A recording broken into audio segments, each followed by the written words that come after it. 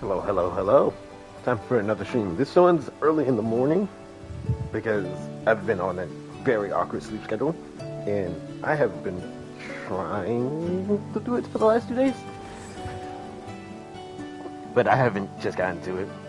On the plus side, I have been leveling up Sage a lot because I just like figured I might stick to saying, yeah, definitely Sage for this.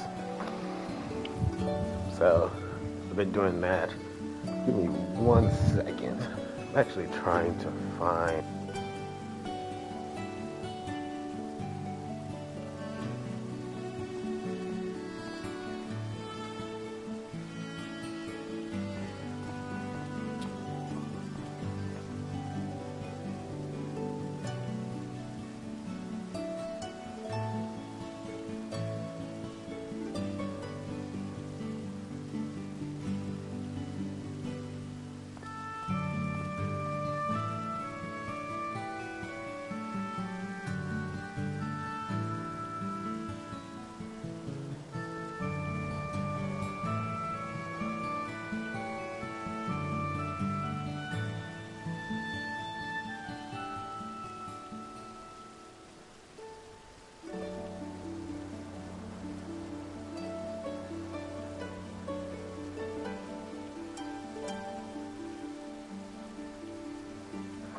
All right, let's get back to it.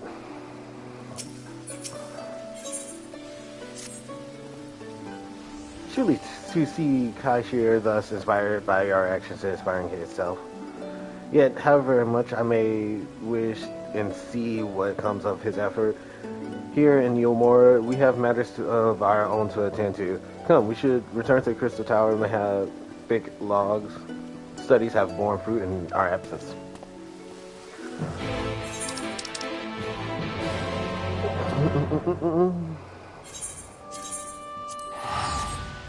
There's a couple of things I bought just for like the changes that happened, and I've been using them extensively. Like the Aetherytes, thought I got rid of most of that stuff. The Aetherite tickets, lovingly gotten them. Maelstrom too, just because of my grand company is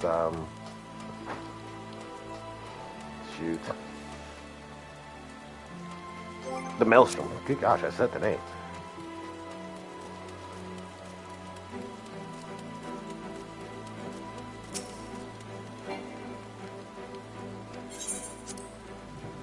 But some quality of life changes are there. Been leveling up both Summoner, not Summoner, Sage and Monk simultaneously for the last few days, trying to get them to 80. Monk, because I simply just love playing Monk. That is absolutely hands down my main.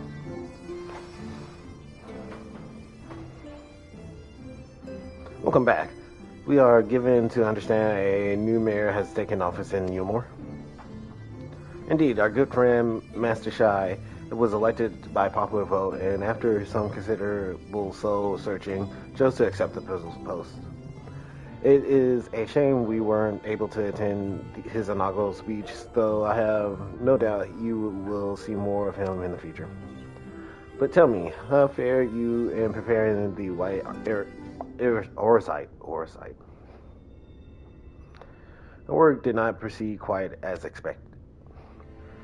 In your absence, we had a frank discussion on the principle of soul transference. Concluded at length that white oversight is ill-suited for our purpose. But Ranger, did you not say that compared to a massy soul of an Ashian, the stone could house one of our with ease? That did, and armed as we are with Becklog's invaluable insight, to indeed prove a trifling matter, were we to disregard the invaluable link twixt mind and soul. A link which we did belittledly realize, be weakened most preciously in the process of rendering our soul dormant, as Orsite doth require. Thus the shedding of these fleshy sumacor and the sulfurite of ether which compresseth them would in all likelihood deprive us of our psyches as well. It would theoretically be possible to channel your minds into the aura site instead, but we would more than likely sacrifice your soul in the process. Which is why we have abandoned that plan. Instead, devote our time to finding a means by which mind and soul might be transferred together. Then we are no closer to a solution than we were when we first began. It is a vexing conundrum indeed, but one of which the Crystal Exarch has posted a most intriguing solution. When our discussions turned to the transference of memories and the psyche, I could not help but be reminded of a technique with which I have personally experienced. Do you recall what we learned from my eyes from our encounter with Doga and Uni? I speak of the royal eye of the Alghian Empire line, gifted to my forebears through the blood and memories of the ancient Alghians. It is by this gift that I am able to control the Crystal Tower. If we were to gain an understanding of the technology by which the Alghians were able to accomplish this transference, perhaps then we could keep mind and soul together. Imagine if you will a device like unto a soul crystal, replete not only with our worldly memories but also the bountiful energy of our souls. That is our current avenue of investigation, and we will follow it wherever so it leads. Don't I have the crystal of someone else? While we are thus engaged, I think it best that the adventurer return to the source and inform Krell and the others of our findings. Agreed. I imagine Tataru will be relieved to hear we've made progress of a sort.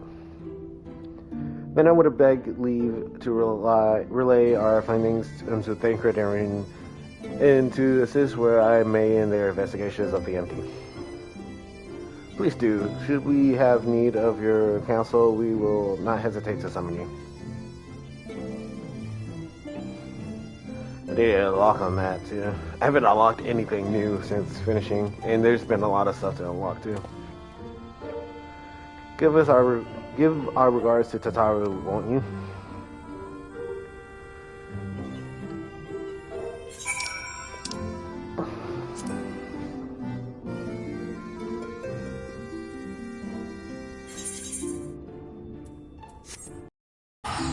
That is no price at all.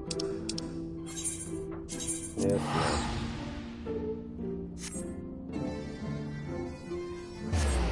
But wouldn't it be nice if I just left the soul crystal of what's his name? The black mage from the Word of Darkness group. I can't remember his name now.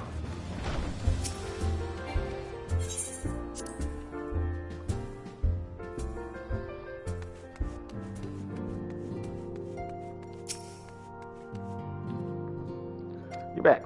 How did everything go in the first? Wait, don't tell me. Krell will be here shortly and she will want to hear it too. She just tending to the others, their bodies. I mean, good. I don't know. I don't think I'll ever get used to saying that. Anyway, you can tell us everything the moment she gets better.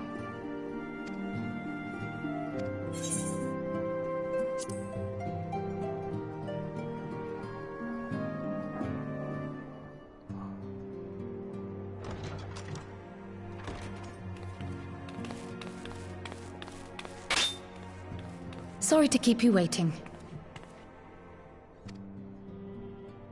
I've carried out the treatment as per Master Matoya's instructions. It should slow the destabilization of their corporeal ether quite significantly. But tell me, how fare our friends in the first?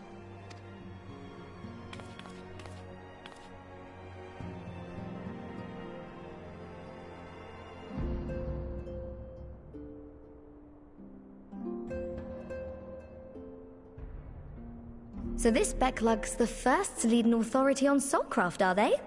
Sounds promising. And Urianger's proffered solution of white auracite is rather ingenious now that I think of it. Well, while they press on with their preparations, you may rest assured we will continue to do our part here.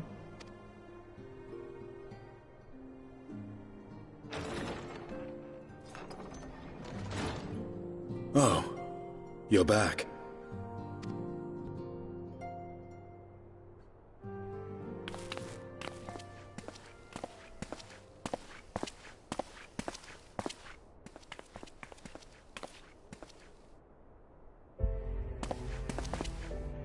And none the worse for wear, I see.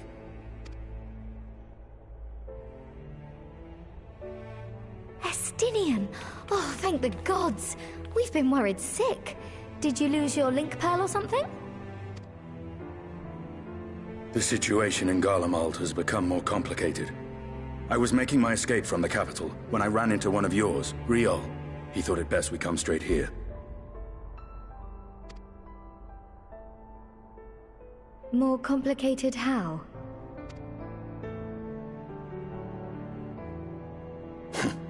Where to begin? After entering the Empire via Razat Han, I went about my mission of investigating Black Rose. It was then, inside a provincial factory, that I encountered the one who styles himself Shadow Hunter, Gaius Baelsar. Our goals being apparently aligned, we joined forces and ventured on into the heart of the capital, to the very Imperial Palace itself.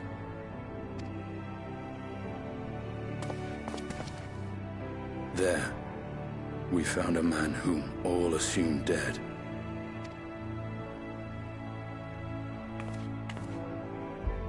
But his soul lives on, and he has wrested back his flesh.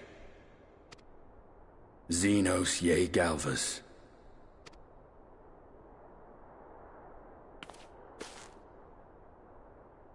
Nor did the surprises end there. For no sooner had we arrived than he murdered his sire in cold blood. The Emperor is dead. This sent Gaius into a rage, and he charged in, blade drawn.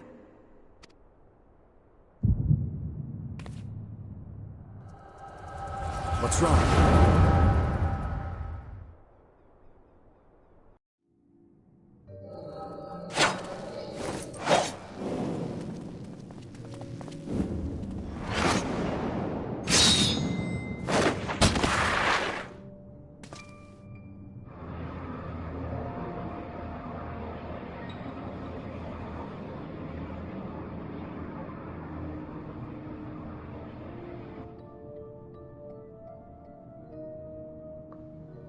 I've seen him in action. His body, at least. You will not best him alone. Nay, death will not come easily to that thing. If you would join me, then by all means. For what good it will do.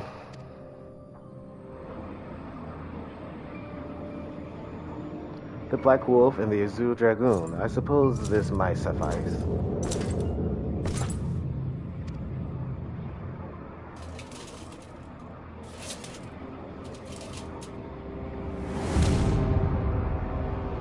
Come then.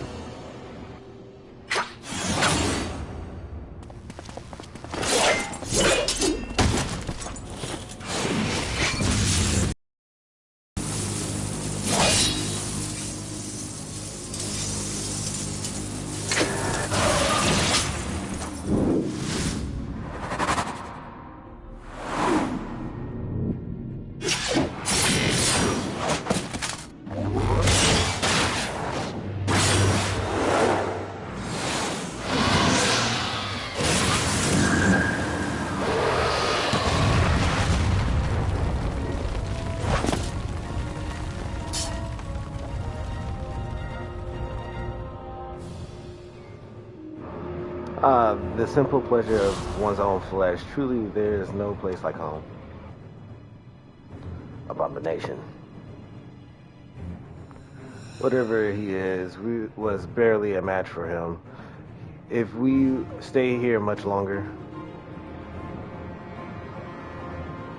Benfaris, your Radiance, are you all alright? We may wear out our welcome.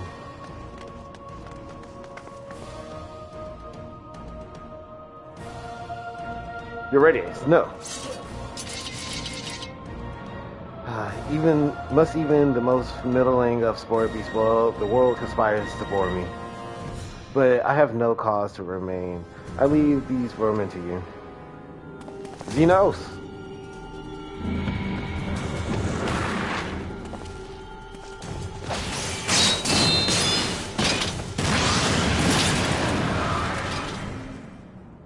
Well, any bright ideas?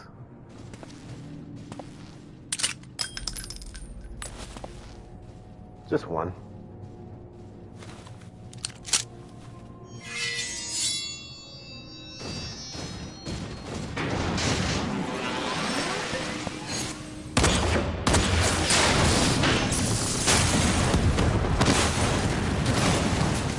Good.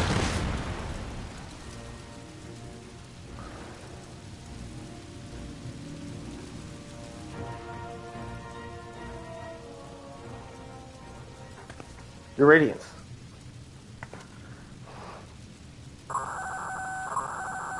The intruders have taken flight. I repeat, the intruders have taken flight. Deploy all available magic armor. We cannot let them escape.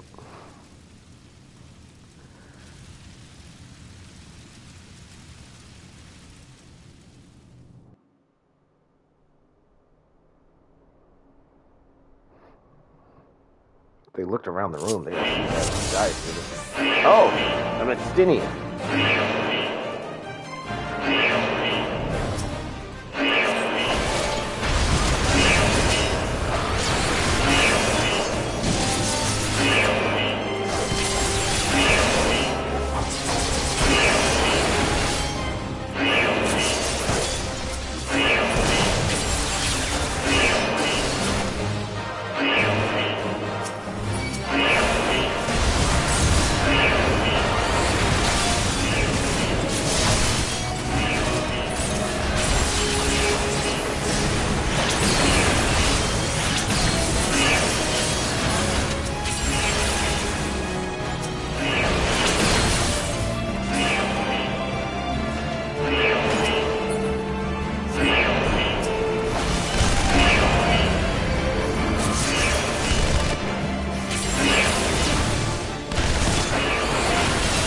Probably keep potions on my hard.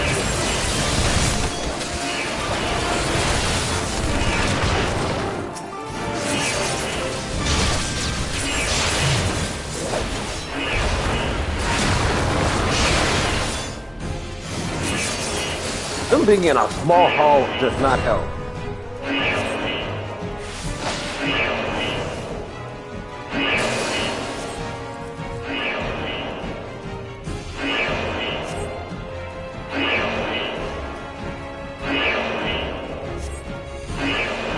I guess Gaius wasn't his ranking for no reason. He just stopped him with one slice.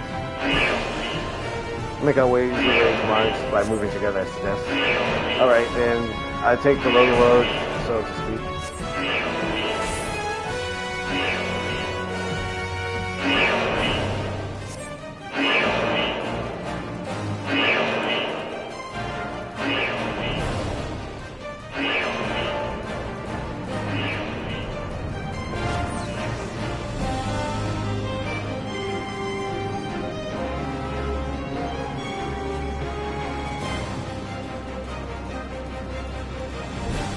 That wasn't too hard.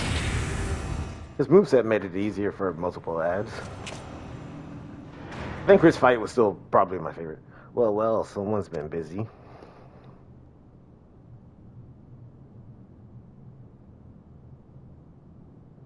That does not look comfortable. Oh. Arc Ultima? That looks significantly uncomfortable. And you would bar my way with you, so be it. Come, Nidhogg, lend me your strength.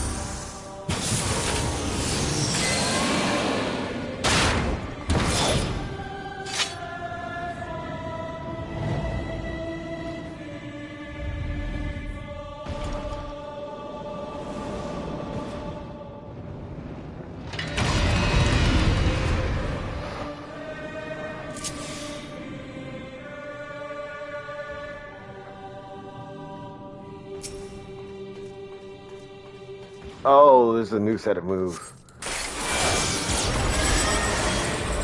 Or a sight system also cool.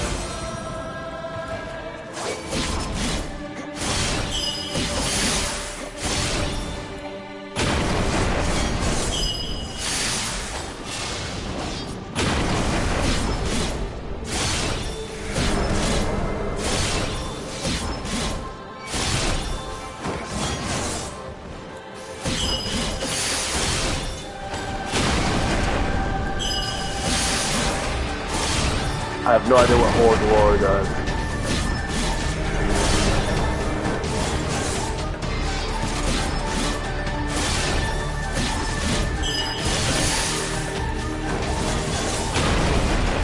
This is exactly.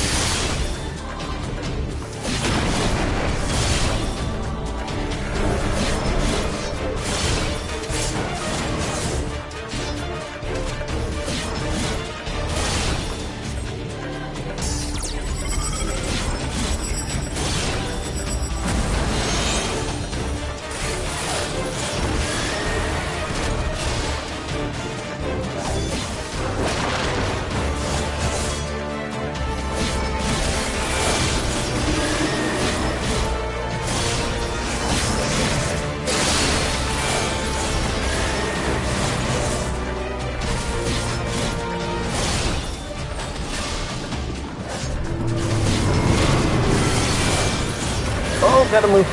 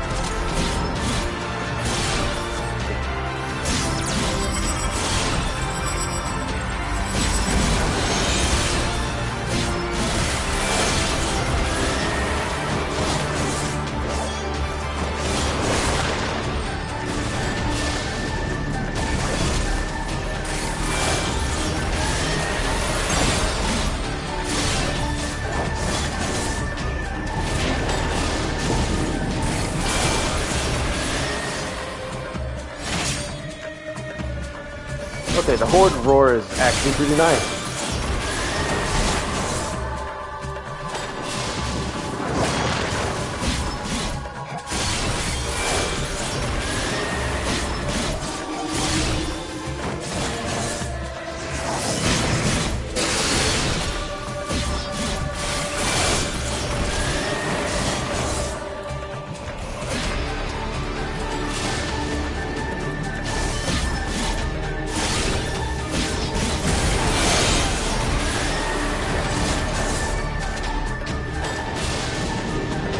Especially from the ones I can't actually touch.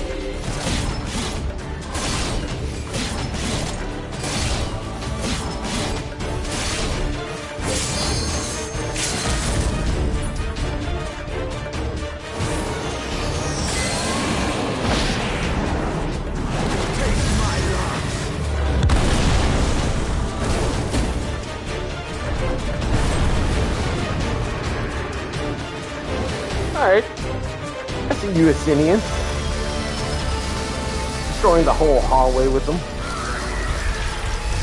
And if that's not creepy enough.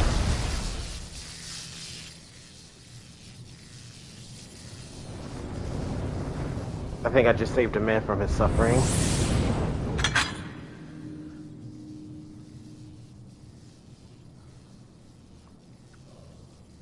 Guardians and their Mechana. Now, where are you guys?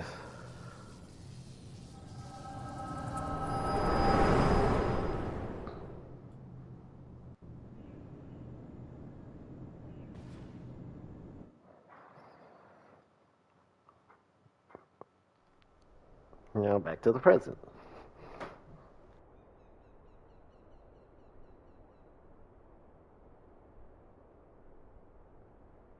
Are you all right?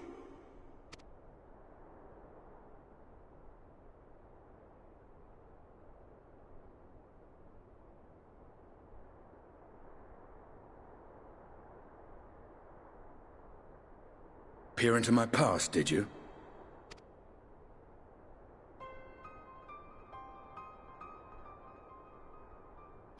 Well, I didn't quite relive the experience as you did, but I bore witness to it all. I'm still not sure what I think of this gift of yours. But no matter. Our confrontation was cut short when the Imperial Guard arrived. It was then that Xenos took his leave, citing boredom. To think their research into the Echo could bear such fruit. Escaping death, jumping from one body to the next, and returning to his own after all this time. He is an Ascian in all but name.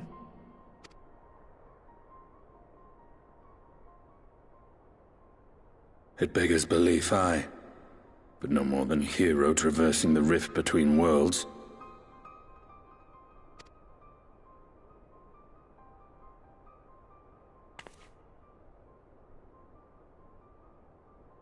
My concerns are far more prosaic. With the Emperor dead and the Crown Prince missing, the Empire is in disarray. Until order is restored, assuming it even possible, we needn't fear an Imperial reprisal. And for reasons of his own, Xenos took it upon himself to rid the world of Black Rose. Riol has already gone to apprise the Alliance leaders of these developments. We may leave the matter in their hands for now. Then perhaps we have seen the last of the fighting at Gimlet. Though, if it comes to civil war, I cannot help but fear for the provinces.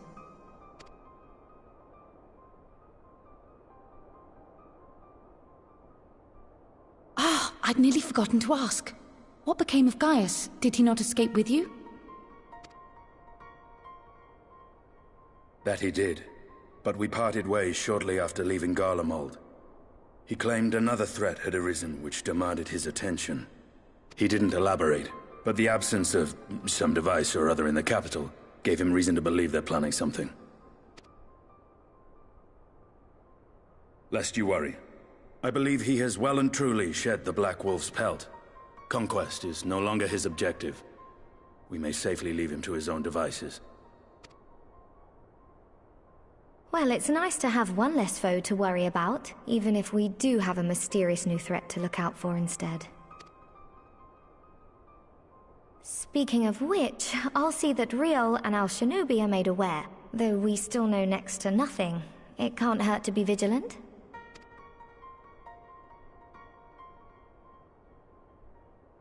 Well then, with Black Rose nipped in the bud, I believe I've fulfilled my part of the bargain.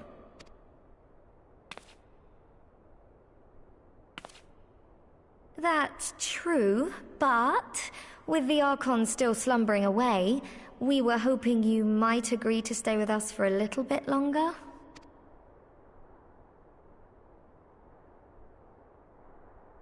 Sorry, but I'm not inclined to extend my contract. Gaius isn't the only one with business to attend to.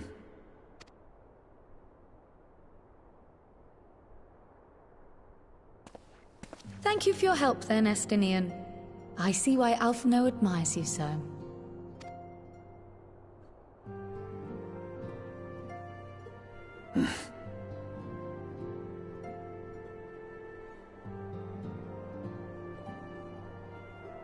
Farewell, my friend. See that you don't make a habit of dozing off in battle.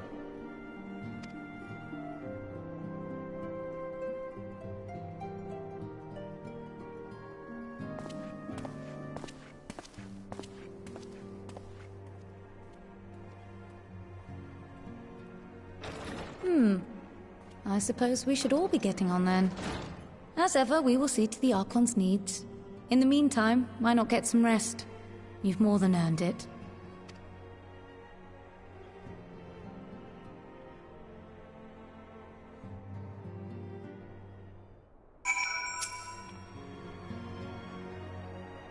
You must be shattered after all that hopping back and forth between worlds. Why not stay here, rest a while? I'm sure Backlog can manage without you. They've got enough scions to help them, if you ask me.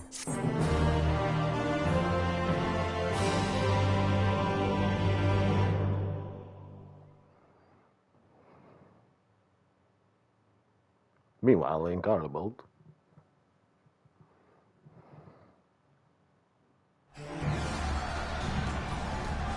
Civil War.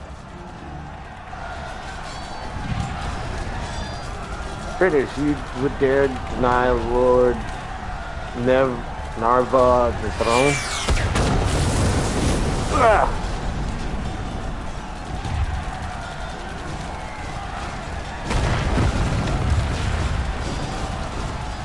More savage than we are. Or before this day is done, victory shall be ours.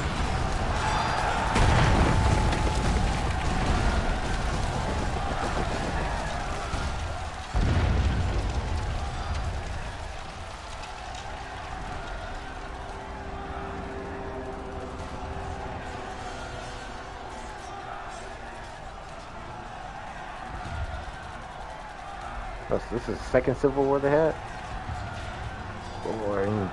Boring. Do you think I find it amusing like dogs herding cattle to the slaughterhouse?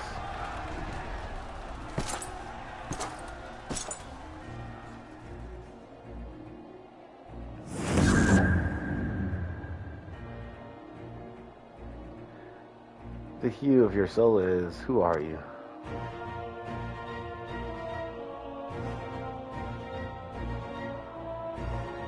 Before your majesty, I am but another dog lost, and want of a new master. A hunting dog, if you should wish it so. For I know full well the prey you would seek next. Zodiark.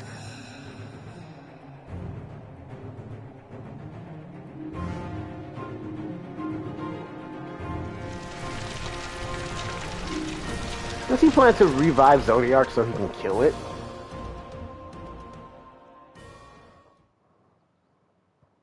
This man has some ambitions. Meanwhile, in Humor in the first, more.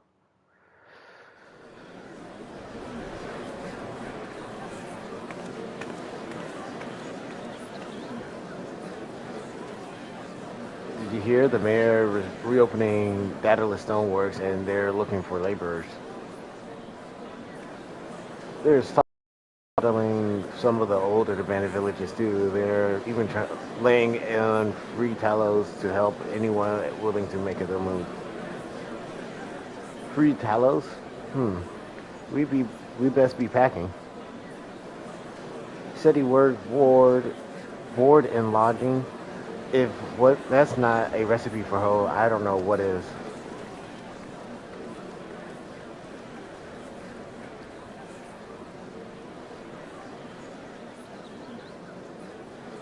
Oh. Have you your flesh back?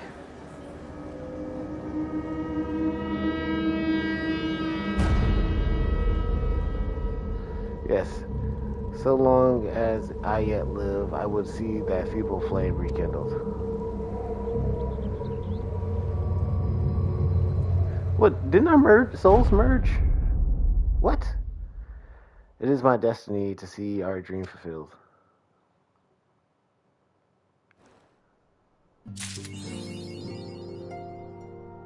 Well, I'm still lost there. I thought our souls merged.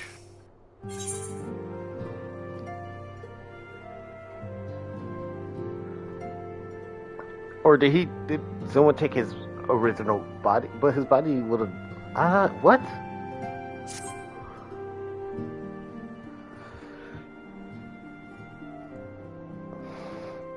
My, what a pleasant surprise. If you've come to inquiry after the Archons, fear not. Master Matoya's treatment has proven effective in stabilizing their corporeal ether.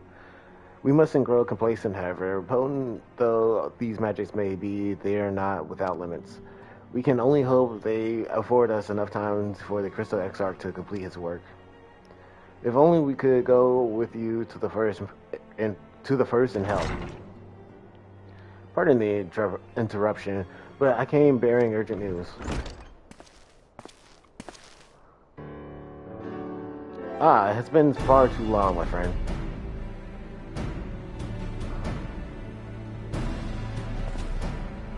Forgive me, I don't believe we have been formally introduced. Maxima, former Garlean ambassador, I remain here in Eorzea under the auspicions of Commander Adeline, affording the counsel I can in the hopes of resolving the present conflict with the Empire. Ah, yes. I've heard stories of a defector from Garlemald, but never mind that. You said you have urgent news? Indeed. As you may have heard, the Imperial capital is in turmoil, and a sizable portion of Garlean forces have been recalled from the Gauntlet Dark. With their numbers so greatly diminished, the main host of the Alliance has withdrawn, leaving Almingan resistance to keep watch over the border. And it is there we have welcomed a most unexpected visitor who claims that this de-escalation made by growing dangers and unforeseen threats. Commander Adeline has arranged for an impromptu meeting to discuss these revelations. He has also requested the representative of the Science Titan as well, though it was clear to whom he wished to extend this invitation. It would seem time of the essence. Will you not be attending this meeting alone? Though I am not as well versed in the affairs of city-states as our comrades, I see no reason to burden a single scion with all this. Yes, of course. Then we must make for Almahigan quarters with all haste. Well, what are you waiting for? Get going, you two.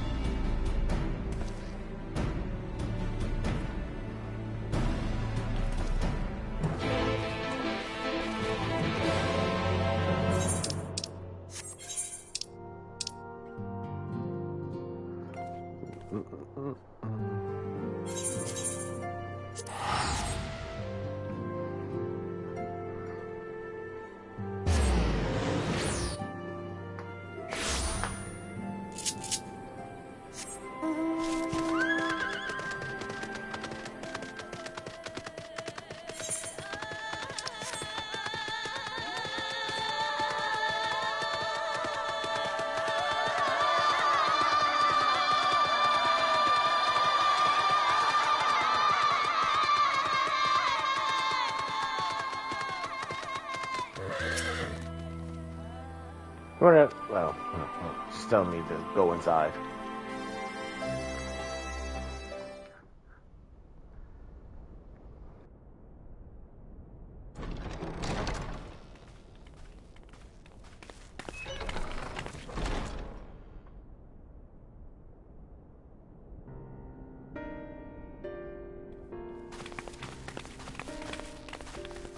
They're here, Commander. And I, for one, am grateful that they are. Told you've been busy since our paths last crossed at the Gimlet Dark. Not that I understand half of it. When the Scions spoke of other worlds, I'd struggled to describe what I pictured. Mayhap things would seem clearer were I to hear the tale from your own lips. But I'm afraid the situation will not afford us that luxury. I trust you two require no introduction. We meet again, hero of Eorzea.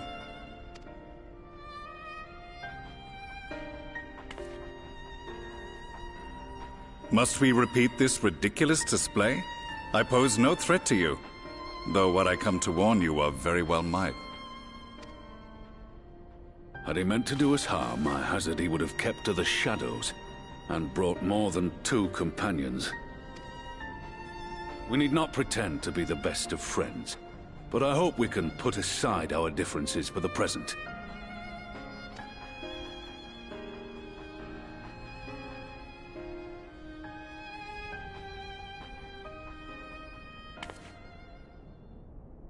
As you are doubtless aware, Sir Estinian and I cooperated to rid the world of Black Rose in your absence. Our journey together took us as far as the Imperial Palace, where we witnessed Emperor Varus meet his death at Xenos' hand. Being the sole witnesses to this crime, and in no position to defend our innocence, we were then forced to flee, each pursuing his own avenue of escape. When we were later reunited, Estinian claimed to have encountered an unfamiliar kind of machina during his flight. But to me, his description seemed anything but. And upon further investigation, I found that I was right.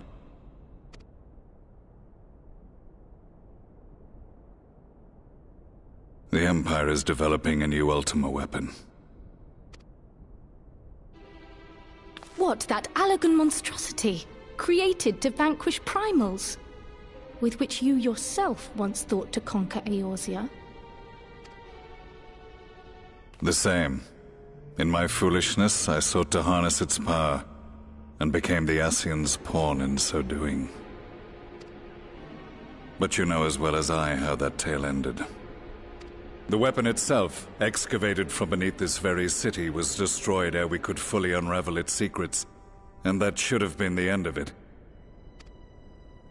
But unlikely as it sounds, the Empire's efforts to recreate it have somehow borne fruit, primarily through secret research conducted by the 7th Imperial Legion, it would seem.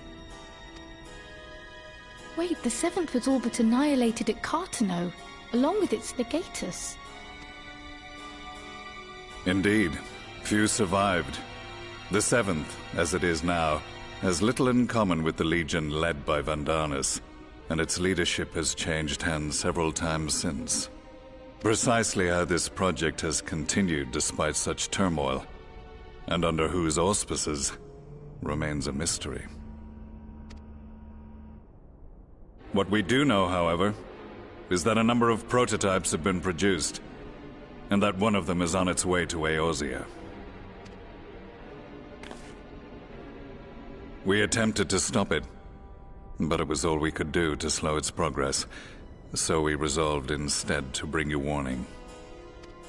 And right glad are we that you did, though it soundly dashed our hopes that tensions might ease at last. As it is, we've begun to strengthen our presence in the Gimlet Dark, and are assembling a force to meet the coming threat. A force with you in its vanguard, I hope. Before you say anything, I know full well you have pressing concerns of your own. Your comrades remain in peril, and I would not ask you to forsake them. But the fact remains that you, and you alone, have faced the Ultima weapon, and emerged victorious. We need you. And so, when the time comes, if your comrades can spare you, I bid you lend us your strength. I've assigned an officer to await your word. The Ascians' downfall was to be the work of my remaining days, but it was my hand that kindled these flames, and I cannot allow them to spread any further.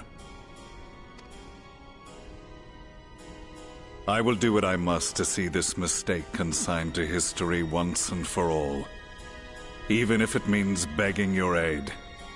The Fates will enjoy the irony, even as I endure the ignominy.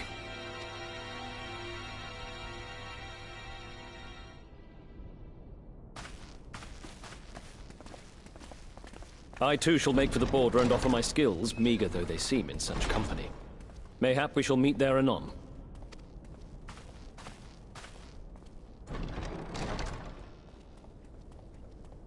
Though we can ill afford to ignore the coming of a new Ultima weapon, our friends' plight grows ever more precarious, and none save you can join them in the first. I only hope you are not forced to make a choice.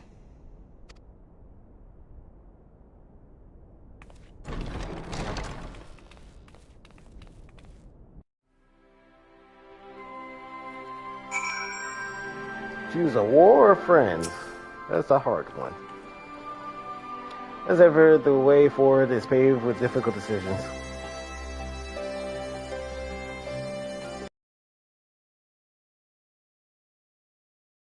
That's weird. We can ill afford to ignore the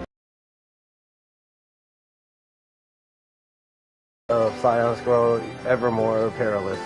If you can't stay for a debriefing on the Ultimate Weapon, I will not stop you. I only ask that you confer with me before returning to the first.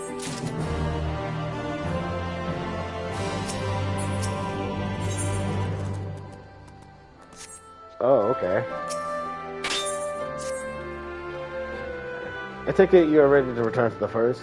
Then I would ask that you appraise the others of recent events here in the Source, namely Xenos returns and the deployment of a new ultimate weapon.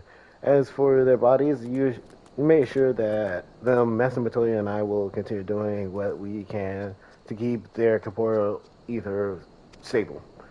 Safe travels, and I hope I see you and the other Scions soon.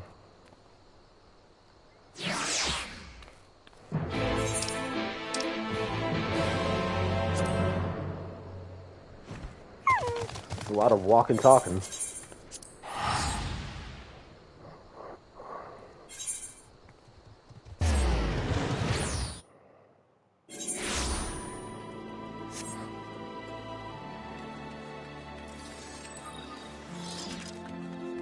Oh, the same deal applies since Summoner and Scholar are my only two classes at 80 right now. Once I do get to Endwalker, I would have to level up.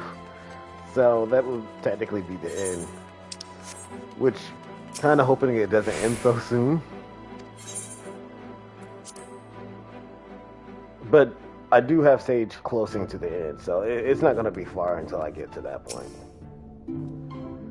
You come to at the most opportune time, my friend. I've made something of a breakthrough in my research on the soul and a means to return the Scions home. I trust you two have been making good use of your time. Little tidings from the Source, you say.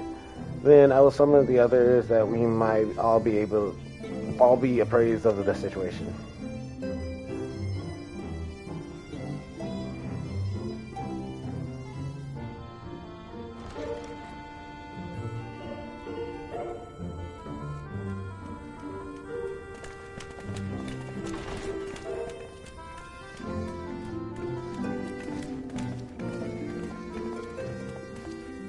Now that we are all here, what news from the Source?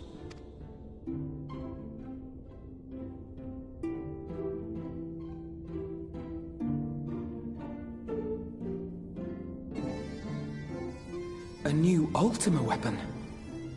We must count ourselves lucky that Gaius has pledged his assistance. While this is indeed a worrying development, I think the state of the Empire as a whole greater grounds for concern. With the Emperor slain and Xenos returned, it is impossible to predict how matters will unfold in Garlemald. The Ultima weapon may be but the first of many unpleasant surprises. The situation beareth closer observation, of that there is no doubt, and doth compound our need to return unto the Source.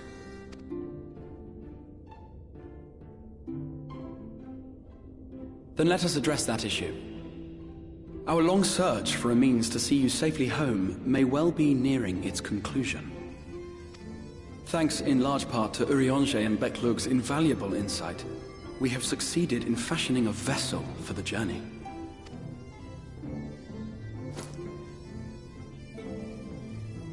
We set out to create a crystalline container retaining the more useful properties of white aurosite, but without its regrettable limitations. And after a good deal of trial and error, we made one. An ark for soul and mind both that will allow your incorporeal self in its entirety to be ferried between worlds. A spirit vessel, if you will. However? Though the vessel is possessed of the requisite qualities to hold mind and memory, it wanteth yet for a means to receive of them. For that, we must needs imbue it with the Exarch's innate gift. A gift that lives on only through the blood of the Allagan Emperors, which certainly does not flow within aurosite or any other crystal. Just so, milady. The blood serveth as a conduit of sorts. In its absence, memory cannot pass from mind unto mind, nor from flesh unto crystal.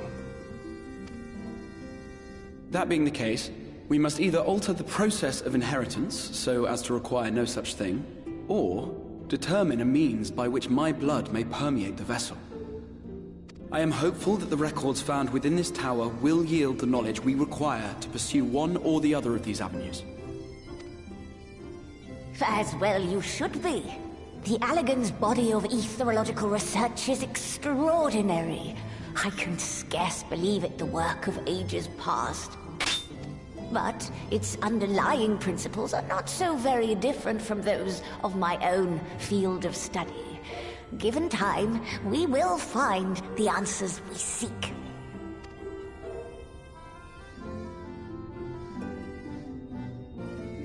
I know that you can ill afford to wait, and it pains me that I must ask you to do so. I can only reaffirm my promise to you that a solution will be found. Whatever it takes, I will see you safely home.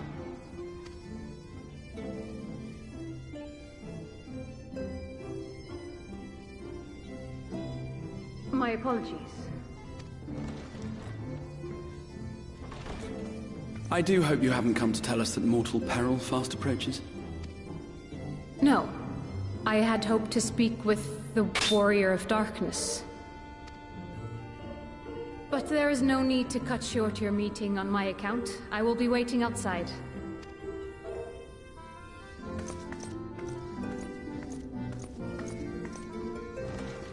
Why not speak in here? She knows I don't mind. Unless she didn't want to. Perhaps I might accompany you. Though I am woefully ill-qualified to assist in the Exarch's research, I may yet be of some use to Lena.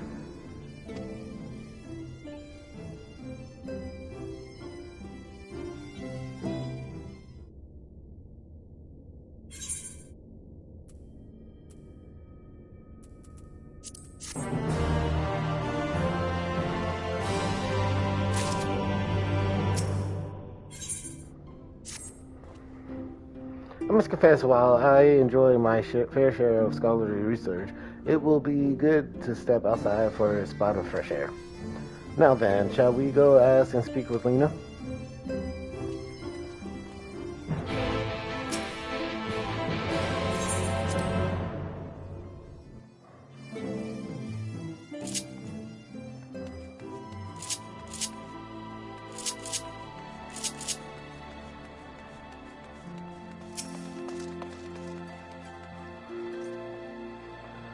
We have little time, so I will be brief. A Sin Eater has been sighted in Lakeland. Ask for your assistance in studying it. A Sin Eater?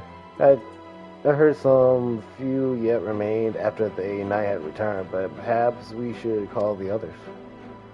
That will not be necessary. It is only a single Sin Eater. A simple task for our guards, I should say. That said, I believe fighting alongside the Warrior of Darkness would be a valuable experience for them. Peace can then lead to complacency, and they gain nothing from an easy victory, but you do not underestimate your foes. However harmless they may seem, my men would do well to learn from your example.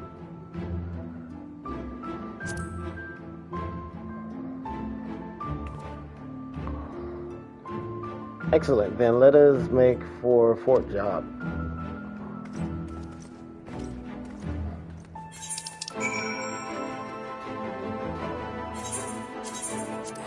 Seems like something else you wanted to say.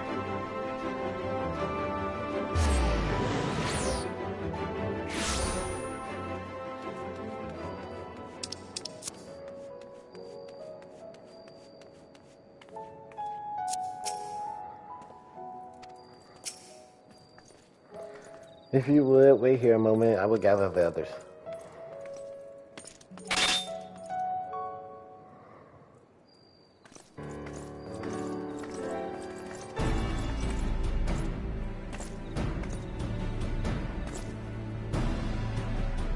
You may not remember, but you have met these soldiers once before, though only in passing. Long have they awaited the opportunity to fight at your side. I was at death's door that day when, after the Sin Eaters attacked. If you and yours hadn't come along, I'd have likely stepped out, and I wouldn't have been alone. The courage and selflessness is something we all aspire to. I too was there that terrible day. My friend was transformed into a Sin Eater before my very eyes. I had no choice but to cut her down. The thought of returning to the feel of holding a blade again, it filled me with dread. But that is no way to honor her and my comrades. And so I have returned. I have swear I will not let you or anyone else down from this day forward. A pleasure to meet you, miss. Truly, it seems like only yesterday I watched as you took flight astrode in Amaro to go and save the Oracle. Strange to think that your Morian soldiers was once locked blaze with are now on our side, but we will do our utmost to keep the peace here in Lakeland. Lakeland. You seem to be missing one.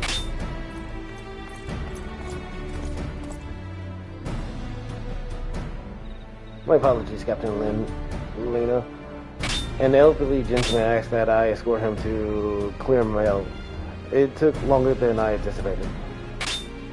I'll not begrudge your desire to help those in need, but a soldier must be punctual, especially when we pay host to an art guest. It won't happen again.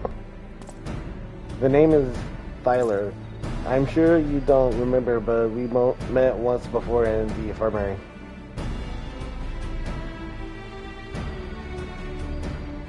I asked you to deliver a message to the Exarch and the Warrior of Darkness. Little did I know I was already talking to her. Don't give up, don't give in. I keep these words close to my heart, and the boundless beautiful skies above served as a reminder of their importance. My friend got to see the night return shortly before he passed. He left this world with a smile, satisfied with a glimpse of what was to come. But there are countless others who weren't so fortunate. They gave their lives for the promise of a future they'll never know. And so it falls to us to do everything we can to fulfill that promise. No matter what happens, we won't give up, we won't give in.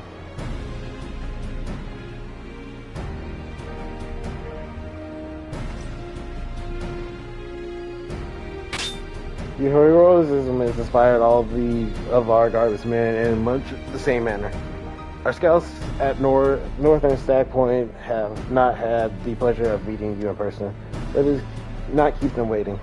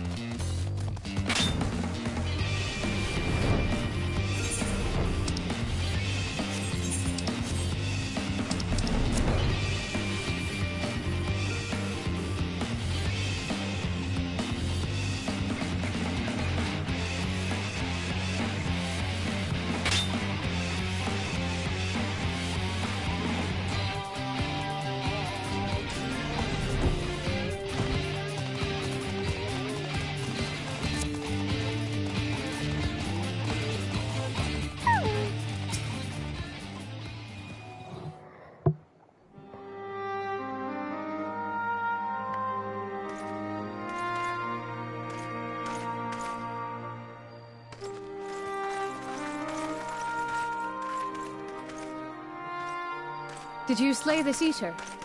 Your orders were to await the main force before engaging. No, Captain. It wasn't us, I swear it. A man came out of nowhere and cut it down before we knew what was happening. By himself? Certainly it is no Light Warden, but nevertheless. It's true. Felled it with a single swing of his axe he did. I've never seen anything like it. So I says to him, "Who are you, the Warrior of Bleeding Darkness?" And he says, "No, I'm a Warrior of Light." And that was it. Buggered off as quick as he came. A Warrior of Light? Why would someone go around calling himself that, though? It was those bastards who caused the flood. I mean, if you were going to pretend to be anyone, it'd be her. The Warrior of Darkness. Eh? Oh, I didn't know. It's an honor.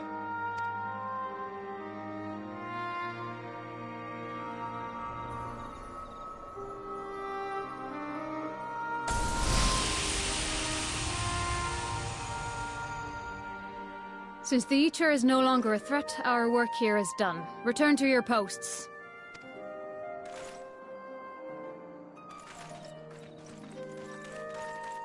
I had hoped to fight at your side today. But I'll continue to follow your example, and may we meet again.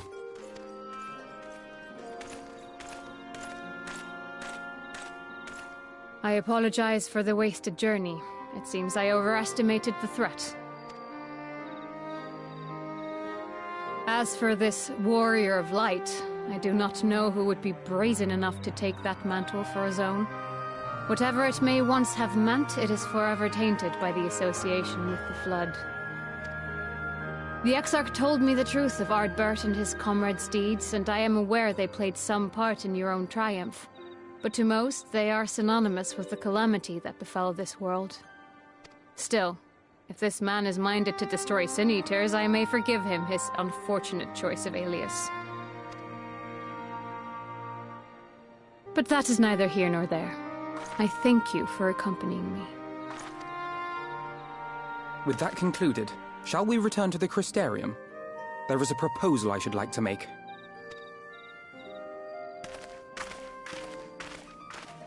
Forgive me. There is one more thing. A personal concern of mine. I had hoped you might have a moment to speak privately. Take your time. I shall go on ahead.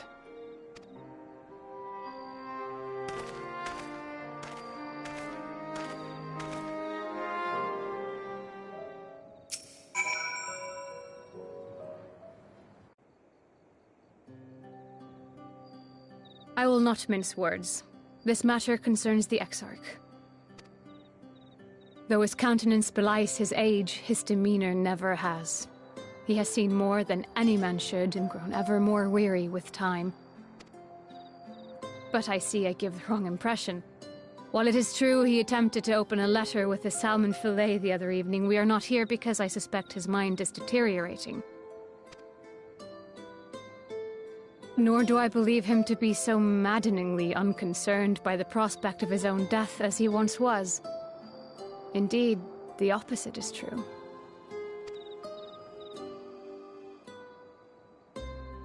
It is for this reason that I seek your advice. Since he returned from the Tempest, the Exarch is not as he was. He seems a different man. A younger man. I know not the details of his research, but when I saw him at work recently, there was a glint in his eye that I had never seen before. He looked happy. It was as if he had peered into the future and for the first time found joy there. Though it gladdens me to see him thus, I wonder if I should not keep my distance. I fear that my presence will only anchor him to the past, remind him of all the pain that came before.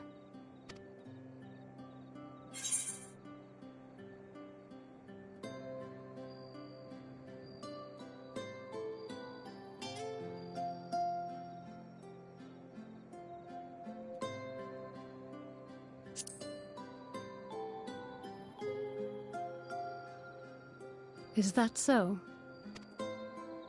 Then perhaps we might remain as we were. As we have always been. What a relief. In that case, I will have to speak with him about the amount of time he is spending at work.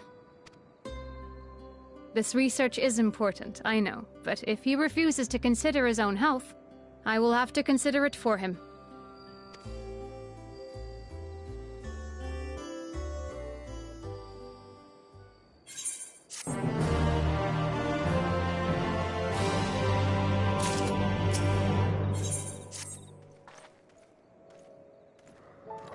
I will not keep you. You and your comrades have much to discuss. I will see the others back to their posts.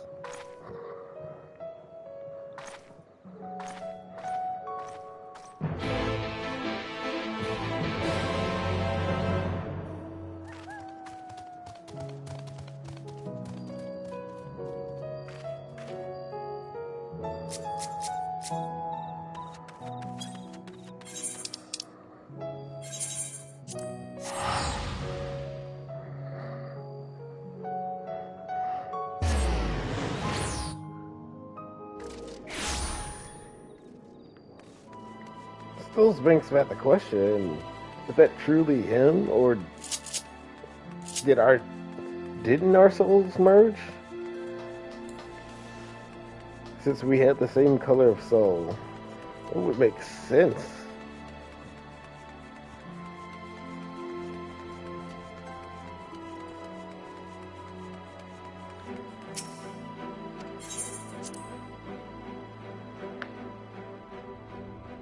And then we killed Hades. And the only one left is Elidibus.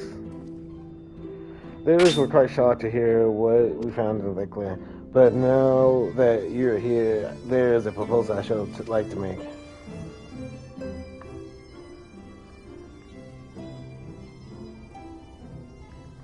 I've been spending a great deal of time in the Cabinet of Curiosity, and of late have noted more and more people pursuing books on history, the years leading up to the Flood in particular. I suspect they wish to know more about the Warriors of Light, as well they should, but nearly everything I've come across describes them as Sin Eaters or worse. Regardless of whether or not this Warrior of Light is who they claim to be, I worry that their sudden appearance, in conjunction with this renewed interest in their predecessors, may lead to growing unrest and fear. If the people of the Crystarians seek the truth, I say we give it to them. Again, to attest to the falsehood I found with full many of the cabinet tomes, with ne'er a mention of noble deeds of Ardbert and his comrades. To be fair, they bear some responsibility for the Flood, but when the tale is told again and again over in the course of a century, I am not surprised to see their roles distorted and them painted as villains. Were it not for the records stored within the Crystal Tower, I would have had no reason to question the narrative. Unfortunately, that knowledge was of no use when I arrived here in the first. Their reputation had already been irreparably tarnished. That said, there still remain those who worked tirelessly to defend their good name in those earlier days following the Flood.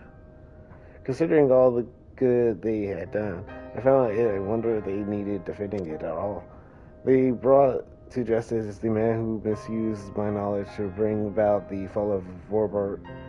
That such heroes could be spoken of in the same breath as Sin Eaters is absurd. Under normal circumstances, I would agree, but as time passed, those who knew firsthand of their deeds dwindled, and in the end, only one truth remained, that they were the cause of the Flood. With the world on the brink of oblivion, it was all too easy for the Warriors of Light to become villains deserving only the resentment and hate. At that point, the truth mattered little. It would not change their lot. Thanks to all of you, however, their lot has changed, and now they may heed the long-forgotten truth. You claimed it. It was Ardbert who helped you overcome Emmett Sales, correct? Such a revelation would do well to sway hearts of those who knew him only as a villain. I have shared this with a select few, but one and all must be told of his sacrifice. To that end, I say we proceed without the most plan. We call together the people of Crystarium, recount to them the true tale of Warrior of Light and the Flood that followed in their wake.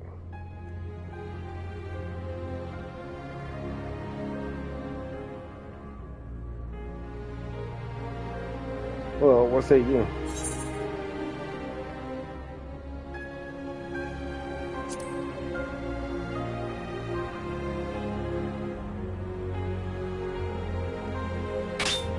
And we're all of one mind on the matter of good. Exarch, I ask you to continue your work with Backlog on our means of returning home. The rest of us will see to gathering the people of the Castellarium and the Extra. We have to reach out to anyone and everyone who might be willing to lend an ear. With any luck, word will spread and more will accompany them.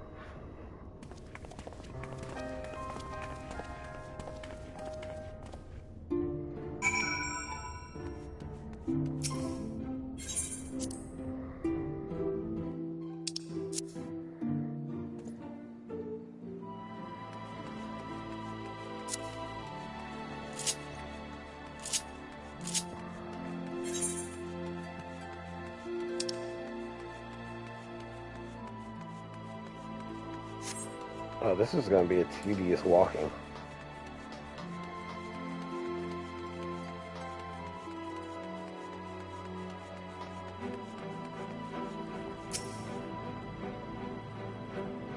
My wonder surprise, though. I hope your being here doesn't mean something didn't hurt. Thanks to you, I've had far fewer patients come through my door of late, which is a shame, come to think of it. I've had fewer opportunities to test my new medicines. I jest, of course. It's actually been quite pleasant to have a few moments to myself and now and again. Truth about the Warriors of Light, but the XR has already spoken with me about them. Well, if there's more to the tale, I'd very much like to hear it.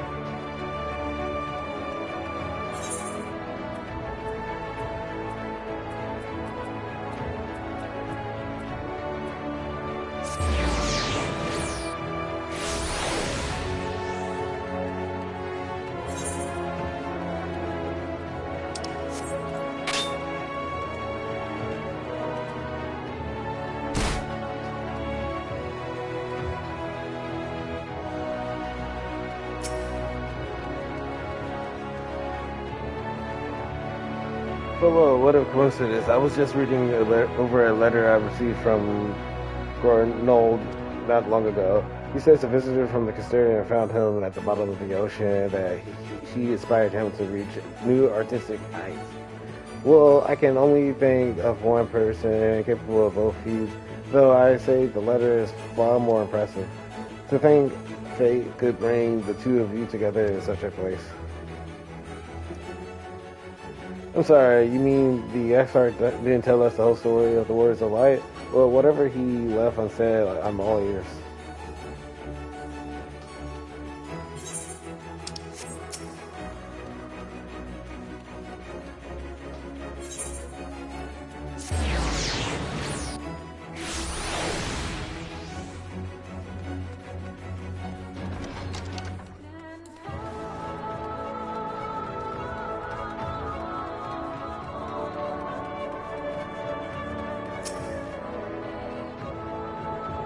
No, this can't be. Surely there is at least one book that does not cast the Warriors of Light and their deeds in such negative light.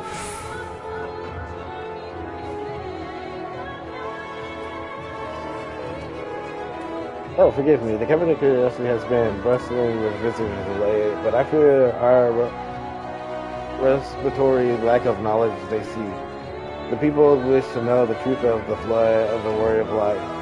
I have searched high and low, but alas, every account portrays them as no better than sin-eaters, abominations worth only of scorn and resentment. I know they were not always judged so harshly, yet I can't find no proof, and I dare call myself a librarian. What, you would address the people and tell them the truth of Warriors of Light of the Flood? How wonderful. You have regaled me with the tale once before, but I should love to hear it again. Oh, and you may be assured I will not come alone.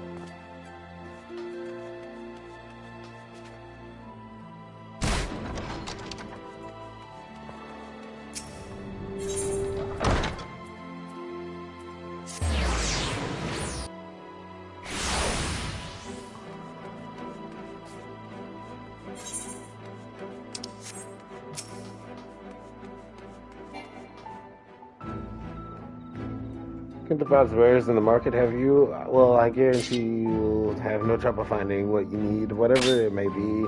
Under Yulmore's new leadership, trade has never been more prosperous.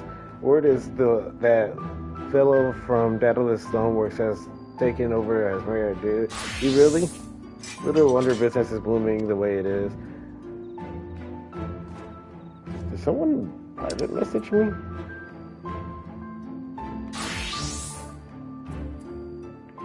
Anyway, but you've not come to talk about the market. Something on your mind? I see the excerpt did mention that they had something to do with your returning the night to Novron. All right, consider my interest piqued.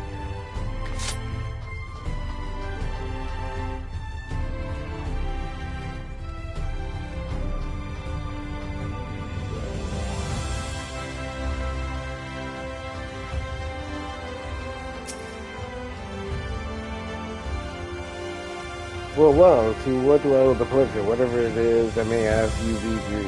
With the night return, visitors have been flocking to this area, and I find myself too busy by half. I don't mind it, though, seeing the stars so full of life and excitement, one can almost forget the flood ever happened.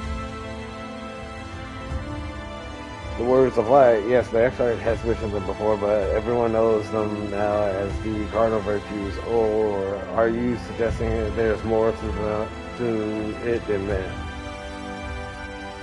Well, you've yet to steer us wrong, so I'm willing to hear what you have to say.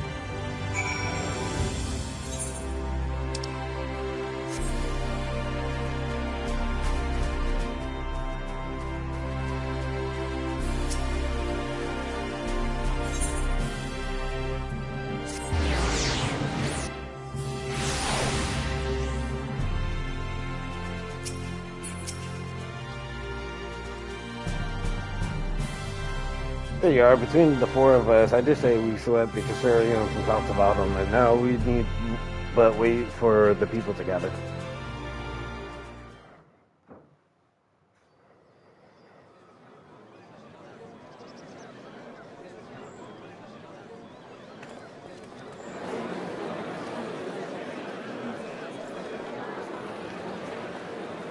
Yes, this looks to be nearly everyone.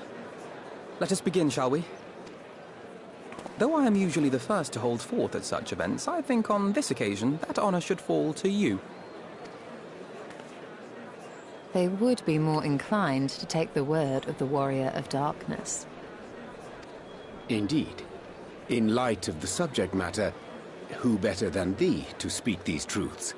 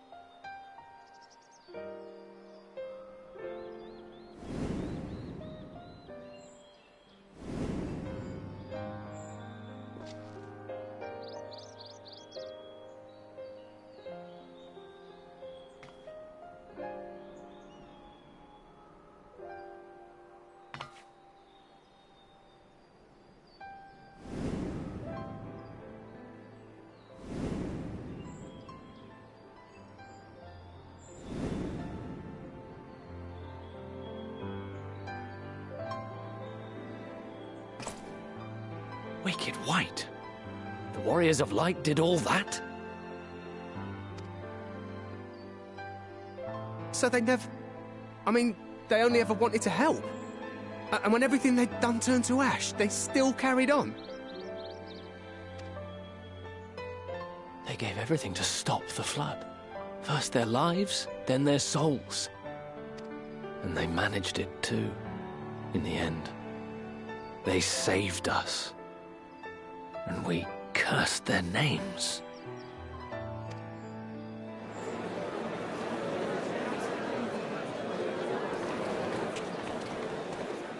This should go a long way towards clearing the air.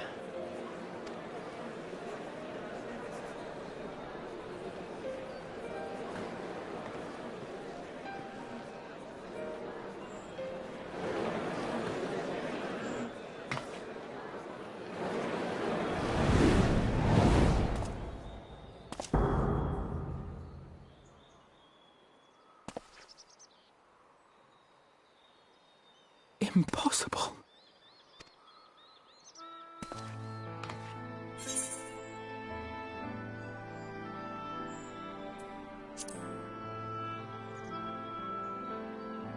I definitely see something. You don't think it's a ghost, do you? Nay. Yonder standeth no bloodless apparition, but a warrior of light and darkness both. Ardbert. What in the world?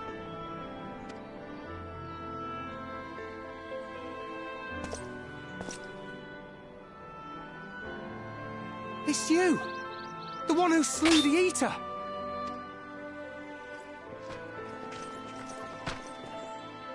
That it should be the Warrior of Darkness who brought the truth to light. You've saved me a fair bit of time. Though I have a few words of my own to say, if I may.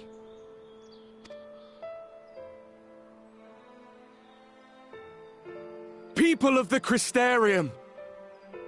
I am Ardbert. One of those you know as a Warrior of Light. That's impossible. You should be dead. Aye, that I should. But as the world has been given new life, so too have I.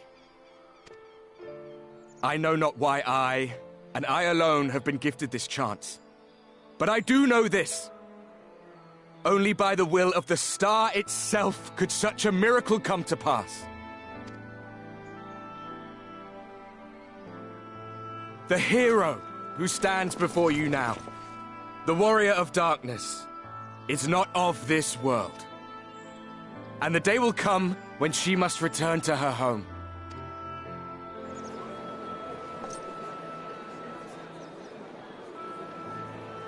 But this land is our home. And if it is to remain so, now and forevermore, it is we who must protect it. The time to rely on saviors from afar has passed. It is you who must rise. You who must become the new Warriors of Light! What? Us? Warriors of Light?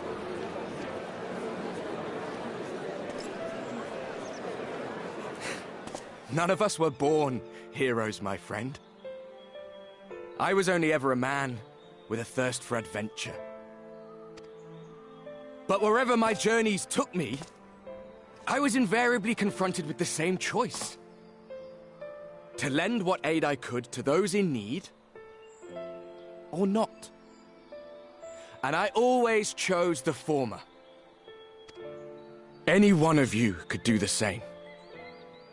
All you need is the will to help your fellow man, and the resolve to see it through.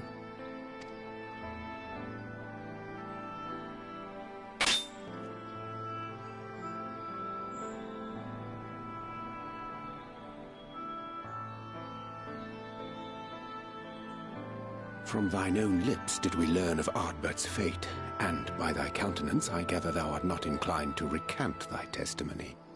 Yet whosoever this man may be, his words hold truth and resonate with the citizenry besides. For us to voice our doubts here and now would serve but to sow disquiet. 'Twere better we retired unto the Ocular and there discuss this matter in private. Go. I will stay here and watch.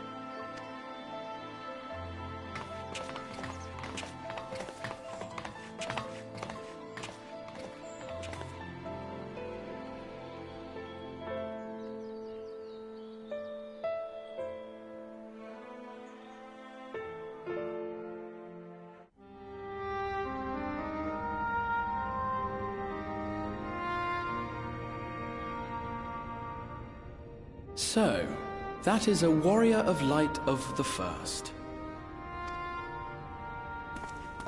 I've not had the pleasure of making his acquaintance, but as you all seem to be in agreement, I gather this is no simple case of mistaken identity. As far as I was able to discern, that was indeed Ardbert. It has been a long time, but not that long. Could he truly have been resurrected as he claims?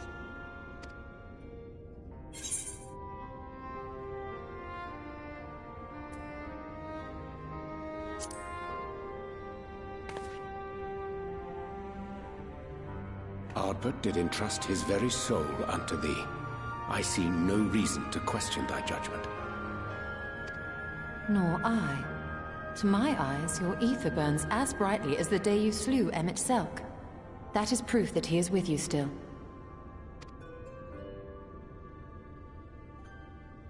Yet that which standeth now before the people is far more than a passing imitation.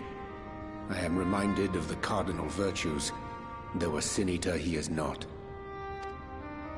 Which leaveth but one plausible explanation. That he is an Ascian.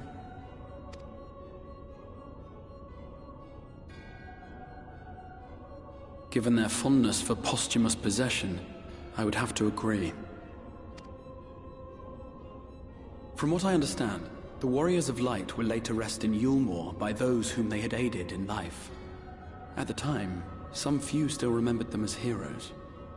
Needless to say, 4 of them were subsequently exhumed to serve as the Virtues. And if one knew where to look, Ardbert too would not have been difficult to find. Assuming then that this is indeed the work of an Ascian, my mind inevitably turns to the last remaining paragon to survive the Sundering.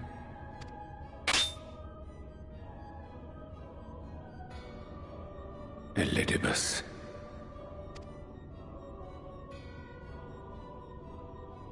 That Xenos hath reclaimed his own flesh is known.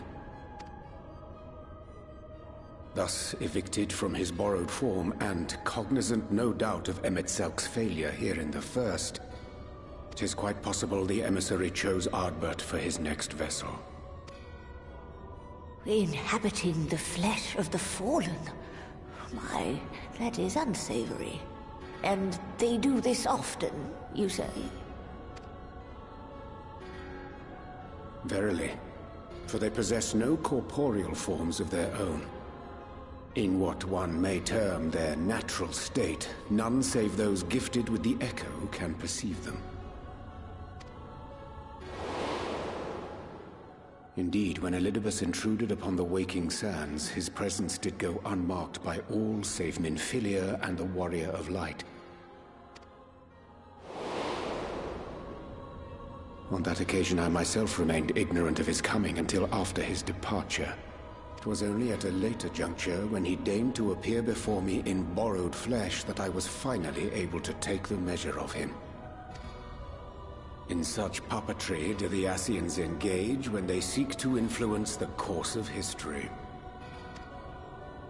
And they have gained much by it. Emmett Selk single-handedly built the Garlean Empire in this manner, while the Hebrea came close to conquering Eorzea, having taken possession of Thancred's living body. Yet it must needs be noted that the Ascians cannot avail themselves of all mortal vessels. For were they able to do so, none would serve as a better pawn than our own redoubtable champion. Mayhap the blessing of light shieldeth Hydaelyn's chosen from Ascian influence. Or mayhap Other forces are at work. We cannot say for certain. Whatever the reason, I hope it holds true. I dare not contemplate what might come to pass otherwise. Is it not peculiar, then, that Ardbert's mortal remains should be susceptible, given that he was once a warrior of light? Or did the final departure of his soul make it possible, perhaps? Regardless, to hear an Ascian use him to call forth new warriors of light boggles the mind.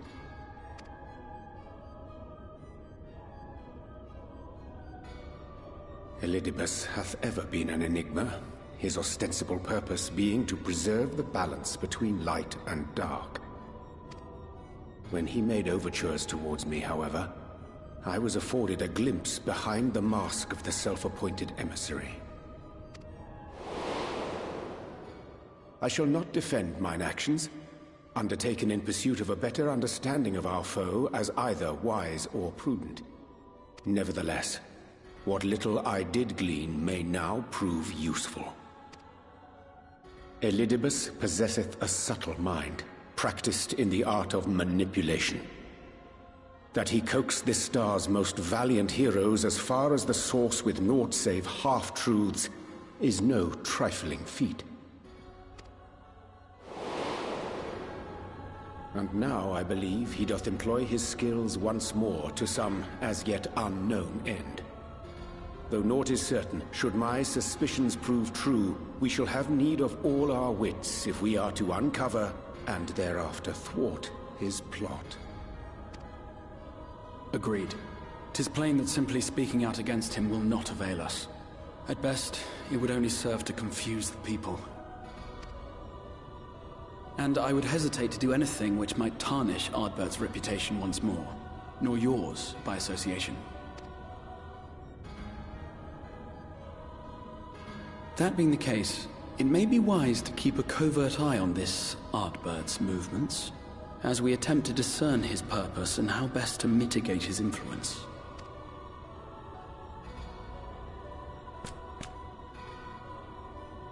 His performance appears to have concluded. What now? Go back out and follow him?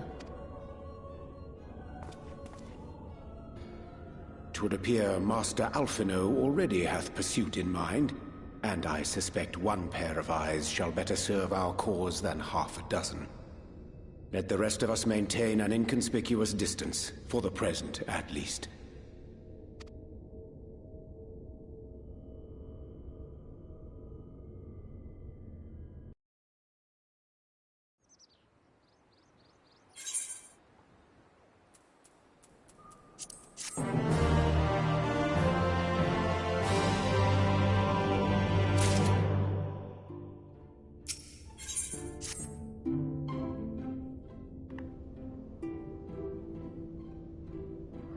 You did well to dispel the falsehoods surrounding the Warrior of Light and their actions prior to the Flood, though I must say the reappearance of Ardbert, or rather one of who appropriated his identity, was rather a curious development.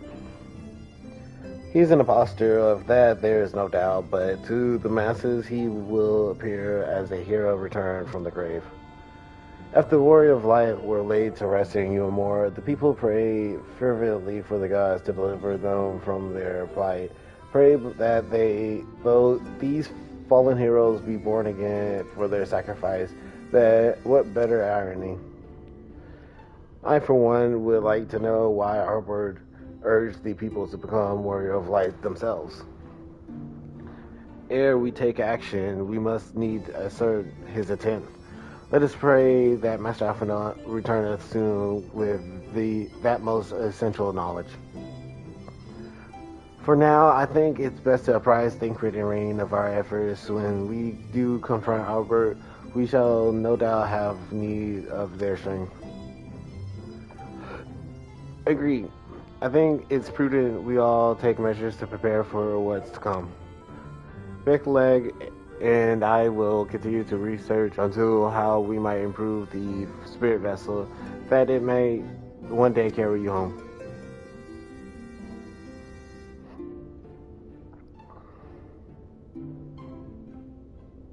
Then I think it's time I return to the Greatwood.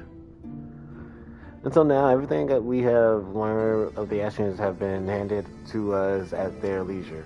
But that was one of Emmett Selk's unique failings. I have no reason to think Elidibus will be as forthcoming. Fortunately, I've recently received word from now that heretofore unexplored chambers have been discovered deep within the Quanta Revo. Elmet believes the relics within tell of a great calamity that befell an ancient civilization, that the Ascians, perhaps, they might lead us to truths we seek.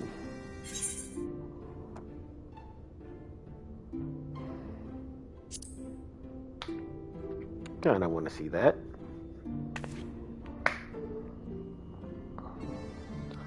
I wouldn't dream of going without you. When you are ready, make for now. Elmet and her sisters will be expecting us. Then let us be about our task. Pray, give my regards to the V.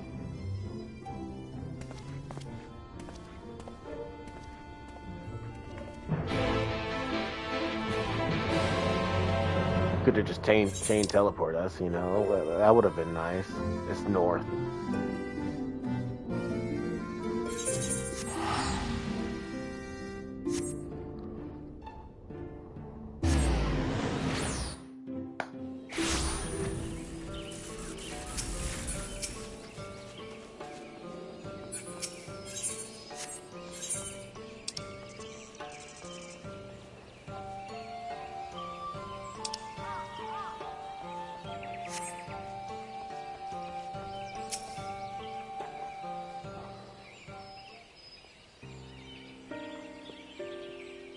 Welcome, allies of Ronka. We have accomplished much since last you come. With the Light Warden dead and his minions dispersed, we have at least reclaimed our hunting grounds near Raktika Falls. It was there that we discovered more ruins. Although we ran a full of no traps while exploring its halls, we determined that the innermost chambers were warded by magics. We all were in agreement before any investigation could proceed. You should be summoned. We are grateful that you did. From what you have told me, I strongly suspect that the wisdom my comrades and I see can be found within. This wisdom can prove invaluable, for we may soon face a foe whose greatest asset is our ignorance. I see, then it is good that you have come, for Ronka was once home to the greatest of weapons, knowledge and understanding. And it is our duty to ensure you and yours do not want for either. That said, we want to proceed with caution. To have reached the inner chambers unmolested suggests a more favorable deterrent yet lies within. Come now, surely any threat sleeping within the ruins pale in comparison to those we have faced thus far. This is not a game, sister. You should not be so eager to run headlong into danger. Oh, who was it pinning for the return of our allies that we might venture into the ruins, clutching her staff at night, wishing it were? You promised not to tell. Then I suggest we be going. Get back here.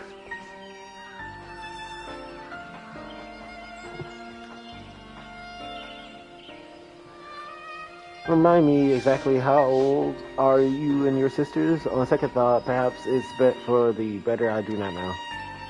Pray forgive their overzealous nature. None save we three have been privileged to escort you and yours into the ruins and bear witness to his secrets.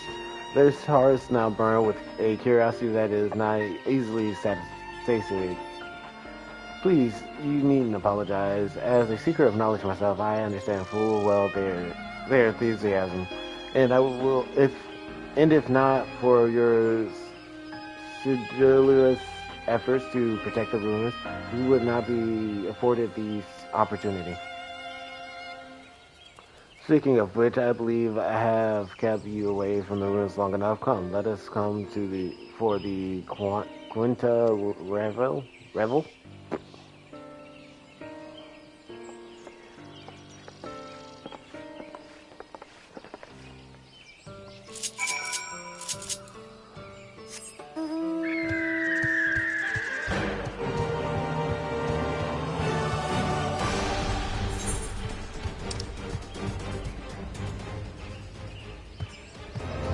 Oh, it's a dungeon.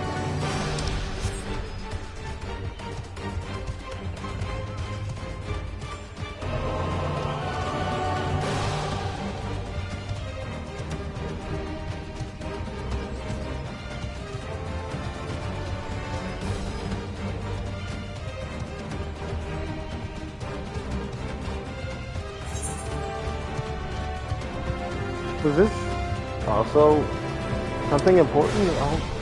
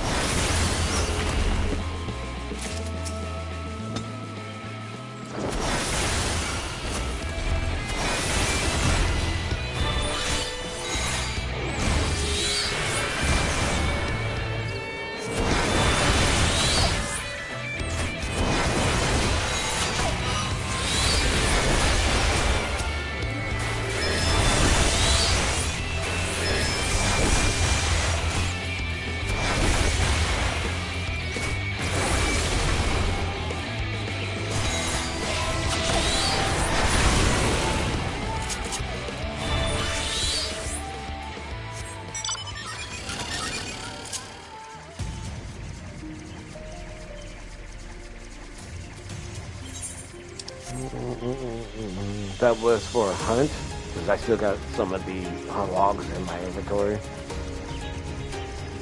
Which isn't bad.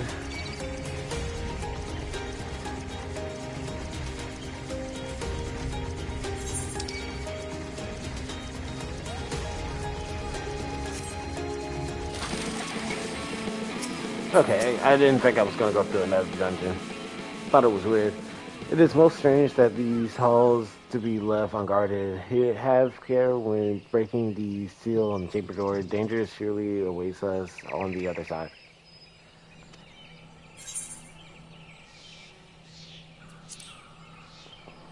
At least I get to go in there myself.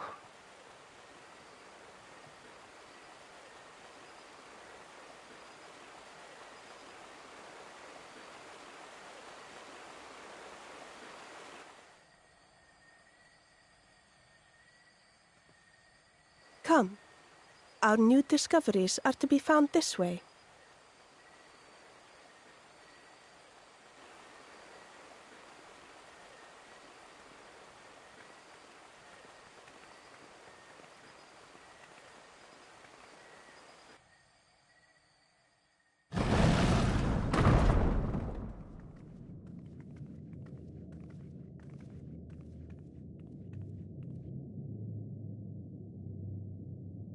The people of Ronka are known to have venerated animals, but these features do not match those of any indigenous species.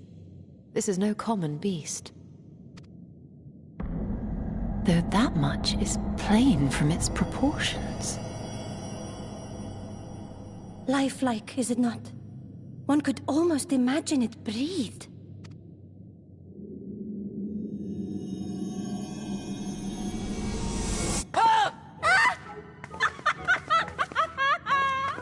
Why you... Ugh.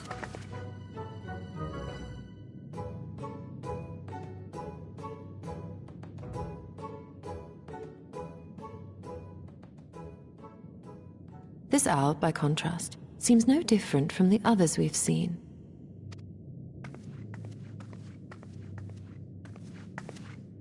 The sealed door lies ahead.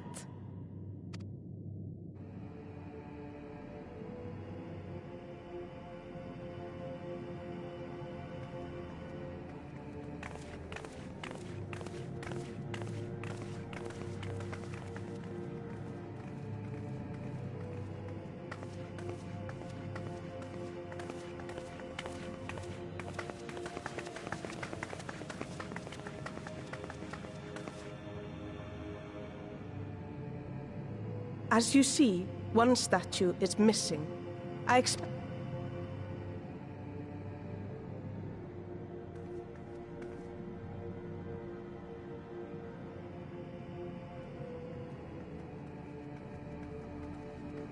Too simple. There will be some additional defense mechanism.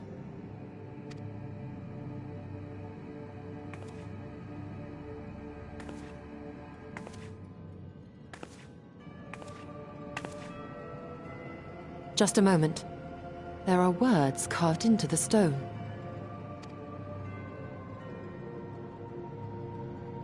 He who would disturb a hero's deserved slumber shall instead waken the beast and know his folly.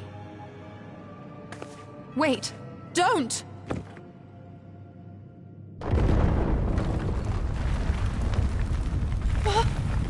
What? But I only... What is happening?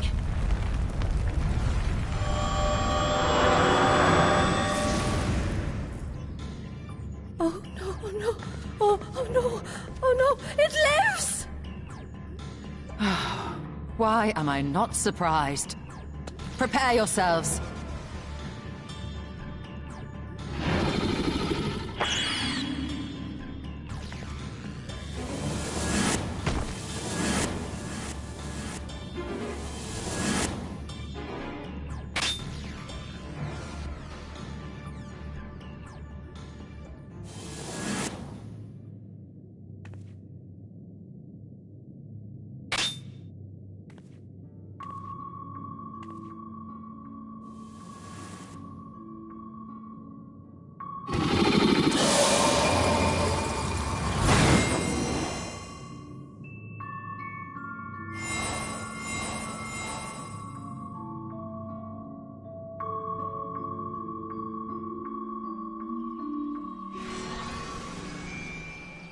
Okay.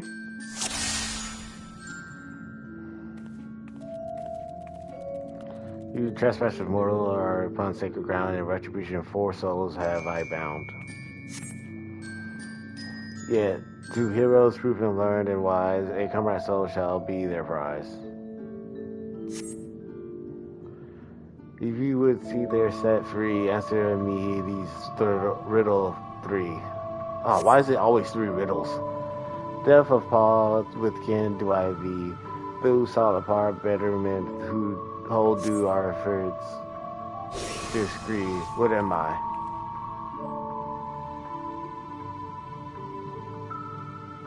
Death of Paul, with kin do I thee,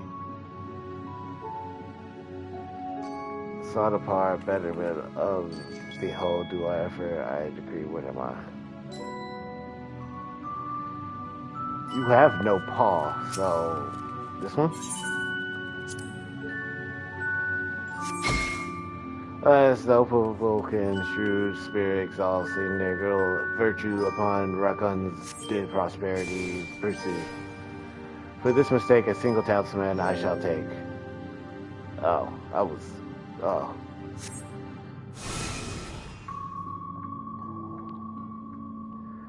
With fearsome fang I travel with Pag. Together we found harmony, and thus for peace our land does not lack. What am I? Oh, obviously wolves. Indeed, 'twas the spirit of the wolf. Their doctrine is praised that they would know peace and harmony in the end of their days. The riddle answer you did discerns the soul returns. Oh, my belly do I crawl by my strength thus frustrated reign with our halls. What am I?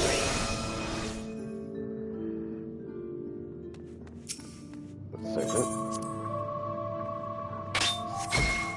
Indeed, dreaded serpent turned prospector, lured into slumber, ere the tear of worlds are sundered. Little answer you did discern, thus the soul is returned.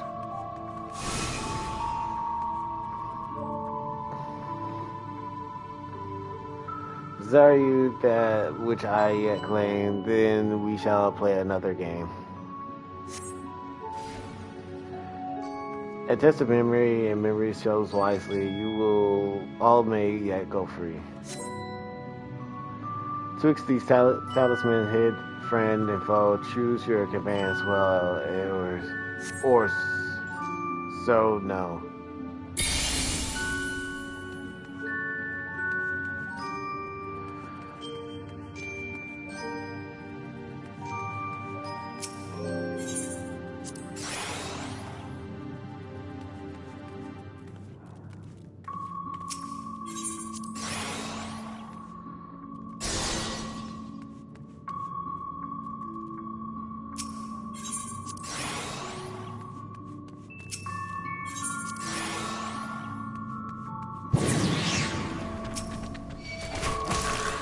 Oh, well, I didn't imagine choosing.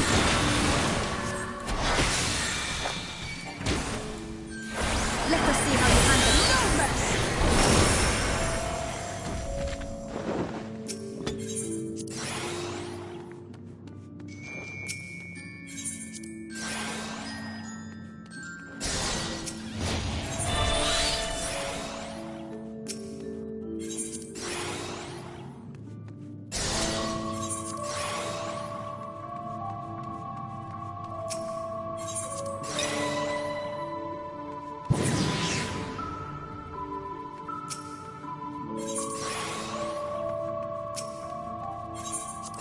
I think failing the first one actually helped out.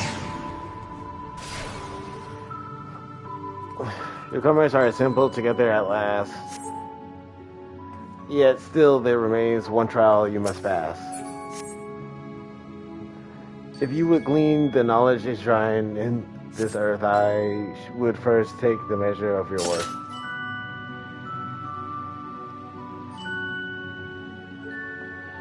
One worth of she who the Ronkas extol must be strong of mind, body, and soul.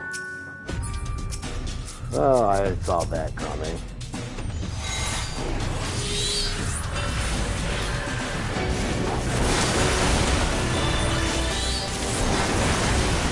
Shouldn't we have skipped the riddle?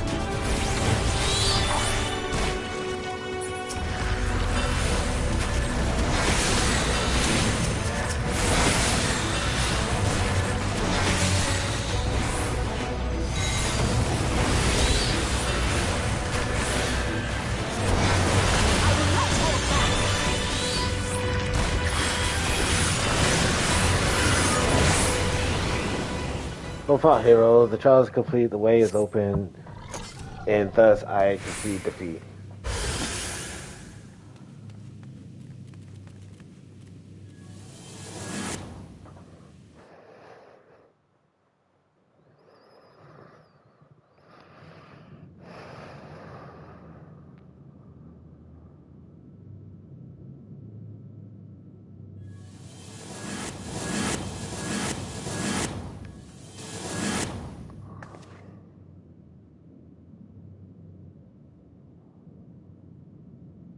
Twould seem the magics have returned us.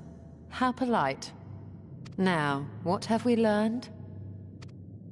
Ah, we were bound to run into a living statue eventually. And now we can open the door.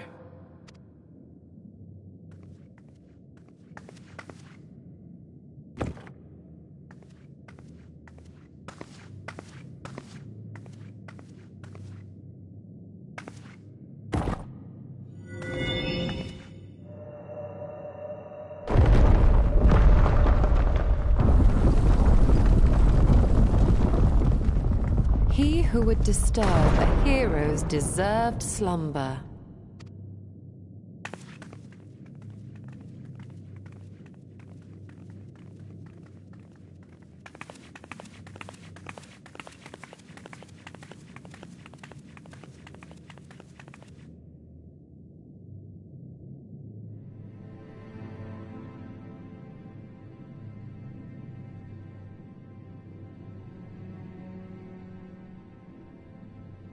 A tomb, just as I thought. Befitting a hero. She is Vis. Could it be the Archmage Tiuna?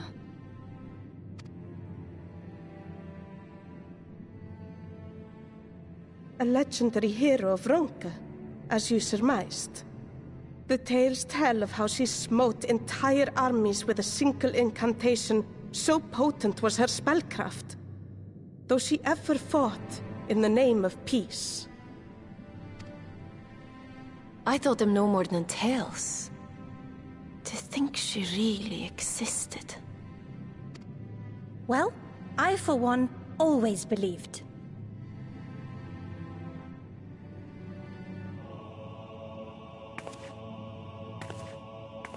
I wonder. By the light of fallen stars, great power awakens. Tiuna was not only a master of spellcraft. It is said she could see truths long lost and hear the voices of men's hearts.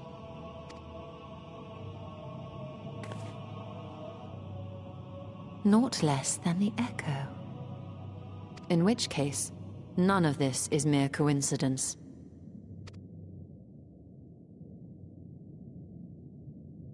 A shower of stars setting the sky aflame. And in both this world and the Source, we find individuals within whom a mysterious power awakened at the sight. We can never unpick the why of it. Now, however, I believe we might. Does the scene depicted here not resemble the one we saw when we first ventured into the Katana Ravel? Moreover, does it not recall that which Emmett Selk invited us to witness in Amarot?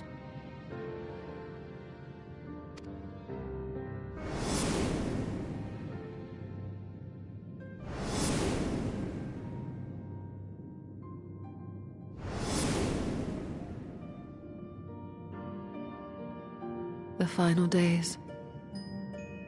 If, as the Exarch's research suggests, soul and mind share a fragile yet profound bond, might it not be possible for an event to leave such a deep imprint upon the soul that it could be perceived eons later, given a suitable trigger? The Echo defies explanation by conventional etherological theory, or shall we say modern etherological theory. But if it is a power that once belonged to the ancients, to souls yet undivided,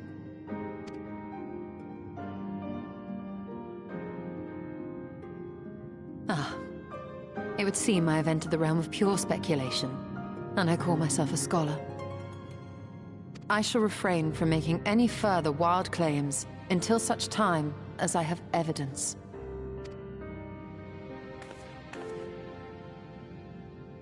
Still, I cannot choose but be reminded of our experience in Amarot.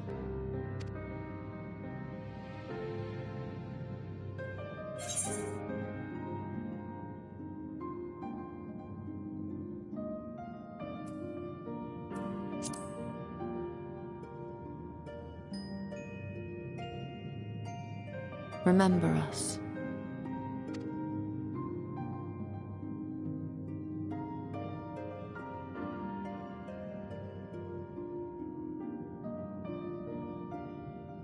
History is learned, not lived. We have always protected the Tales of Ronka, just as we have protected this place. But we are mindful of what our mothers taught us. We see the past through our own eyes, and speak of it with our own words. Thus do we come to understand it in our own way. But this is not the same as remembering. Your mothers were wise. Though we witnessed the final days, our impressions cannot fail to be colored by our own experiences and expectations. Those who lived through it would have perceived the event quite differently. We must bear in mind that it is no simple matter to keep the truth alive, or it will die with Emmett Selk and his kin.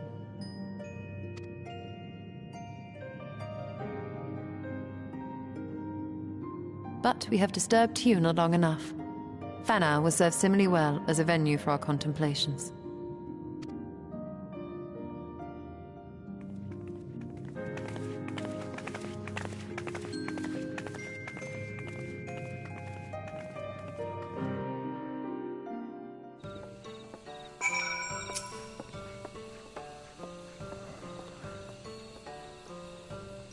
By your way of pensive expression, I take it the tomb has given you much to think about. That is well in time. The knowledge you have gleaned will lead to understanding, and thus arm you for what is to come. Before you leave, however, I would speak again of the teachings of our forebears, of history learned, not lived. The legend of Tuna and her exploits have been told countless times over the centuries. Yet as it is handed from one generation to the next, the story changes. With each telling of the tale, there are a few flourishes, detail changed or lost. We can never truly know how she lived, for we were not there to see it. But we are here now to bear witness to your life. We have seen the change you have wrought, the echoes that will endure long after you are gone. And though it too will change in time, I swear to you, we shall do our best to preserve your story.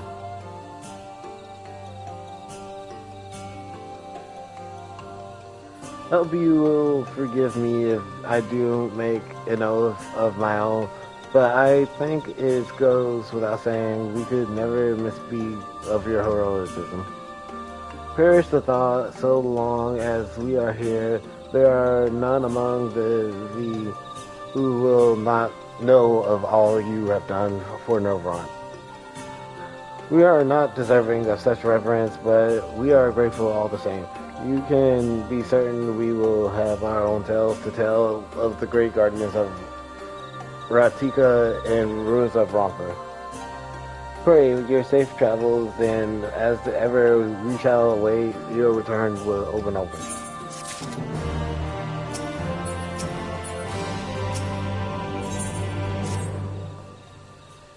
Although we learn not of the actions, the insight we gain into the Echo made our trip worthwhile. Before we return to Caesarium, however, there is a small matter I would attend to in Slitherboar. Might I trouble you to come with me? Thank you. After we arrive, we should have a brief word with Raynor.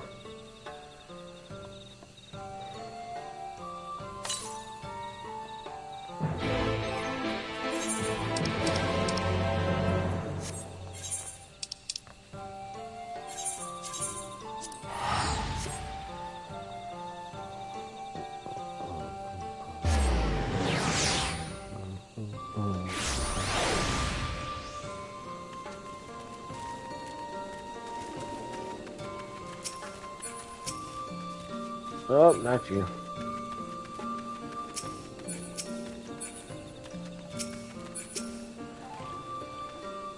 It's good to see you. You've arrived at the most opportune time. I was preparing a pot of my famous stew. Come, I will ready a place for you. I'm sorry, Rainer, but we haven't the... Please, I insist. It will take only a minute.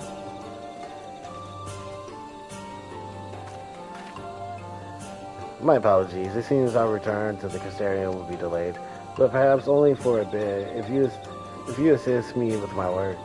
I say work, but it's rather more a chore. I must clean my chambers here and slitherboard from top to bottom. If you would be so kind to go ask fetch a broom from Iser, we might finish before Rainer is not cooking.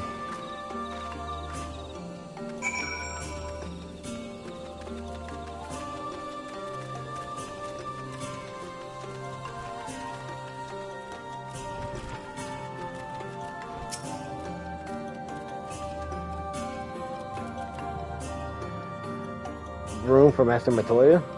I can't imagine why she would have need of such thing, but here you are.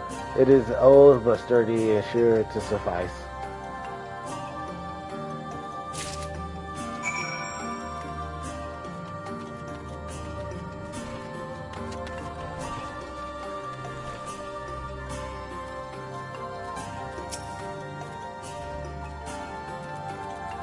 I chose Iser was able to find a broom for you.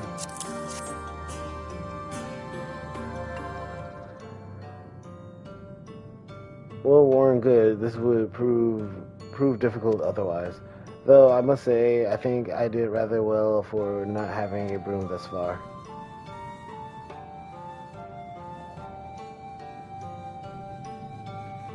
Yes, well, you weren't buried beneath a veritable avalanche of books when you entered, were you? Right, anyway, it is time I finished cleaning with the help of that broom.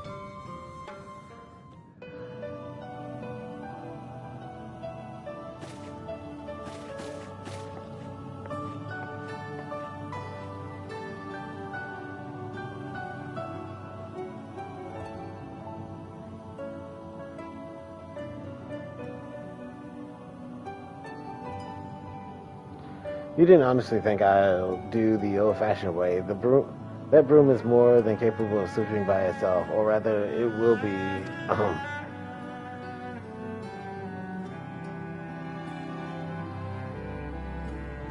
Time to rise, to swish and sweep. A tidy chamber you must keep. To this task you shall be bound until no dust is to be found.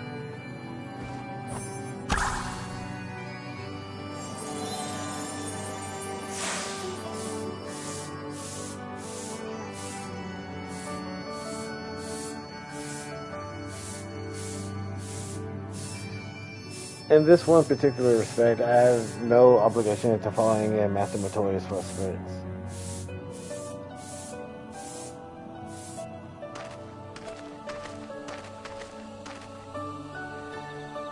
In future, I may need you to remind me the pursuit of knowledge does not preclude other equally important duties, such as maintaining clean quarters for said pursuit.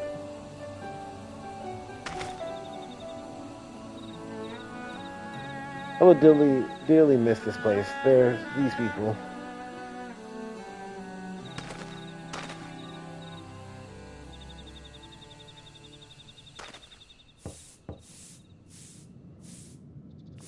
But Master Matoya, pardon the interruption, but the stew is ready.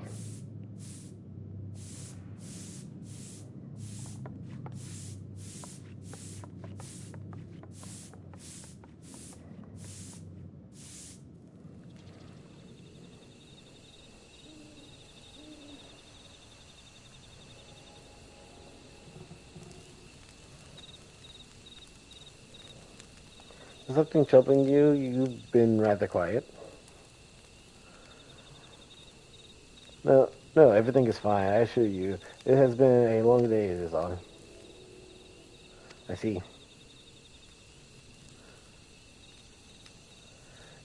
You're still thank goodness you're still here.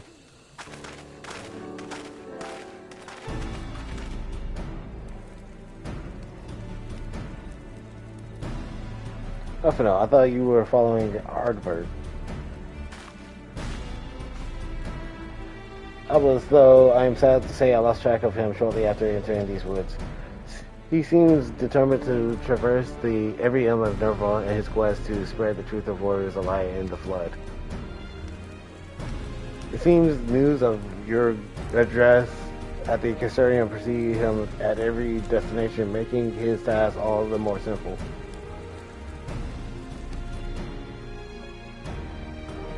It remains to be seen to what end his encouraging the people to become Warriors of Light themselves. But there is no delay in that his words have struck a chord with many.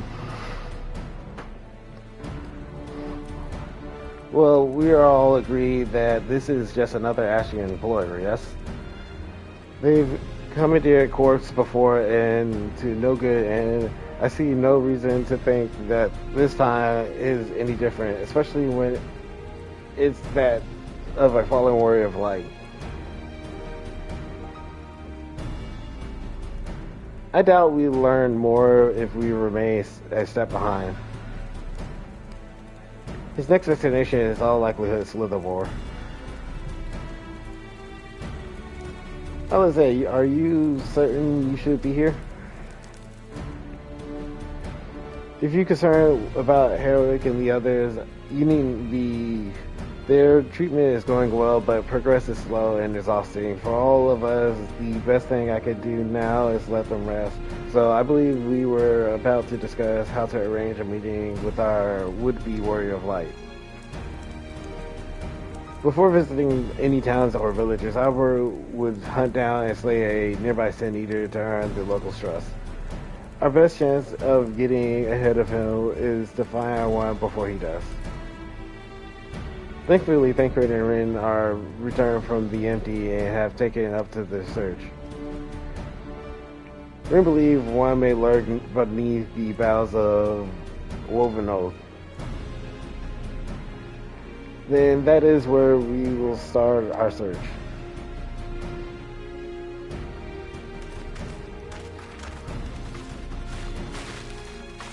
Master Matoya.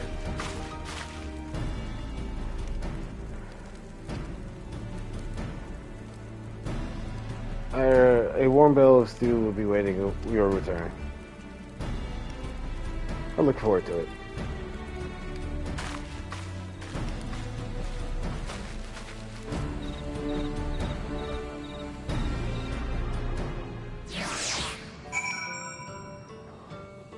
No words enough to say what he wanted to say.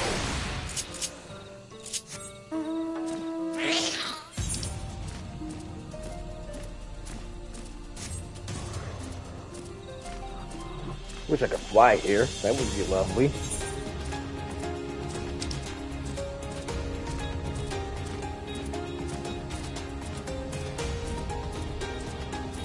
Get a good portion of the map that I have not been to.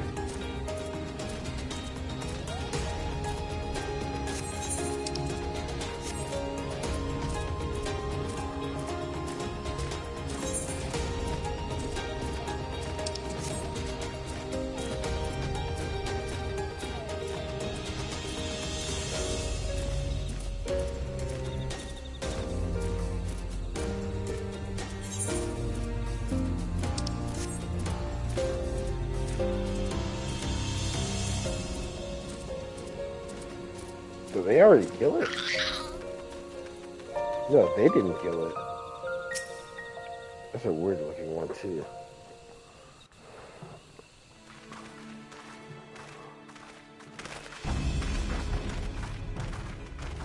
If you were hoping to vent your frustrations on our Issa friend here, I can only apologize. Few as they are now, it took us no time at all to track it down. That suits our purpose perfectly. Now we need only wait for Ardbert to arrive. Weren't you two meant to be attending to the empty? We were, and are. but we can hardly ignore the rest of the world, so we thought we might see how things were coming along. From what we can gather, the answer is strangely. Right now, we think we can do more good here. It is heartening to have all present. Indeed. We will be glad of the additional hands should matters escalate. Our quarry has come.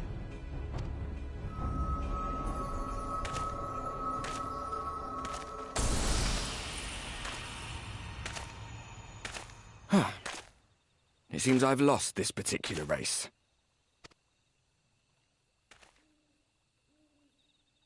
Although I suppose it's only fair. When we first met, it was I who outpaced you. Ravana, was it?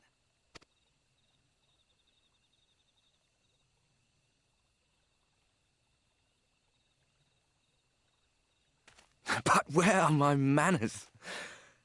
I wouldn't be here were it not for you, and I have yet to say a word of thanks.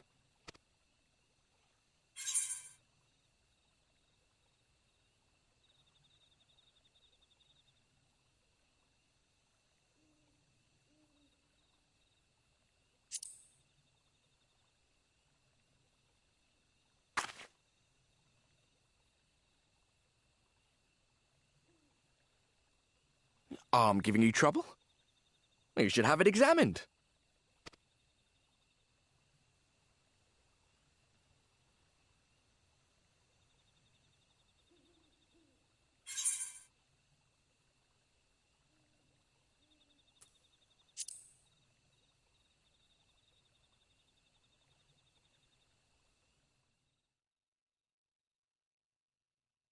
Very well. Let us forego this pretense. After all, it was never you that I needed to deceive.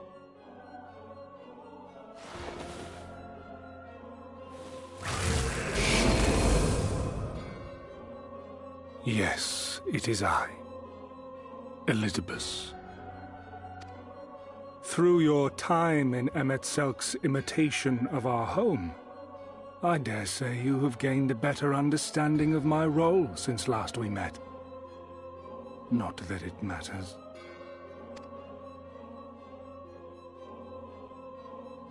We understand your role, Emissary, but not your goal. What is it that you seek to achieve? I seek to enact the will of the Convocation, of course. If it helps you to think of me as but another Ascian, no different in nature or purpose from the rest, you are welcome to do so. Once, I would have said your goal was destruction alone. Now I understand that you fight for something you love, just as we do. Yet though we seem doomed to clash, I bid you consider Emet-Selch's final words. Remember that we once lived, he said. Had he not seen some glimmer of hope in our kind, I do not believe he would have spoken thus.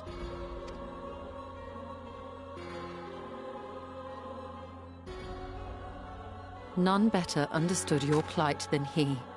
His words must surely be worthy of your consideration.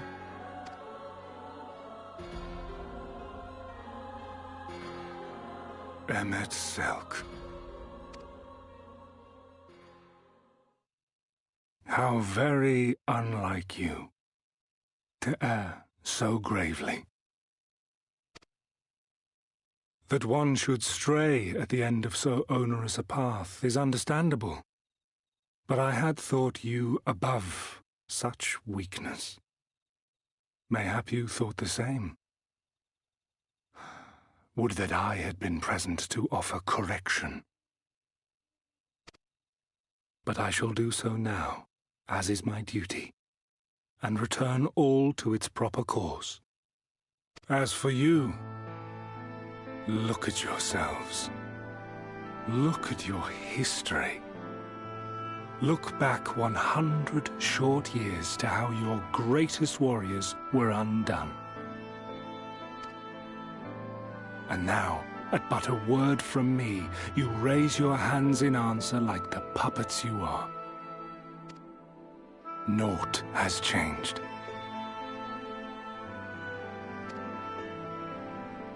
You fail, and you fail, and you learn nothing.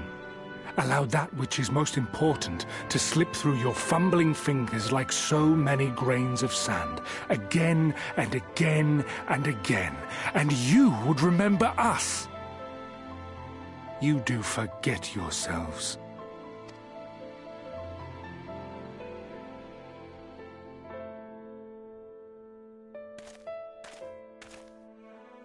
There is no common ground to be found between you and I, nor do I require any. I have my duty. Wait!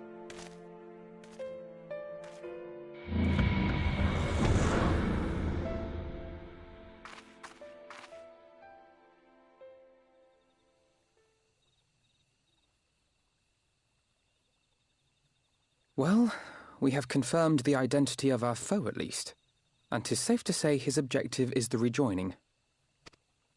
But we still have no idea how playing the part of a warrior of light will further his cause, nor why he would spur others to do the same.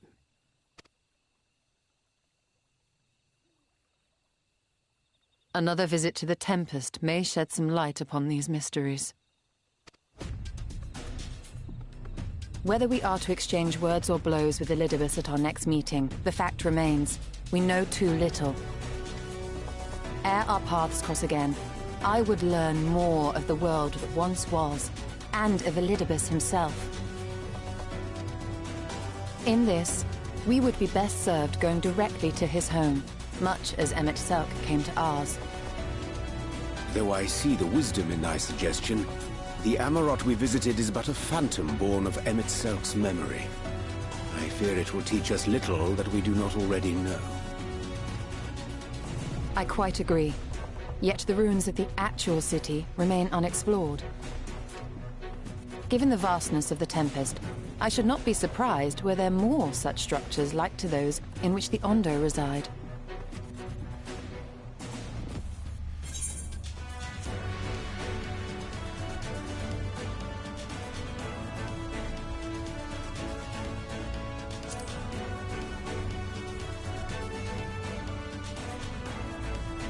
A woman after my own heart. Assuming we are all in agreement, then I suggest we first pay a visit to the Ondo. If anyone can tell us where more ruins are to be found, it is them.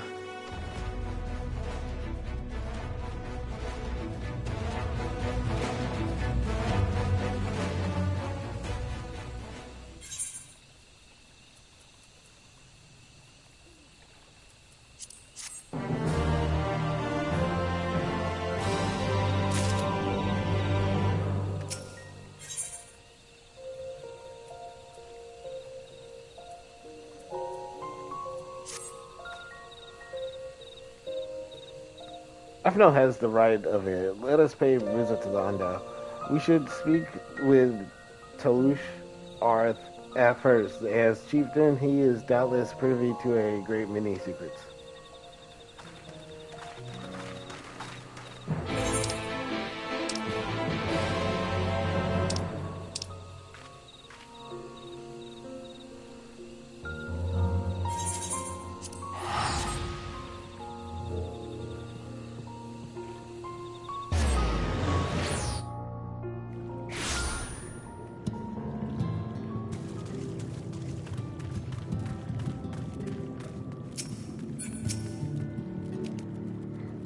I have sent for no finless ones. Perhaps you instead come seeking something from us.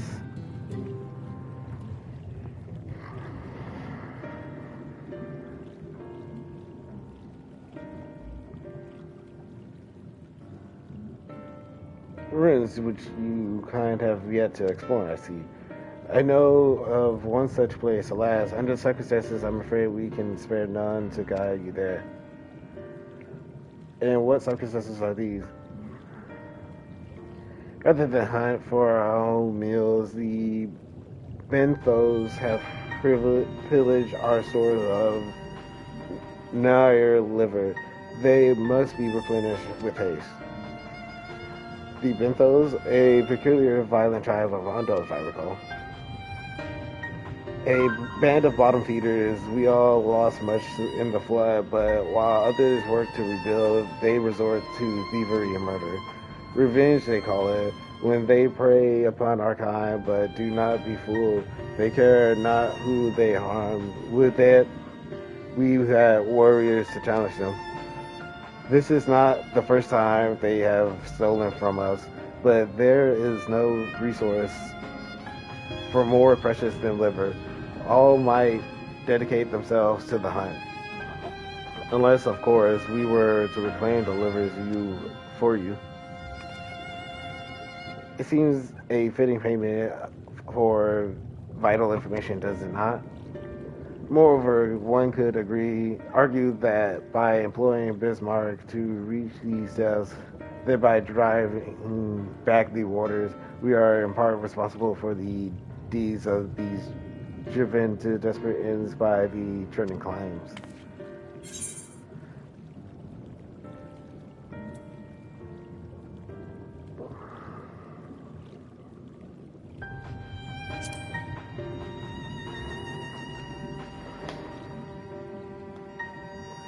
I thought you might say that. You've never been one to miss an opportunity to help. Reclaiming the stores it is then.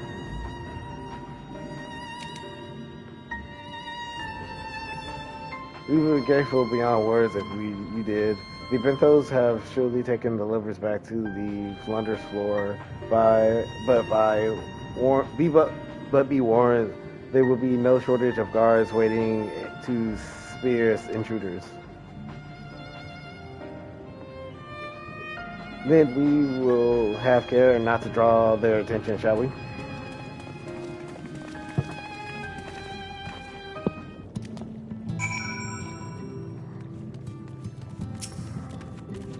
I have no idea how many gems I have. 13.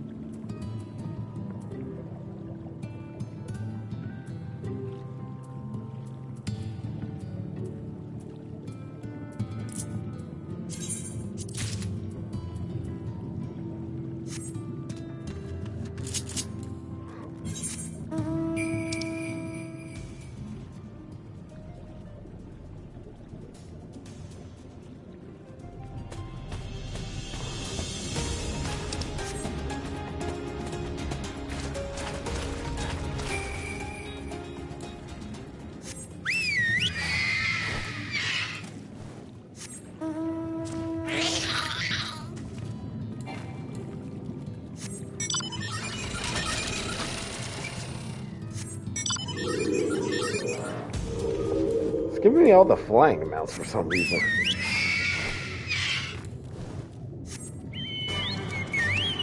I will deal with this. Something that actually walks.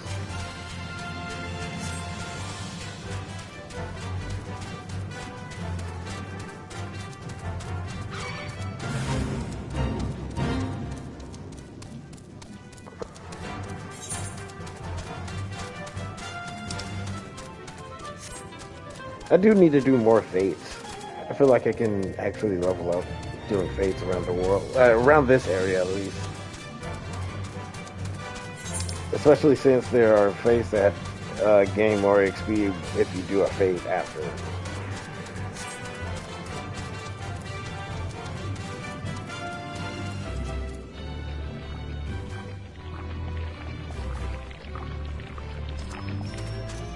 Oh, that was the oddest sound. Sounds like stepping on top of tissue itself.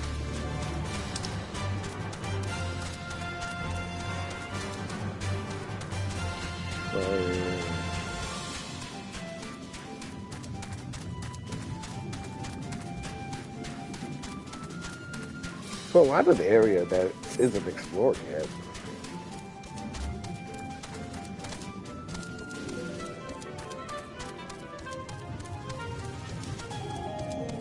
Is that the ruins?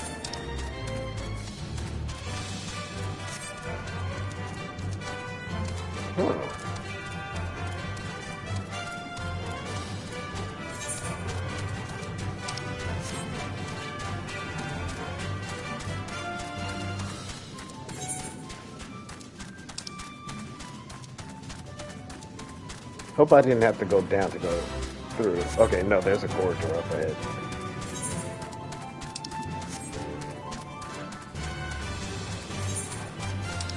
A small little cave system.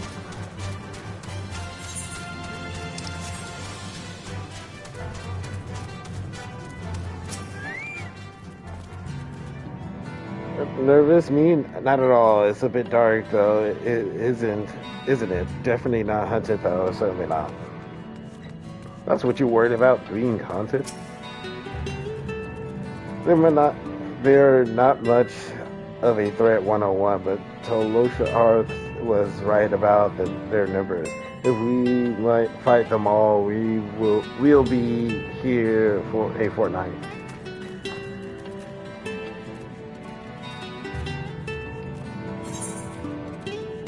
Oh, I gotta go that way. Why are you standing this way, dude? With the bandit leader, I should keep my spoils deep within my stronghold.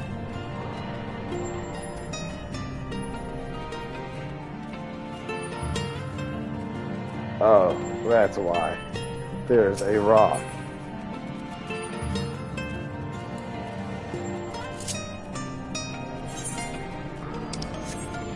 Walking the long way it is.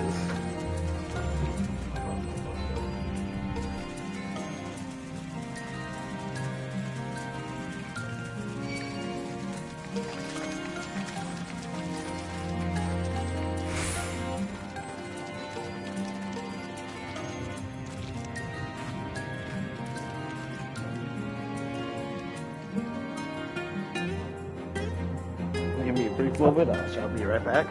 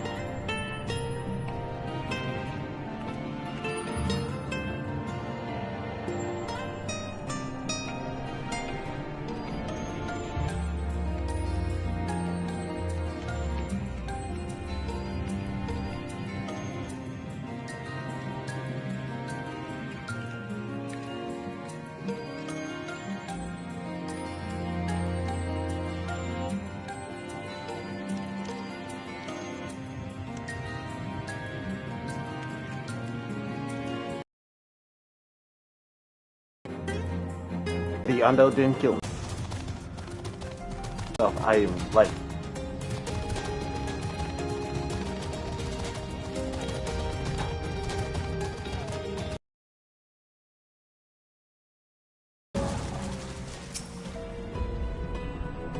Some well-made barrels. Curious enough, sniff and you detect the faint aroma of fresh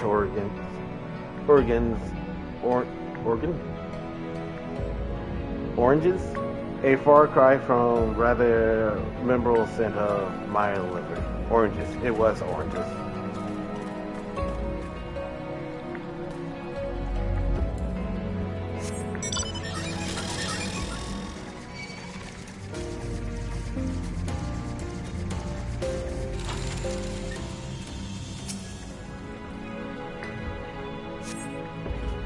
This is filled with assorted vegetables. Liver is not a vegetable. Not if you don't want it to be. I don't eat liver myself, so.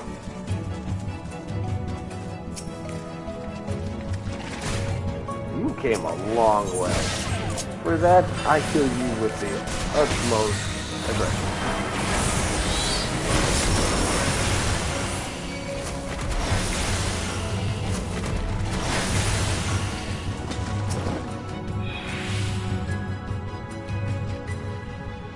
Rin scaled the wall of Marco's foolishness, and Crit taught her well. Wait, what? Rin's on top of the wall? What?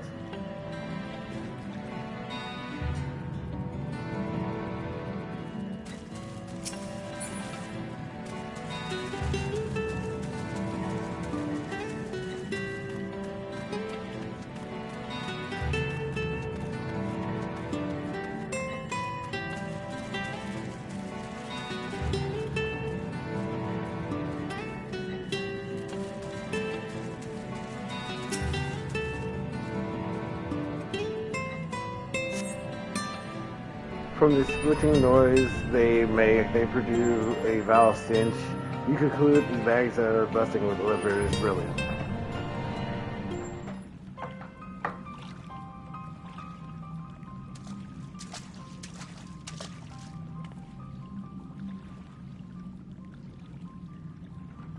Are those them?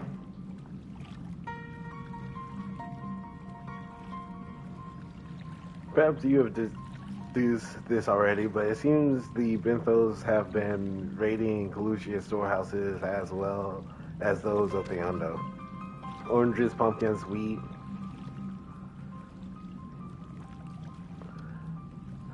But we can discuss this after we see the liver safely back to Tal off. It wouldn't do to keep him in suspense.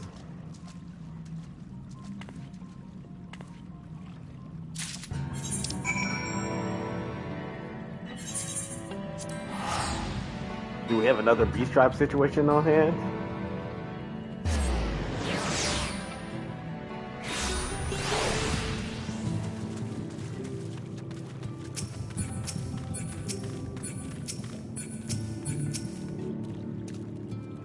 I'm relieved to see you speared.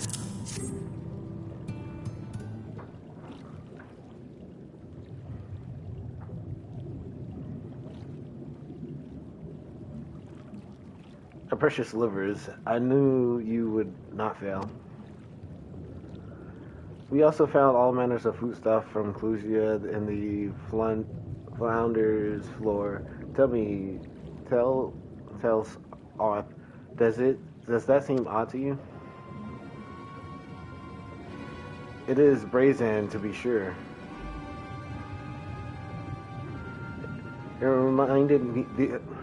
I'm reminded of rumors I have heard recently concerning the rash of thefts from Clusia warehouses. The perpetrators enter in the dead of night and are gone before anyone has realized what has happened. The Umorian army has been investigating, but thus far to no avail. Perhaps the reason they have struggled so is that the Kuri is of the sea.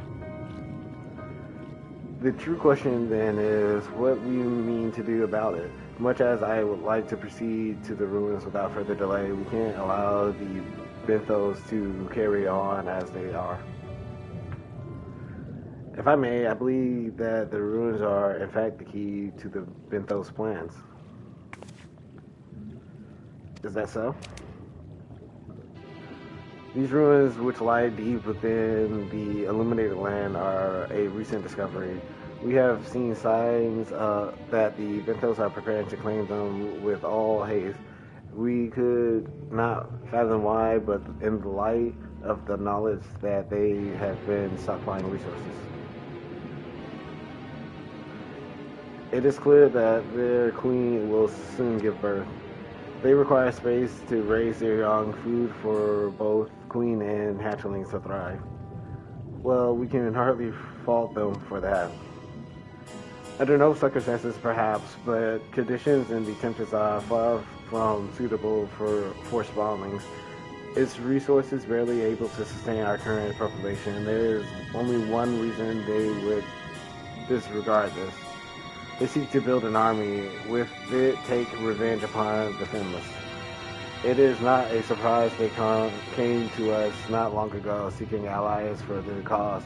We rebuffed them, of course. The suffering of others will not serve as balm to their own. Their queen, however, desires only bloodshed and will gladly send her children to die in our stead. If they are planning to wage war, that changes matters considerably. Indeed. I doubt that this can be resolved without violence, but perhaps with a show of force we can convince them to see reason before the die is cast. I'd rather not risk your people in the attempt. If we travel to the Illuminated Land, is there a way to... there we might identify the ruins ourselves? Yes, once you've reached the depths, go deeper still. We will still see a monstrous structure there upon the seafloor. That you have come to us now is the will of the Ancient One. They have guided you here that you may drive out the usurpers, those who seek to use their magnificent creatures with vile purpose.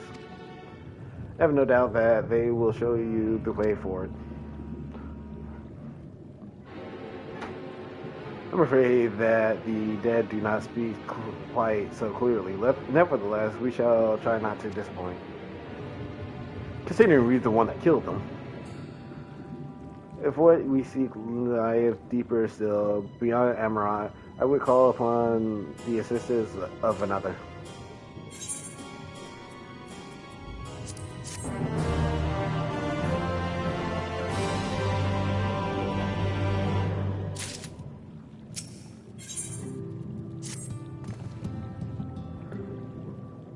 Though, of course, he's been decided to pursue it, we must need proceed to the aid of a friend.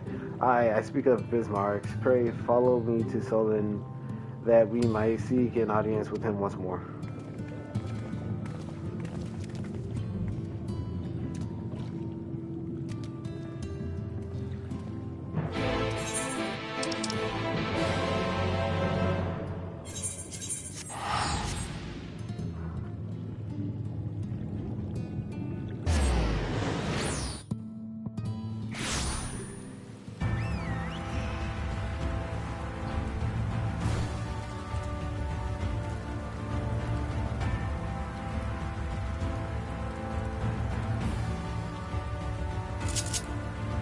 Can I fly here? This will make travel so much easier.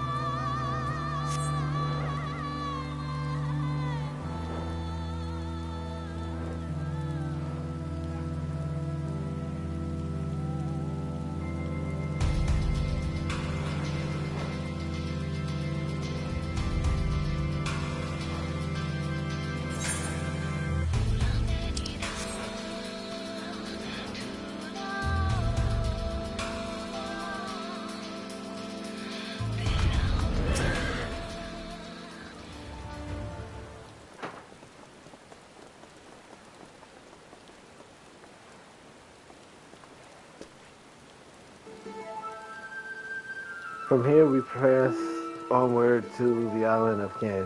I myself shall proceed on foot. You perfected your technique then. Just so, the water will be as glass beneath my feet, and provided this purchase fragile yet true. Watch closely. Oh, I certainly shall. She wants to see him fall in. Forgive me, but would it not be easier to perfect your swimming technique? It would be a pity if you drowned truly.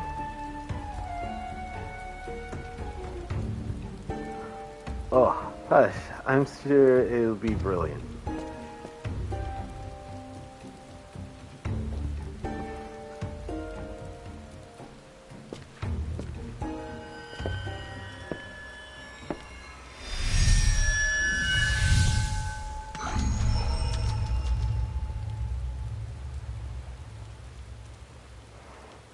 He's done it. Incredible.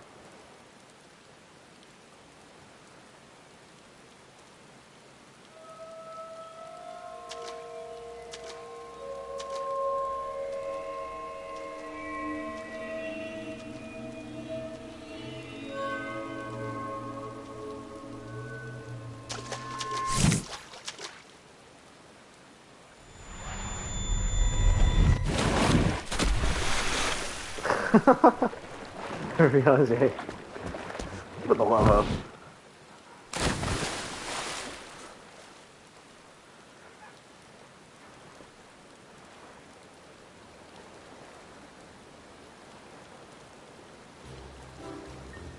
Mind apologies. The technique requires the purest of focus, and mine was lacking.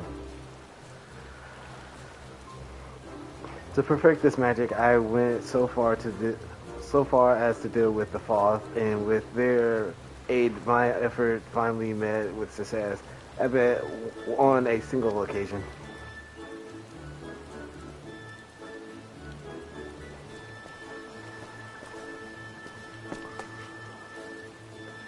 I know not why I cannot repeat it.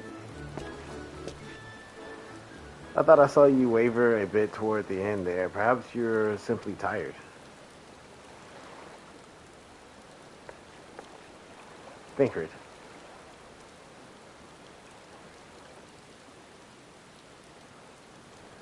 There's nothing to worry about. Only a dizzy spell. Though it may not be wise to go for another swim just now.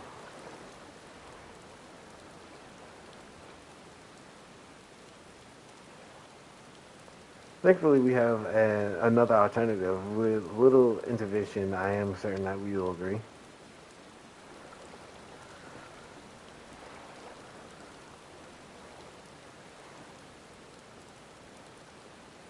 Thought we was going to take a boat from the get-go anyways.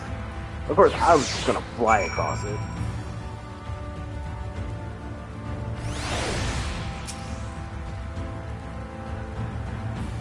I will petition Bismarck aid on our behalf. Let us pray my diplomacy prove more effective than my experimental magics.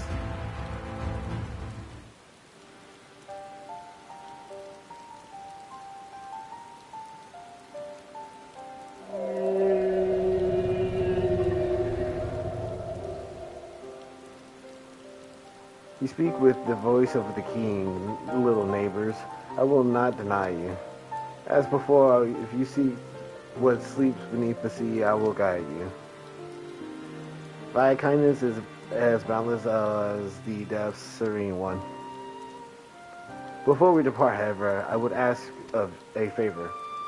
After our last flight, I found many creatures clinging to me. I am itchy. Remove them, and I will take you below. With all haste shall it be done.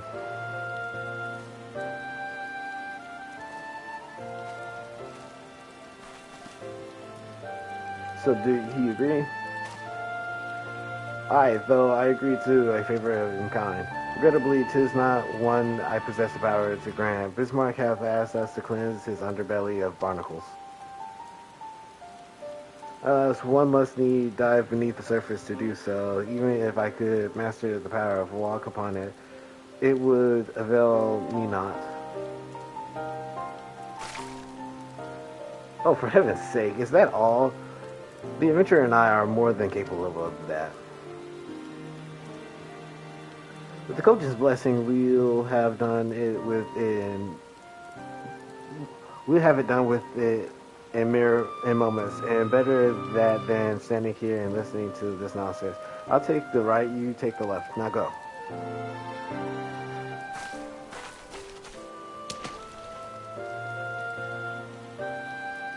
She is abusing that blessing. I mean, you're dead.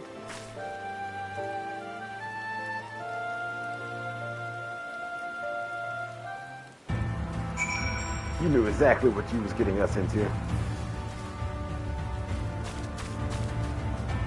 Why do you have so much weird trees growing on you?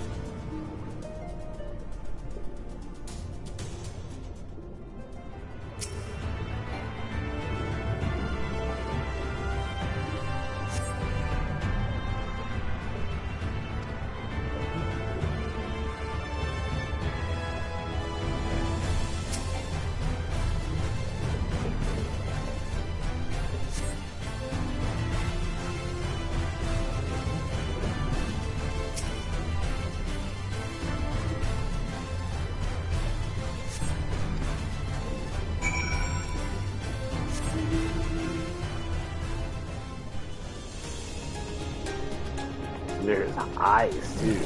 That feels like a good sliding place.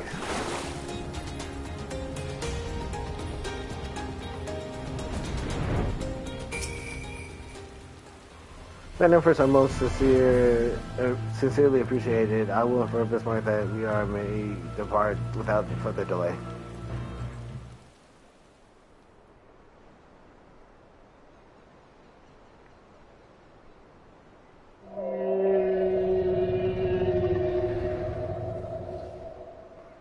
Much better. Thank you, little neighbors. I remember a long time ago, another did this favor for me. After the flood, when I chose this spot for my slumber, he came and made a home on my back. Ken was his name. When I grew itchy, I stirred, but he was not afraid. No, he asked me what was wrong. I told him of the creatures clinging to my belly. He dove into the water, and he helped me. He was my friend. He told me he wished to live in peace, away from his people and their wars. This I understood. I treasured our time together, brief though it always is, but I remember him, how he laughed when we flew. I remember when he slept. I too slept that day and many days since. But the light fades and darkness returns. Ken sleeps, but in memory he laughs, and together we fly. And I am here, I am awake. It feels good to speak and to be heard again. A shame others cannot understand me. If thou art willing to learn, I gladly teach thee the language of men.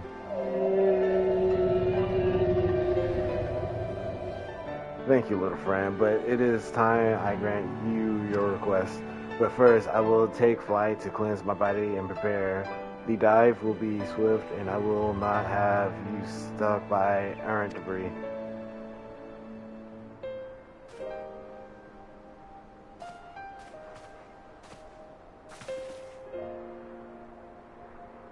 If this island was named for a man, how easily the past is forgotten. He passed not even 100 years ago, yet the truth has slipped from history like so many grains of sand. Might I have some explanation of what he just said, or shall we all stand about making vague and mysterious allusions? While he maketh ready to deliver us until our destination, Bismarck made us wait for him on the shore of Clusia. That's all? I feel as though there was more to it. Indeed there was, but it has no bearing on the task at hand. I should be glad to share the rest with you anon. Fine, later then.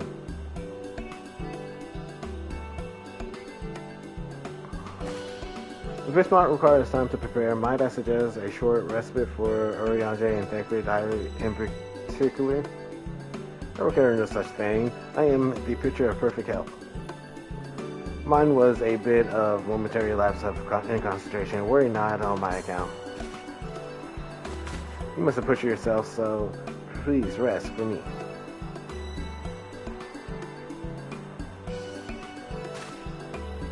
Alright, if you insist.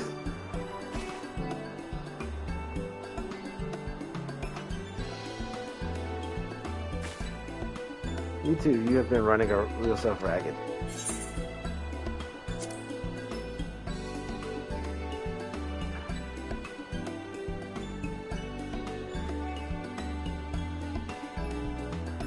In that case, I leave the old men in your care. The rest of us will meet you at Split Hole anon.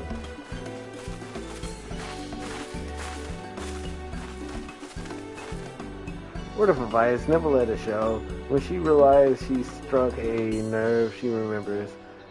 But by the gods, she remembers. In any case, if we must be made to rest, I know a place in Solon that's better for it than most. Come with me.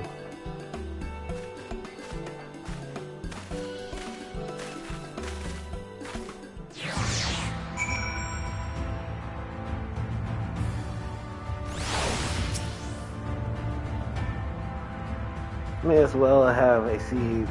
We wouldn't want our elderly needs to give out. Oh man.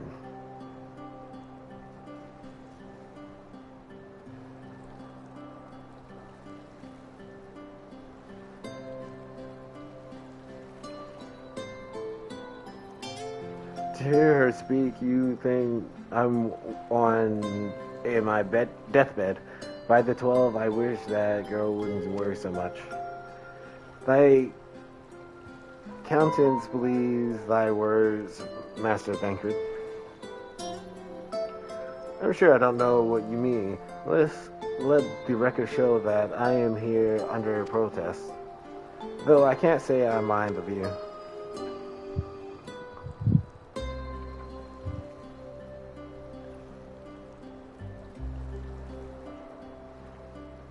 And if the abundance of anglers is any indication, even an amateur might land an impressive catch. Shall we try our hands at it? Help someone, quickly.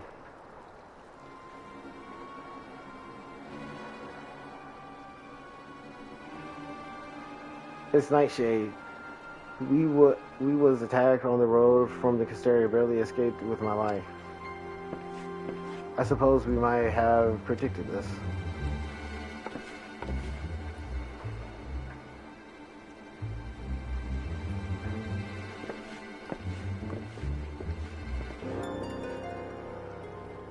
You mean your help for free? Thank you. If I recall correctly, Nightshade is a local band of outlaws. I doubt they'd trouble us over much, no more than they already have by interrupting our relaxation at any rate.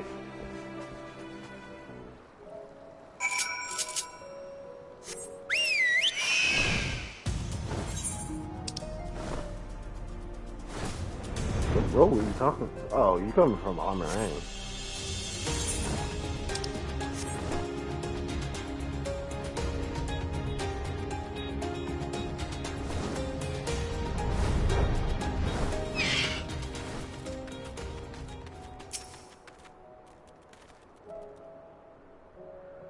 These two have matters well in hand by the looks of it.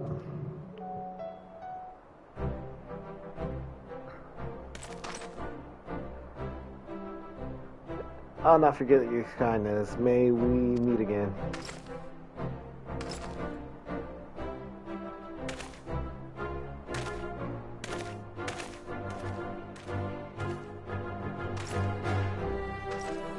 Is that you, milady?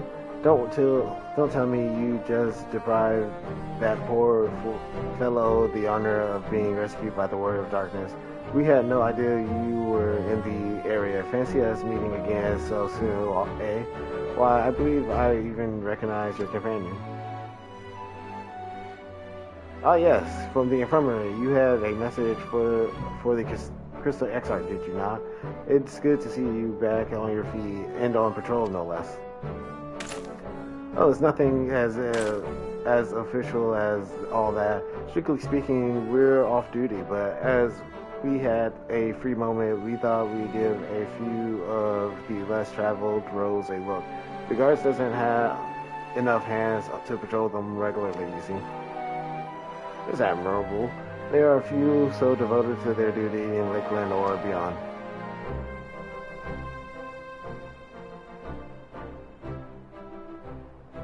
Well, we've been talking about it for a while, and neither of us is satisfied with just seeing out our service. It feels like we could be doing more, like we should be doing more.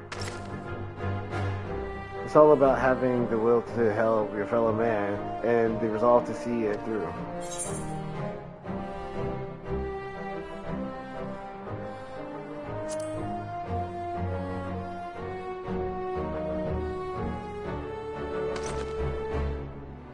Sorry, milady.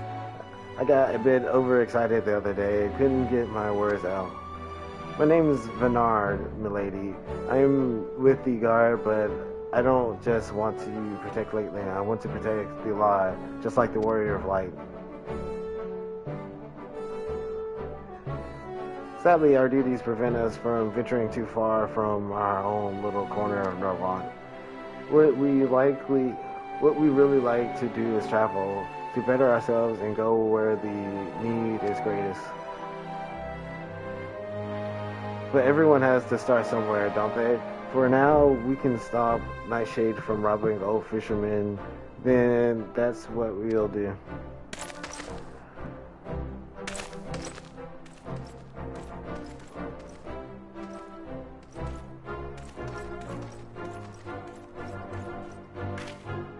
Well, future heroes of the first, do you think?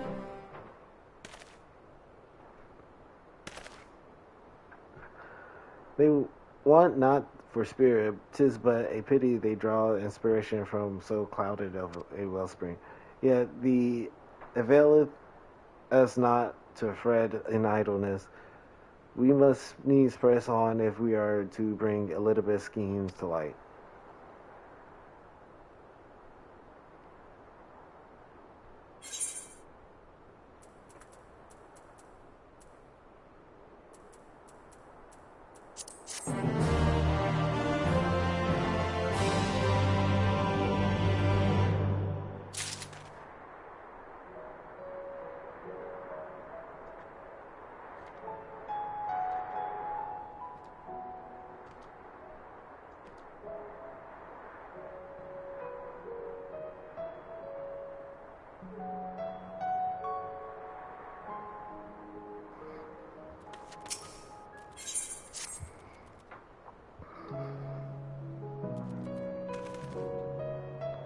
The respite was cut short. I just say we are all eager to contemplations of Elizabeth's mechanizations will be confined to relaxation. I may as well make for a split hull now.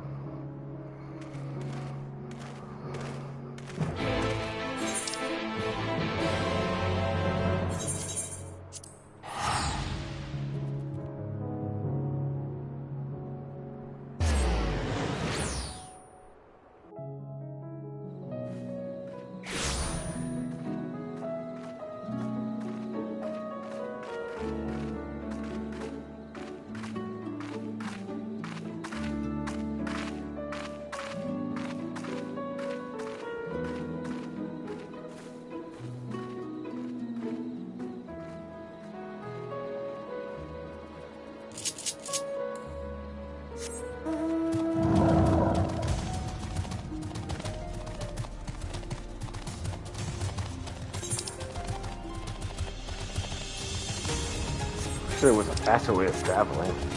Can I fly here? No, I cannot.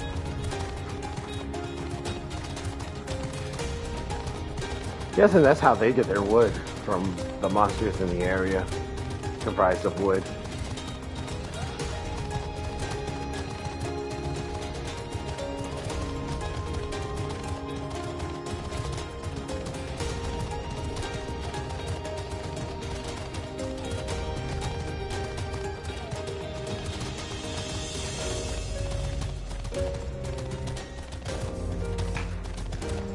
How would I naturally walk to the Tempest? Huh.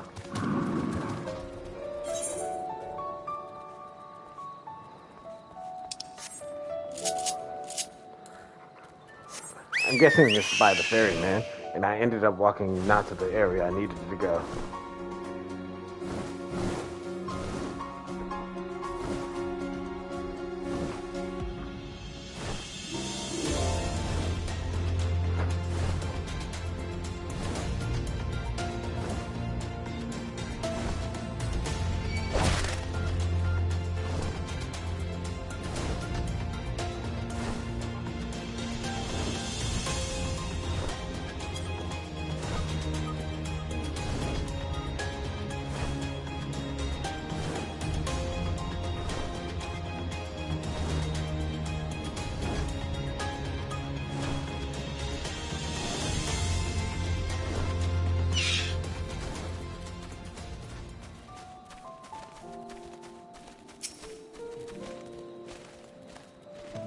All are present. Now we need, but wait, await Bismarck coming.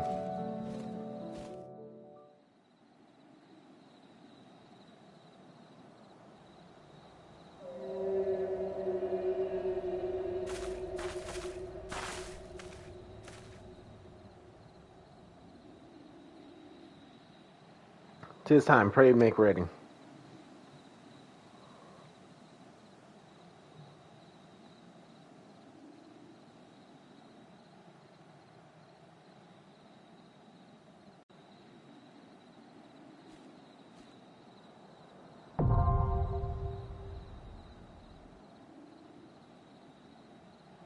I was not thinking this was a dungeon, actually.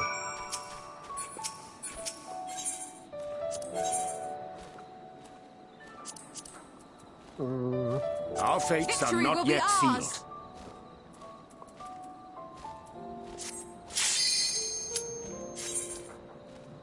This should be interesting.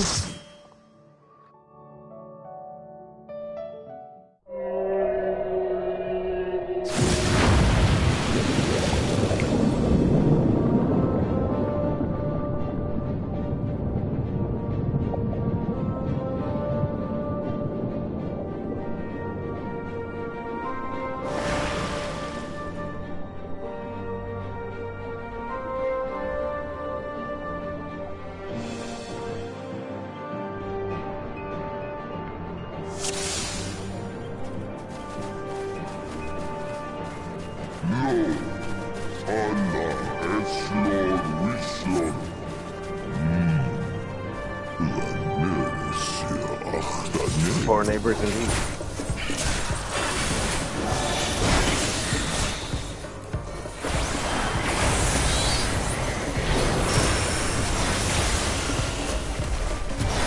I like the soundtrack though.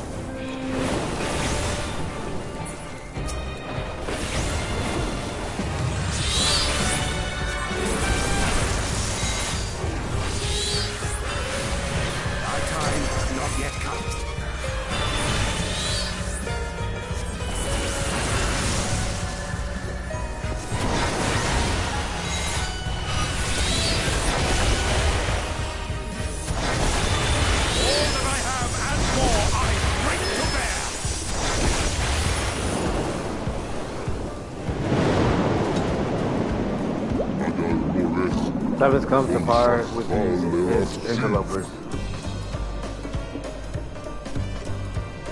Oh, this is awesome.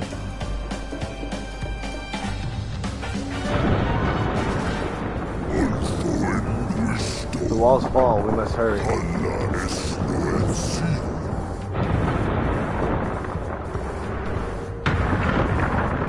Just crushing through walls.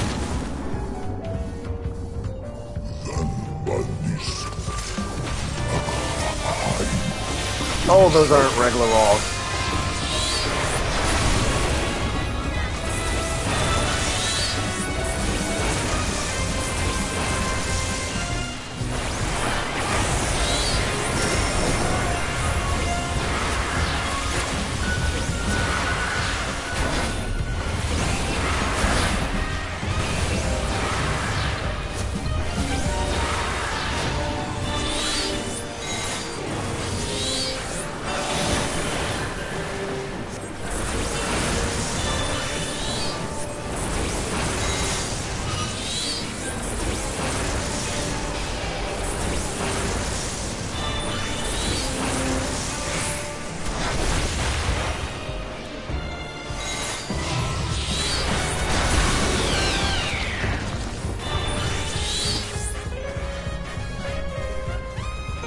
Kind of glad most of this is just sitting on top of someone's back.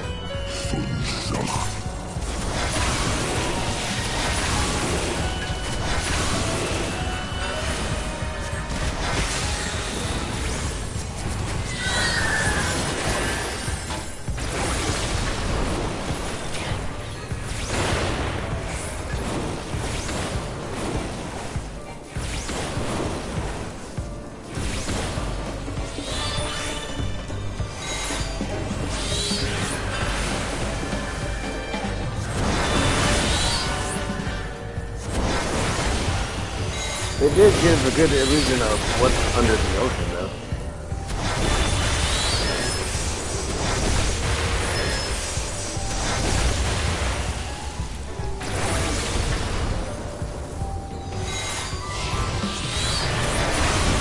Away with you!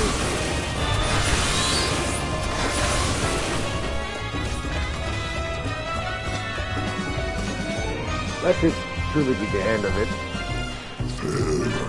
It lies. I give you my breath.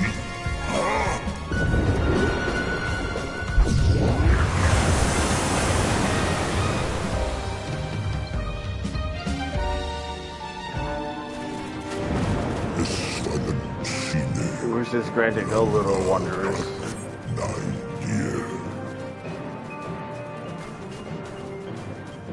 Go where?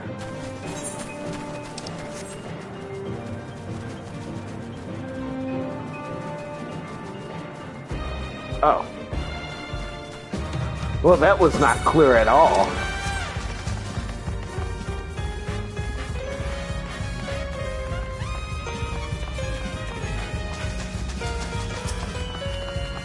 That definitely is unknown.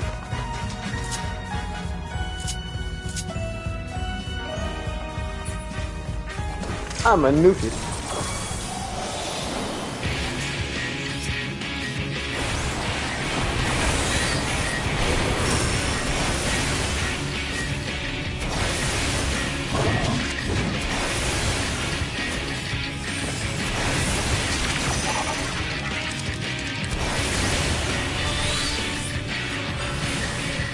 Keep your guard up.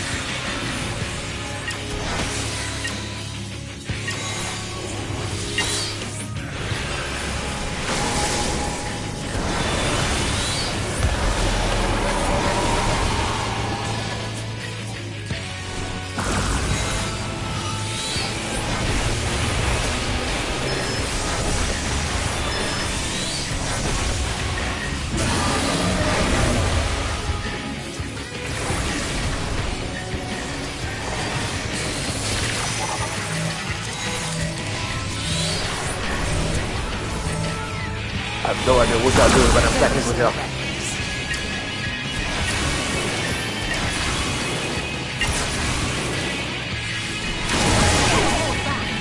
Oh, that was an instant kill. I should have stayed where I was.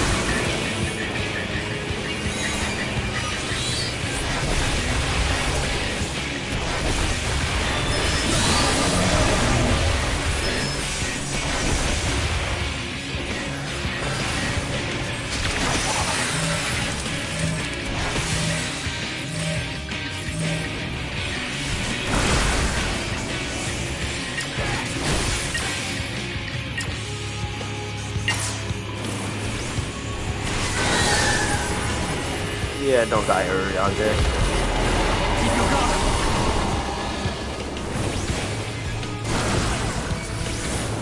Oh, where did that come from? There's a second one?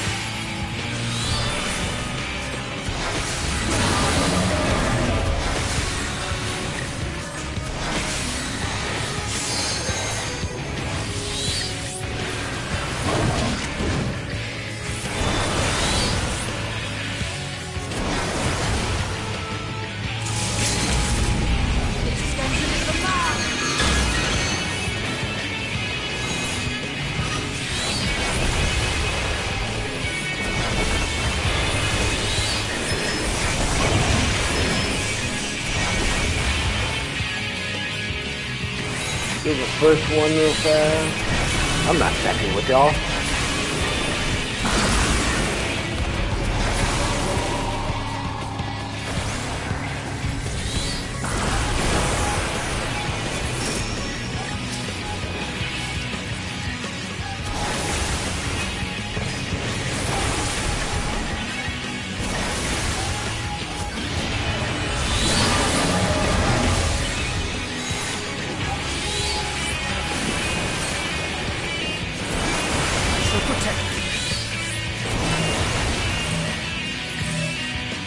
I think we'll got the second this time.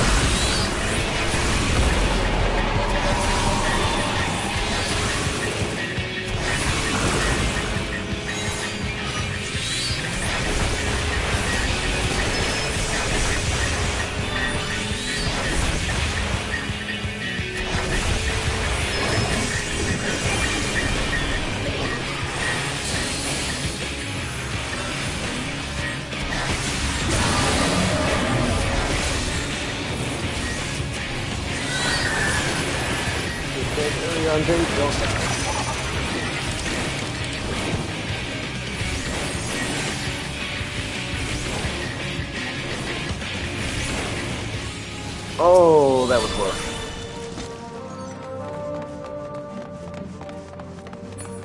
Okay. Under Bismarck's horn. Nope, not that way. I was fatedly wrong with that. The Garden of Recollection.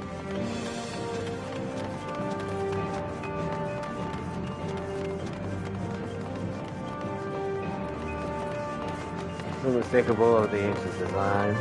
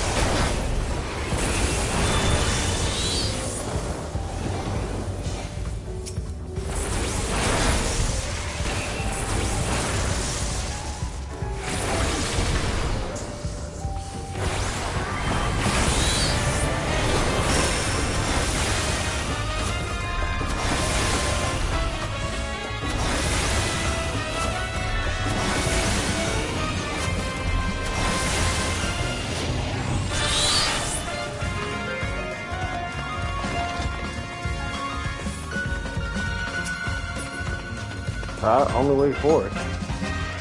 Thancred, if you may.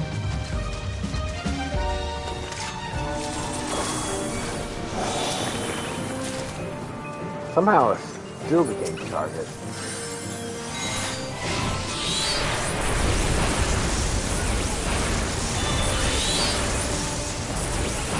Wind seems to be the fastest to cast, while fire takes so longer.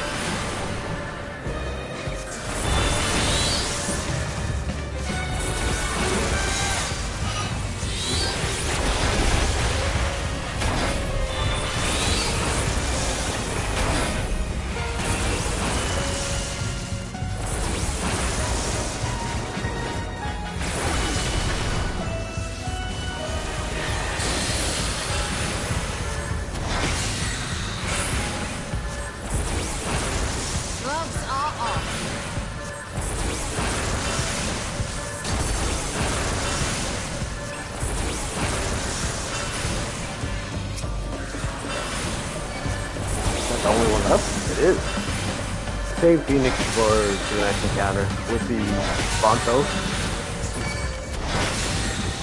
who are coming to attack us right now. This is going to leave a mark!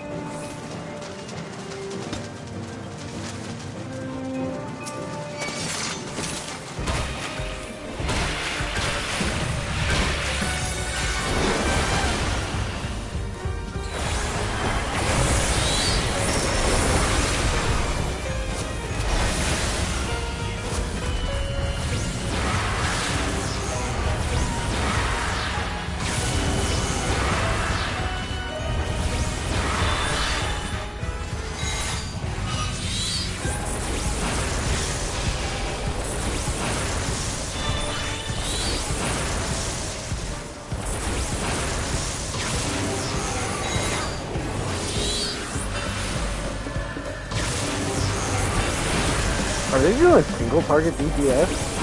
Well, no, because that was Thunder 4. But that was Stone.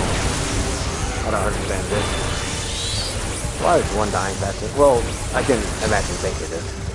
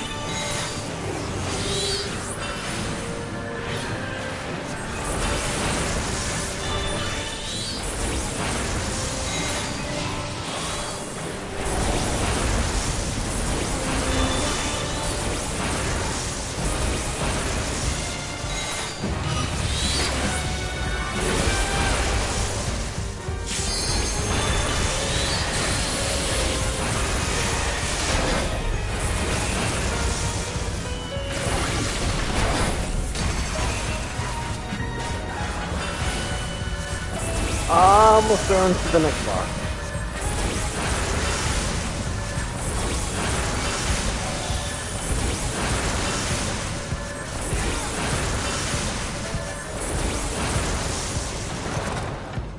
She is casting black magic and white magic conjunctionally, while using the same animations for black magic.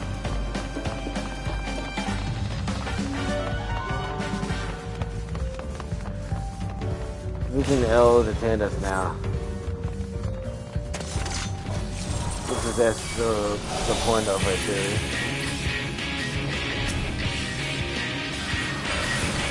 Is it sad that I'm kind of missing out on the stock?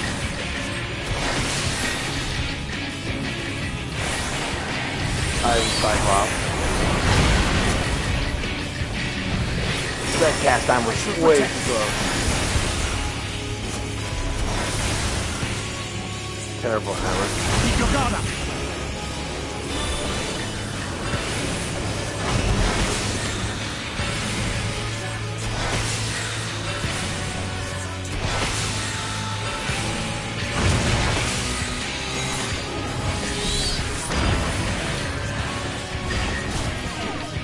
Oh, I moved out of the way of that. Why are they so much worse than our Cyclops?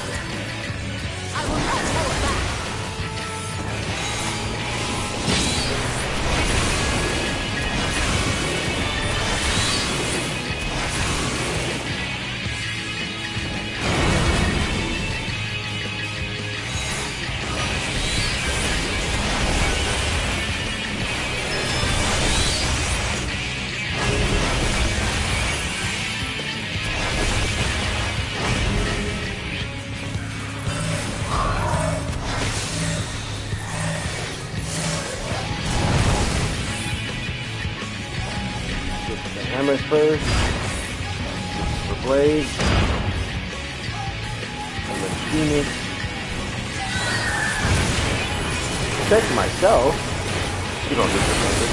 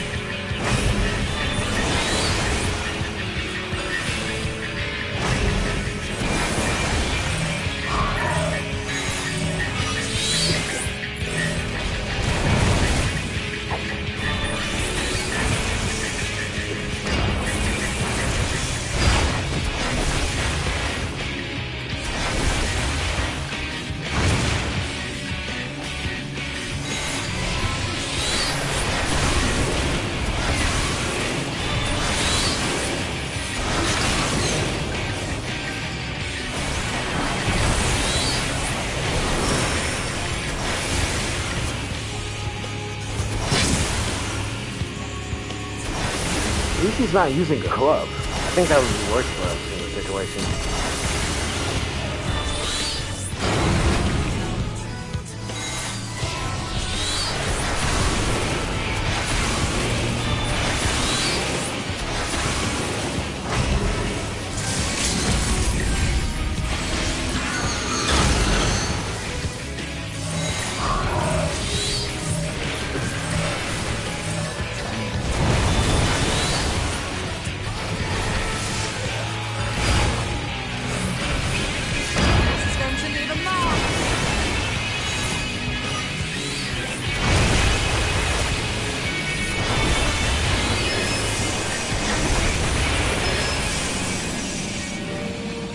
That wasn't bad.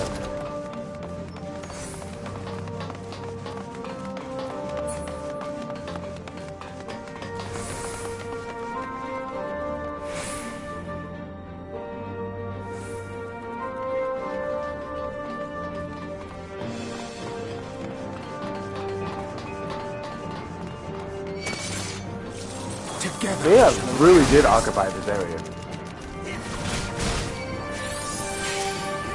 Thank you.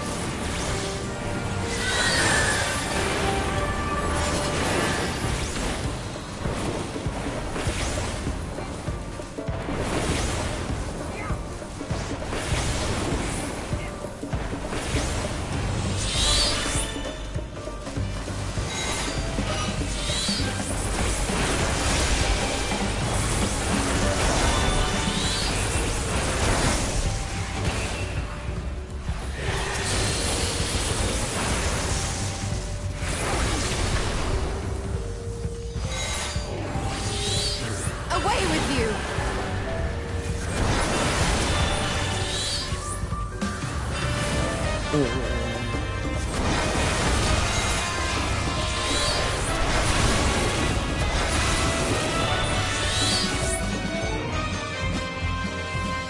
a lot of chests here.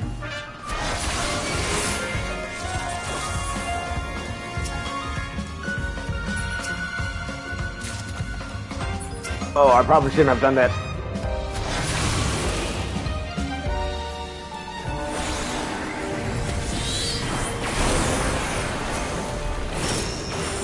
Mistakes were made. All that I have and more I bring to bear. So many mistakes were made just now. Thy time is not yet come.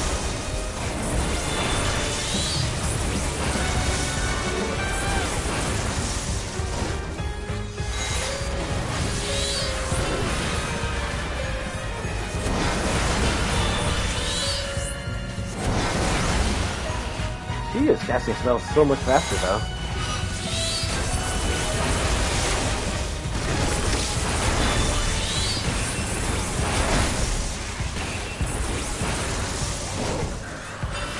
I shall protect you.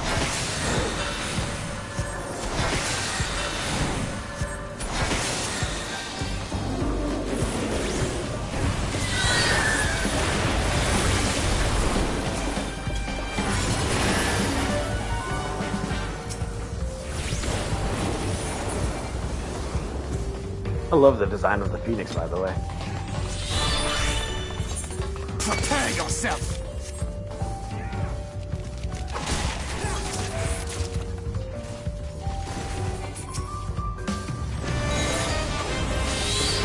I will make the same mistake twice.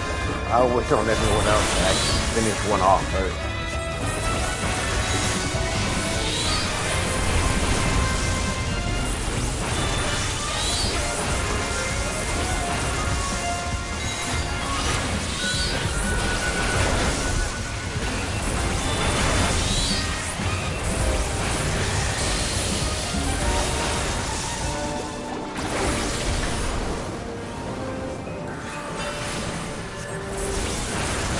I'm gonna save Bahamut just for that little push in the beginning of one.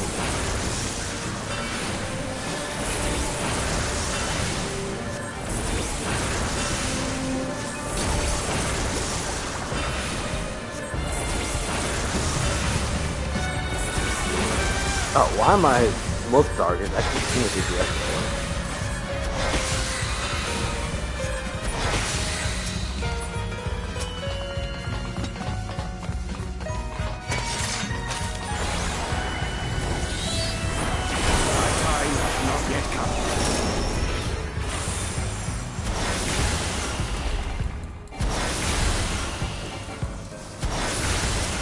Killing at least one is good.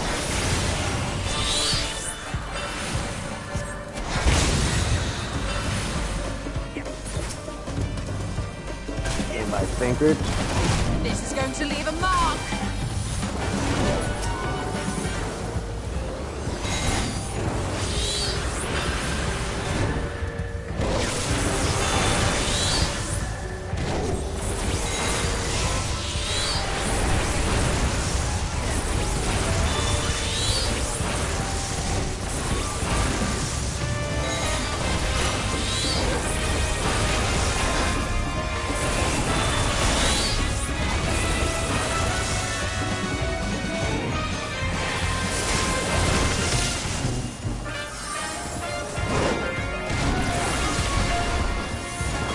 Oh, I do not have a shield for this one.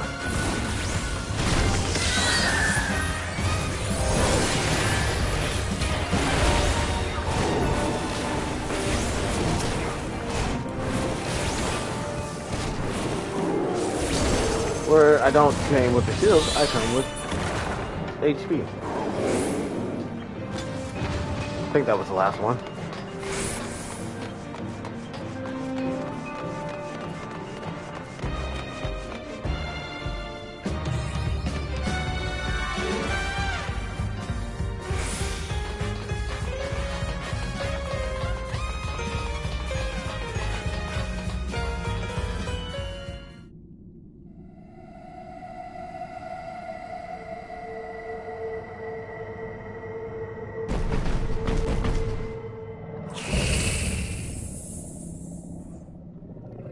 Oh, that's the queen. I thought the queen would look completely different. I'm not gonna lie.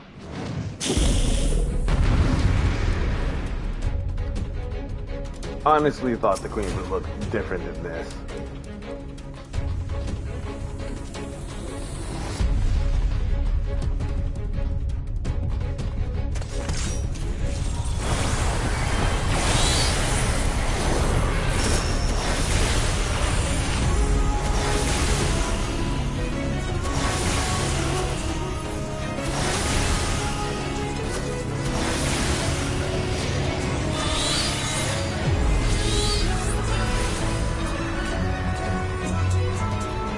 That ceremony.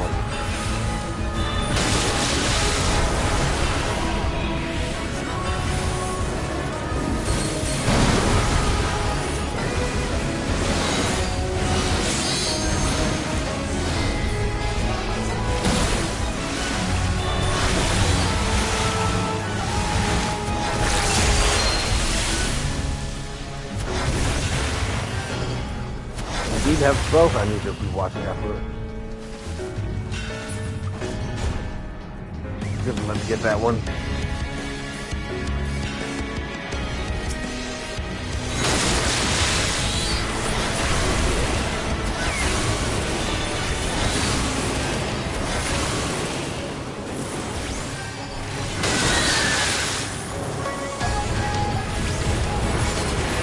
He is destroying.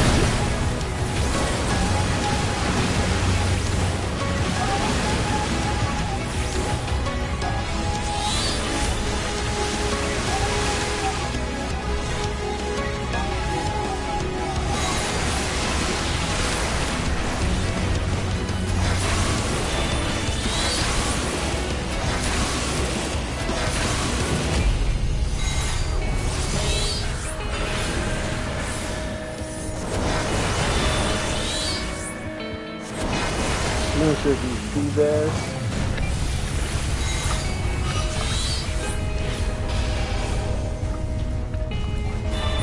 No way to get all of them.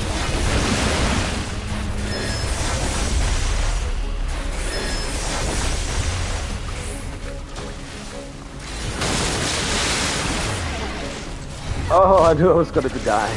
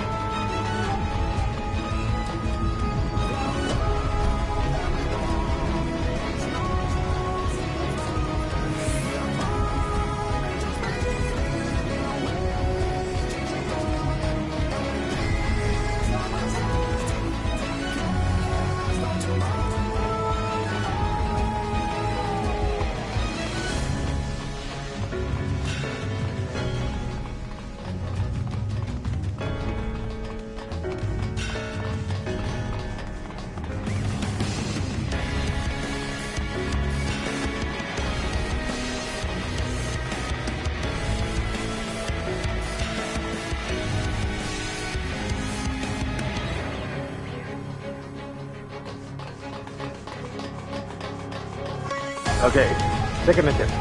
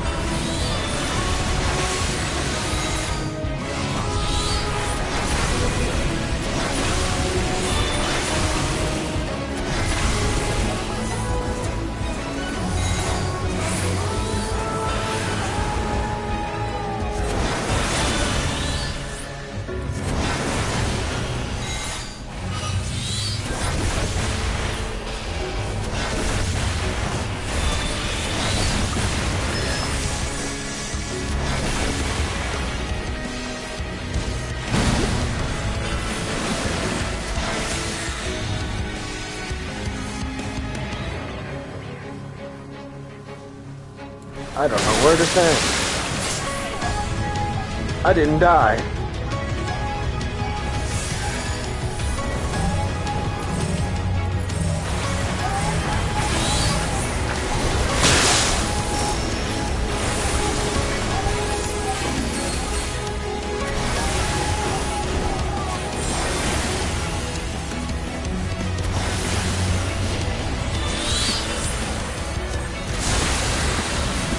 Changing up our attack pattern style? I'd be grateful if you did. That's too easy, bad.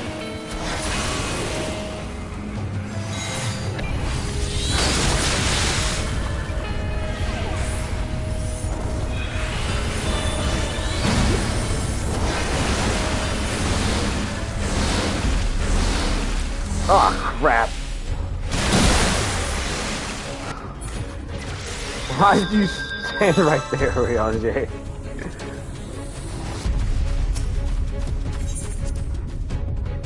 I got caught with both of them.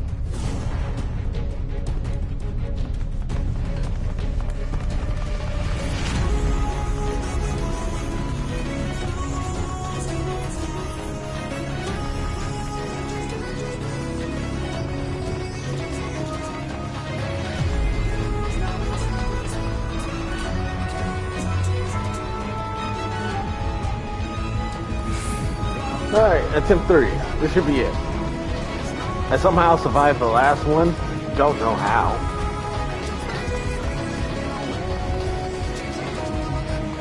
Maybe I can try to reenact what I did. I'm gonna have to let some of them spawn, because there's way too many. So I'm gonna worry about the ants and not the spawning gate. If I happen to be on top of a spawning gate, that should be fine.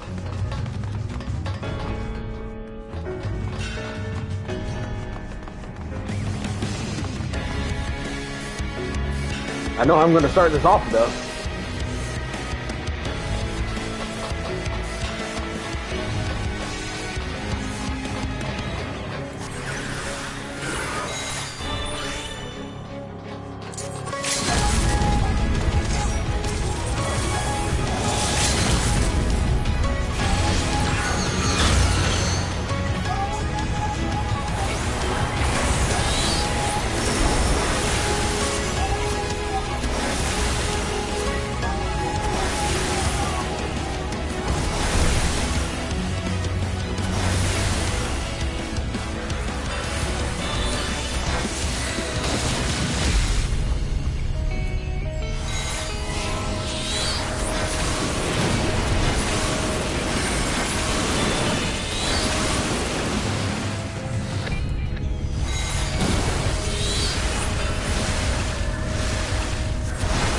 I think this is easier for me if I don't stand with them, because I have no idea what direction they will walk in.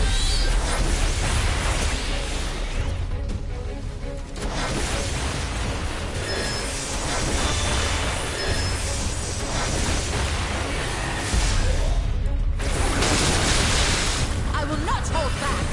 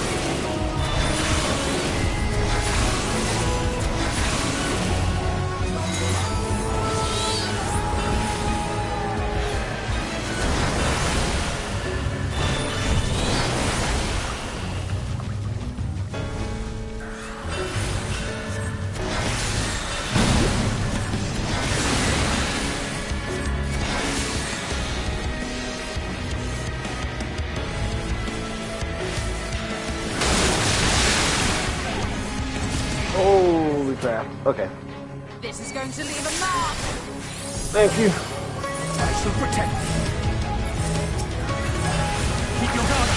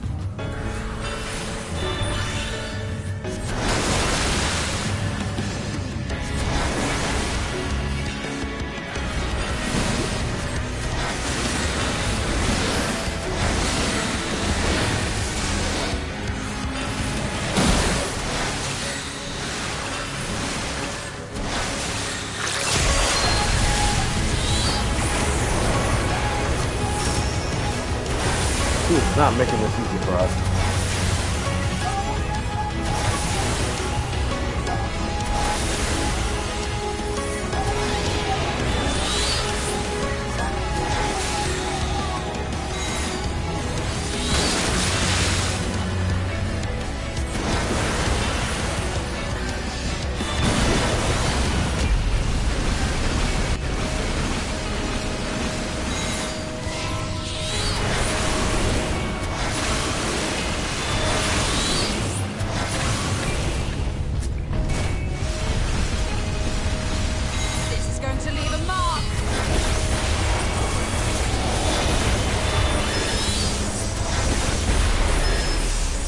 Oh, that was much complicated than I wanted it to be.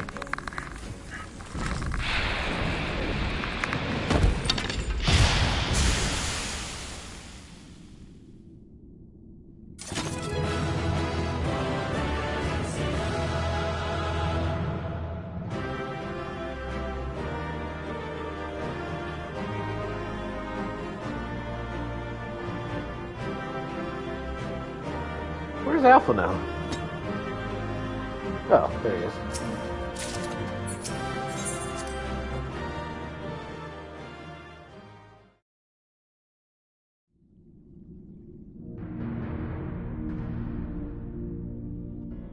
This structure must have served an important function. And here are yet more crystals. I too noted the crystal repository on the way. The Benthos seem to employ them in their spellcasting. In such vessels did the ancients preserve concepts, ideal forms to be drawn upon in the act of creation. That so great an abundance should reside here lendeth credence to Y'shtola's conclusion. This facility held great significance.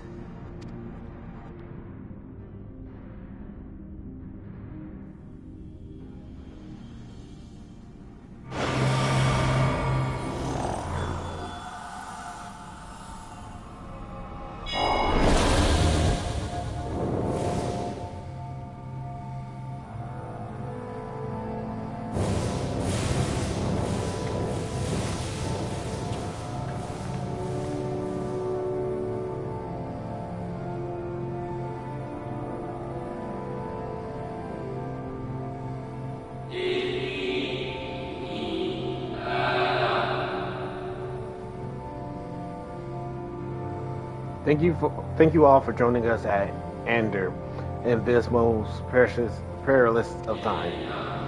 By the summoning of Zodiark have we been granted a reprieve.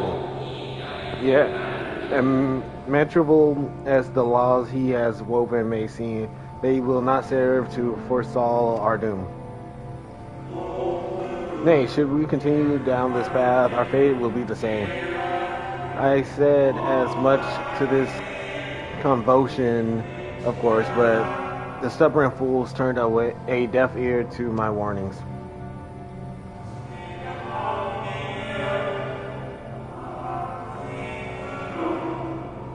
I had hoped that the defector at least would side with us, but I regret to report our overtures have gone unanswered.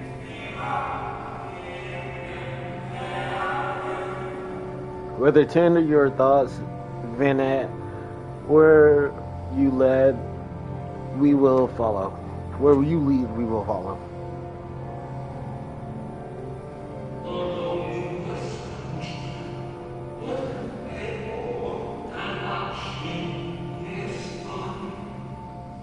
I shall not speak ill of the convulsion. They too seek only to secure the future of our star.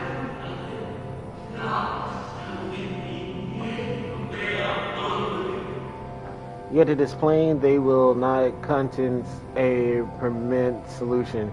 They begin the case, we must ask ourselves a simple question. Are we prepared to pursue our chosen course, even should this mean suffering the eternal condemnation of our brethren? If so, I see no further reason to demur.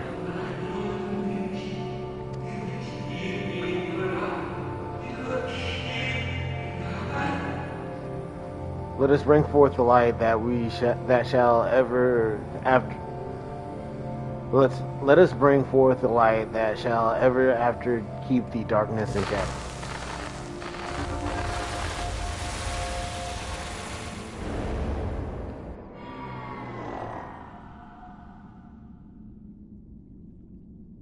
So, it was they who first summoned Hydaelyn. Their discussion did seem to imply as much, yes. I cannot say I have ever heard of this Venar before. For a certainty, Emet-Selch never uttered the name, speak though he did of the schism which Zodiark's advent wrought upon mankind. Some were of the viewpoint that his power must needs be restrained, and to that end did they call forth she who would serve as his shackles. We now know that it was this Venar to whom they looked for leadership. And that this place, in all likelihood, served as their headquarters. The presence of such intimate records attests to that. I would hear what else they have to tell us. All of it. Did anyone see the source of the image?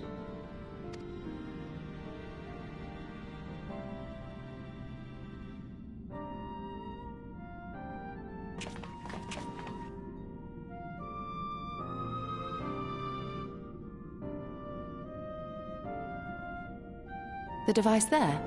Then let us see what other secrets it holds.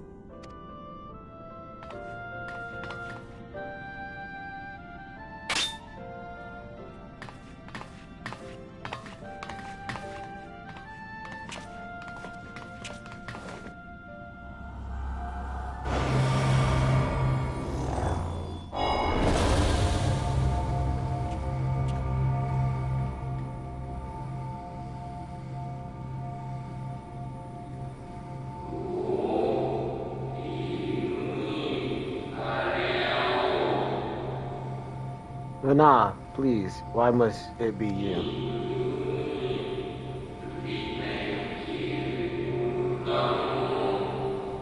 If I may speak plainly, I would sue it were any other.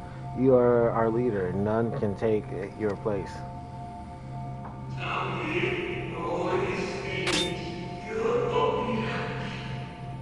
You know as well as I that but few support our cause. There are fewer than they who place their faith in Zodiark.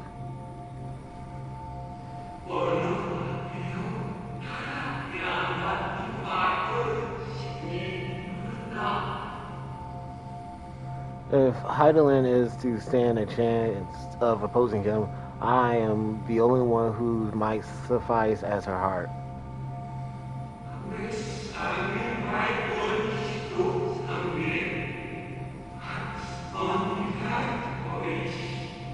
Rest assured, however, I shall not vanish from this world. The form I take shall ever remain my choice.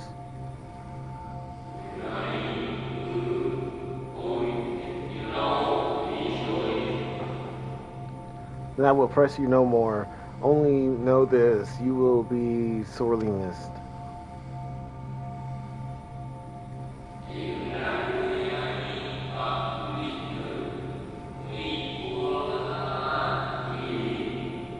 I wonder, is this how the conversation felt about Elidibus? Convocations felt about Elidibus.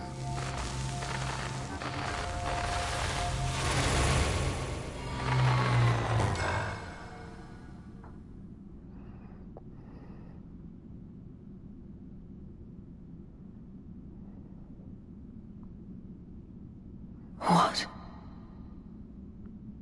Forgive me, but did that not strongly imply that Elidibus sacrificed himself to become Zodiark's heart? 7 hells. Then who or what are we dealing with?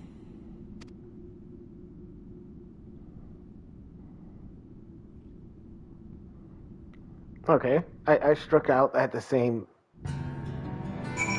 saying that Elidibus is Zodiark's heart.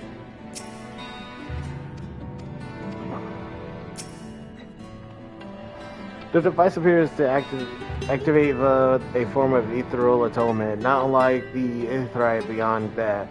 I can say little for certain say that we should take this opportunity to see what other records it contains.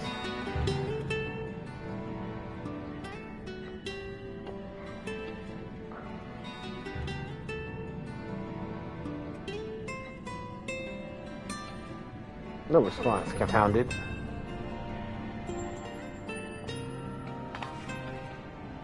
If I may, milady, the panel did formerly emit a soft yet peculiar glow, that it does so no longer may betoken the depletion of some essential energy within. Given how long it has lain dormant, I think it's fortunate it functioned at all. That may be, but if we can't get it to work again, we'll be leaving with more questions than we've answered. The white-robed emissary have ever named himself Elidibus, yet if the shade spoke true, Elidibus ceased to be, or even the sundering came to pass. This calleth to mind a truth that Emmett Silk did once reveal in passing, that the name by which we know our foes are not those given to the Ashians at birth. Rather, they are titles of office afforded to individual of merit at such times, as the role bequeath a vacant. Perchance that Elidibus at Zodiac's heart and the emissary with whom we are acquainted be not one and the same, but predecessor and successor.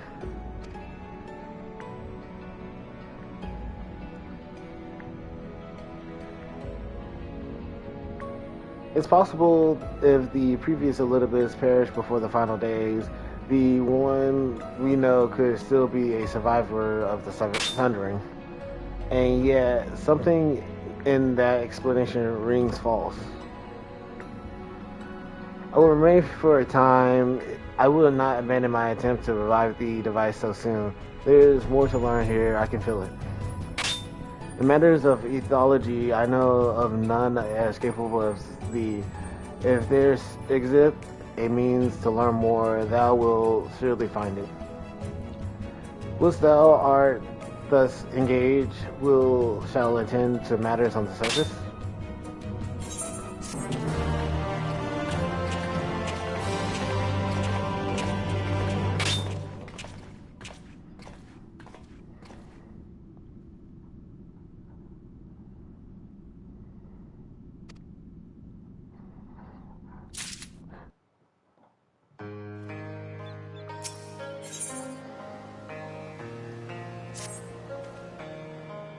Can we but uncover Elidibus' true origins, we may yet come to understand his design, and to that end, Y'shtola must needs be afforded as much time as possible, as she doth require to complete her investigation.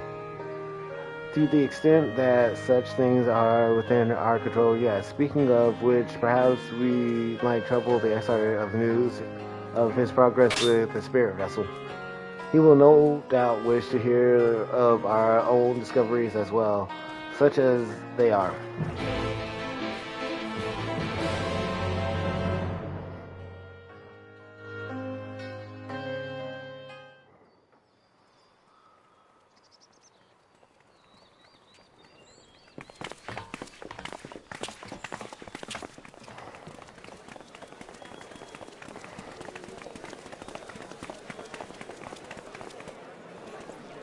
Dare I ask what's going on? Ah, excellent timing. For me, in any case. We have a problem. The vast majority of those gathered here are presently in the employ of the Guard or else one of the facets, and no longer wish to be so. In principle, all are free to change vocation at any time. But a city does require a certain number of people in these positions if it is to continue to function.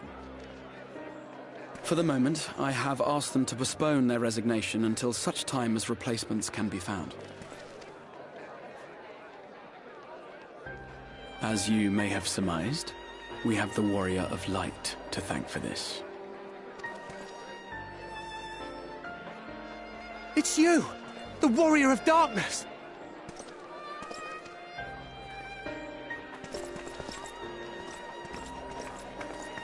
You understand, don't you? Someone's going to have to look after this place once you're gone. We just want to be ready to do our bit when the time comes. And not only here, but everywhere. Which is why we've got to get out there and lend a hand to those in need.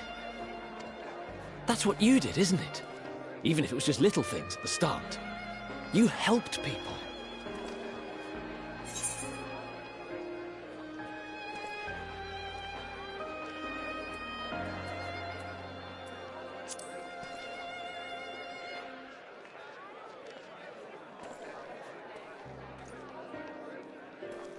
Strong and silent, just as a hero should be.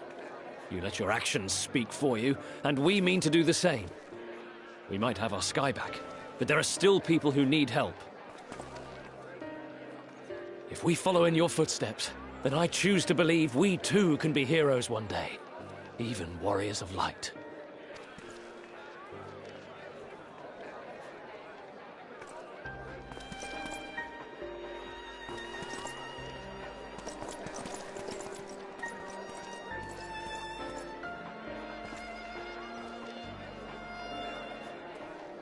What are we to say to that? We can hardly tell them they are mistaken. They seek but to do good, as you have. But no more can we stand idly by and suffer a paragon's scheme to proceed unchallenged.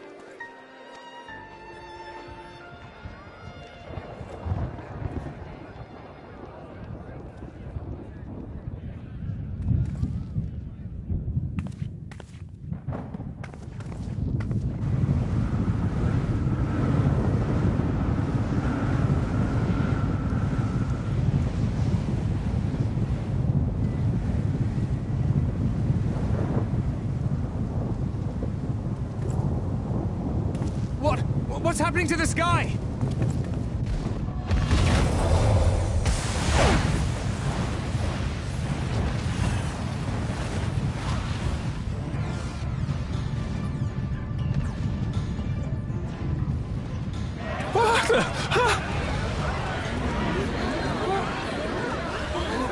Wicked White. Oh no.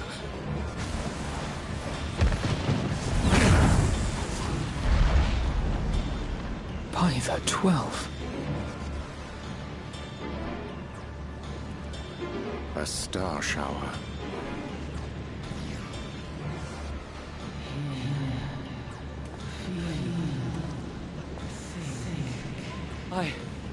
I hear a voice.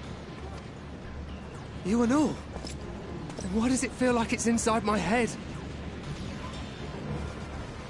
Hear, feel, think. I hear it. Me too. Did I not tell you, my friends? You are warriors of light!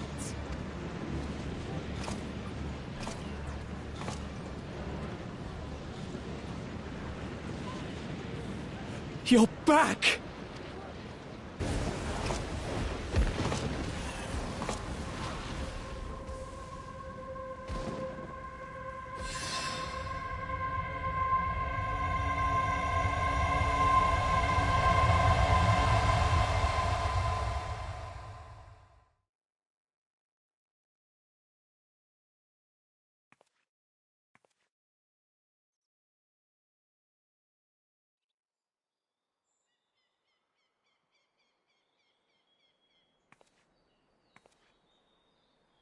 What you hear is the voice of light itself, and it has blessed you with its power.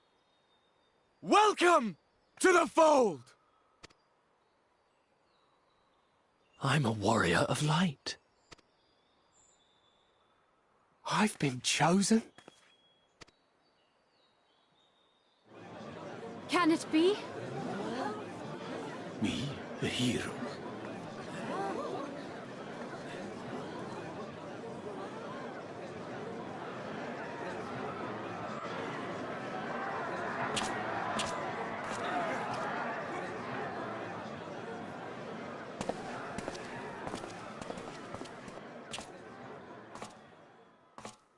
Wait!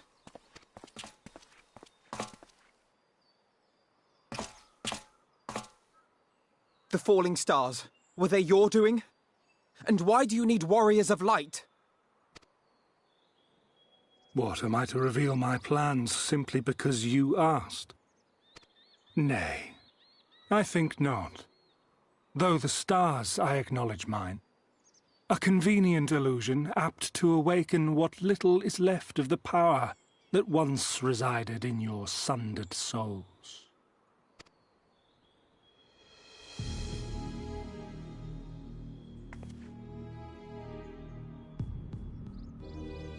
That which you and yours call the Echo. And an echo it is, of a symphony, but a fraction of what men in their completeness once possessed. Even those among you who tower over others in the gift have only the faintest trace of it. But though sundered and forgotten, through death and mocking rebirth, it has persisted. A whisper of our past, burned into your very ether, along with the sight of our end. Through the rekindling of memory, I have awoken the ability, just as Hydaelyn is wont to do when she has need of new minions.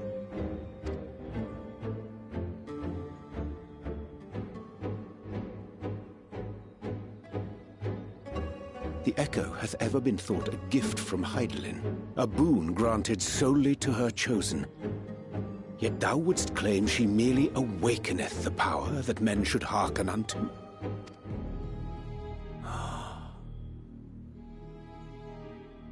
Her voice. Given the perceived simultaneity of her call and the awakening of her chosen's capacity to hear it, it is only natural that we thus attributed the source of the gift. Yet if, in truth, the Echo is a prerequisite for hearing her voice, one might surmise that her call never ceaseth, such that all who awaken to their innate gift might receive of the blessing of light at the self-same instant. In sooth, we bore witness to this but moments ago. At the sight of the star shower, full many in the crowd did speak of hearing a voice in their minds, did they not?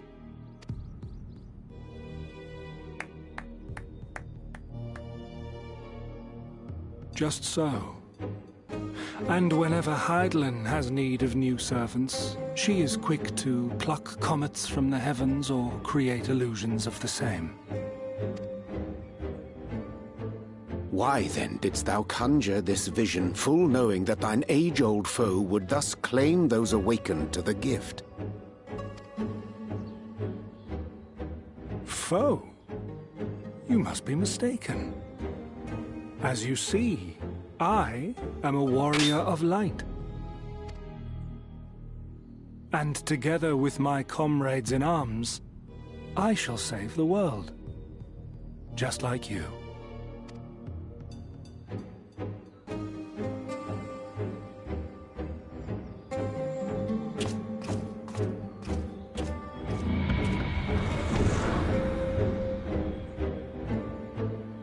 For a warrior of light, that is a very ominous exit.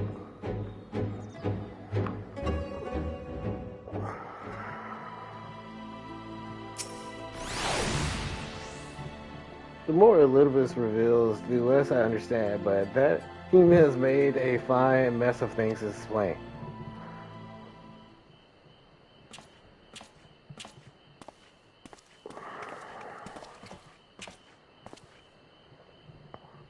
He is gone then. I've managed to persuade a number of our would-be deserters to reconsider or at least delay their departure, but as many are deaf to my entreaties, young Taylor and Bernard among them, I am sorry to say they have quit the guard. Nevertheless, I wish them all well Whatever Elizabeth's plan for them might be, the pair have only ever had the best of intentions. One can hardly blame them for thinking themselves heroes elect, not after having been blessed with the Echo. It is not as if they haven't shown the requisite spirit. I quite agree, though the impurities of their sudden departure may have been words falsely spoken. The men and women whose footsteps they would follow are heroes in truth. Warriors of light, Ardenbold yourself must have most of all. And so I would ask a favor of you. Speak with them ere they embark on their journey and furnish them with what wisdom you can. They've set off for the Amaro lunch, but you should still be able to catch them if you leave now. Worth the effort, I say. If I recall correctly, Raban took the time to usher you into the wider world many moons ago. I think that comparison rather flatters Thaler and Venar. But the point still stands that it would doubtless be greatly encouraged were the Warrior of Darkness herself to see them off. If thou art willing, I pray go, thou might safely leave the task off, unfolding that which did transpire at Amneris to us.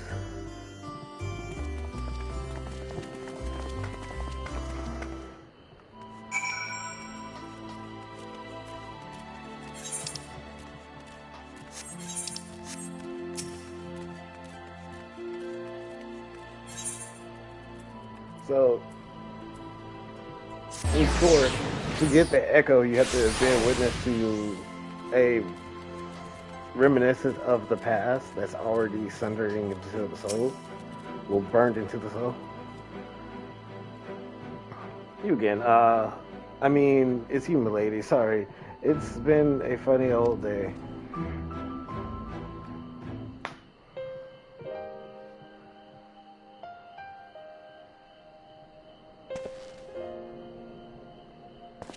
I can be sure we're taking those words to heart. I still can't believe it. You coming all this way just to speak to us. I swear we won't let you down. So long as it helps someone, we'll do what needs to bring out there, no matter how small. And when larger threats loom, we'll be ready to face them. You see if we weren't.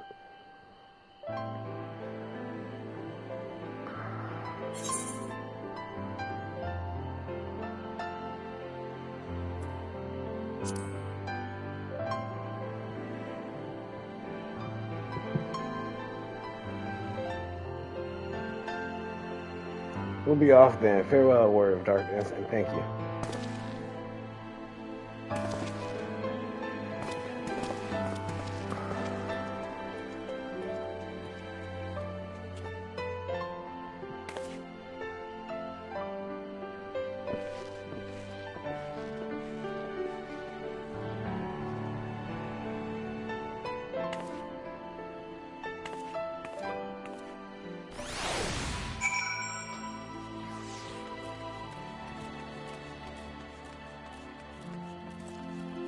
Seems weird that they're the opposite of Ardenbar's party, where the Rogadan is the warrior instead of the knight, or the paladin.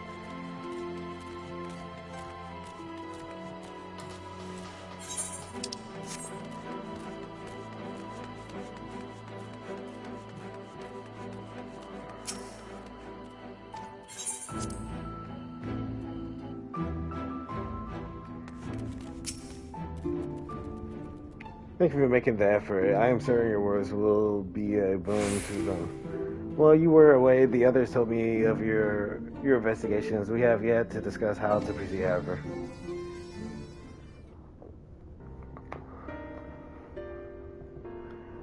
Well, your findings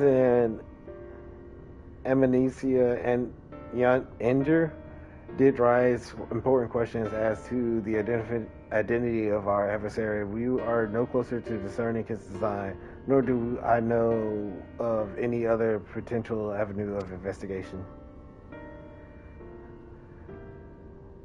For which reason we must needs trust to Y'shtola ingenuity and wait for her efforts to revive the ancient device to bear fruit.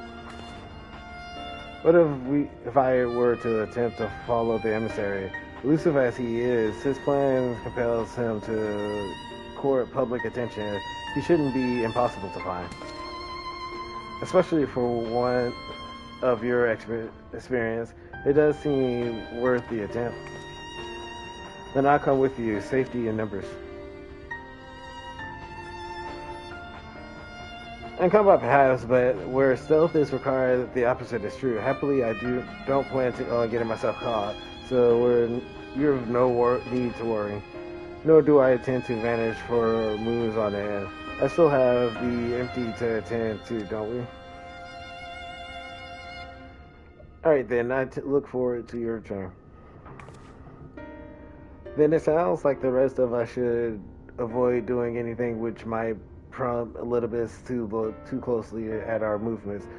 And so far as is possible, I recommend we limit our activities to the Castellarium. Speaking of which, Exarch, might I ask if you made any progress with the spirit vessel? Of course, we are plenty studying the principle underpinning memory transfer, and I believe nearing the requisite level of understanding. Dishearteningly, practical trials of transport methods suited for us with the vessel have yet to yield satisfactory results.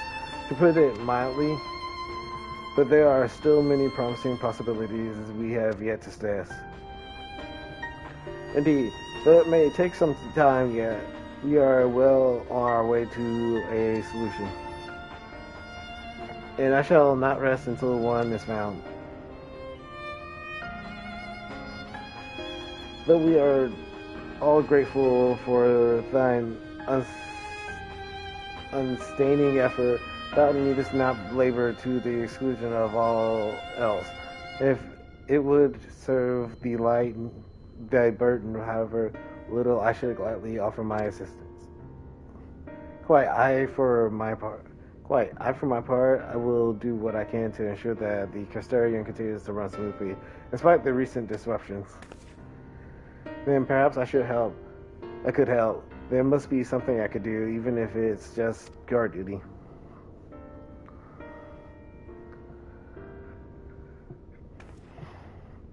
Thank you, all of you. I shall breathe easier of your assistance. Of course, on the evidence of recent past, it will not be long before some new crisis arrives to throw our plans into disarray, at which time your service will be particularly demanding. That being the case, perhaps you might take the opportunity to retire to your suite at the Pendants.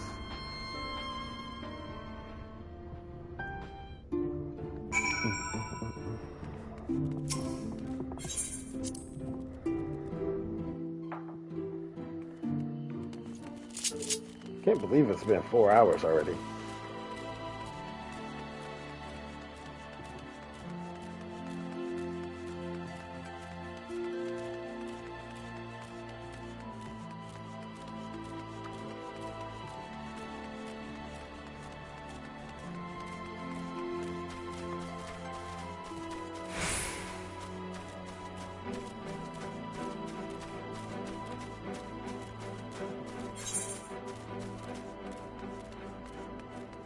What if Zodiark, though?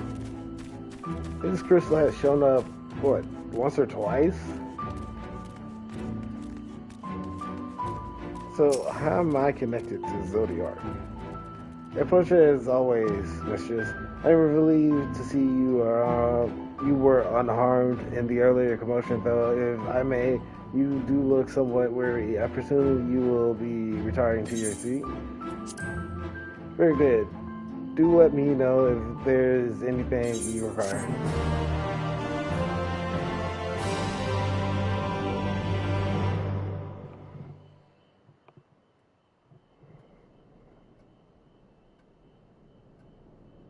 Strange not having a ghost in my suite, though.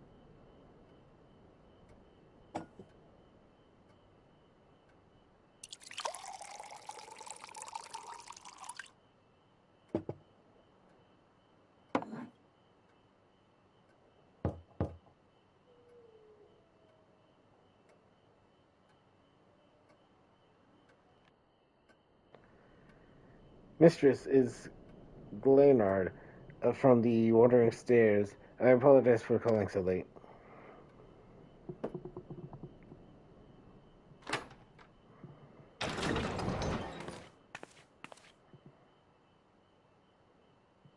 A friend of yours is asking after you.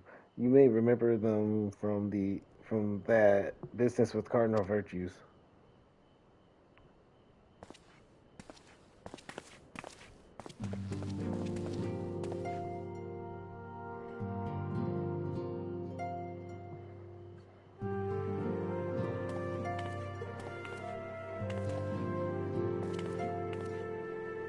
Forgive my late visit. I heard the man who called himself Warrior of Light speak.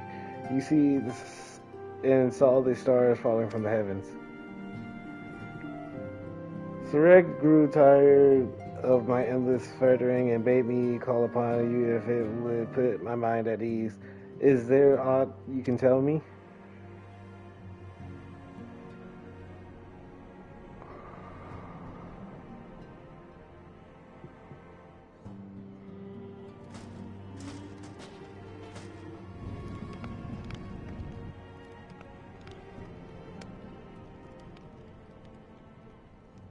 An imposter. I fear you might say that.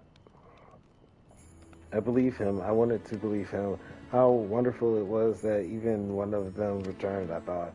Yet, if he is not the man you knew, then I'm sorry. I know all too well how that feels.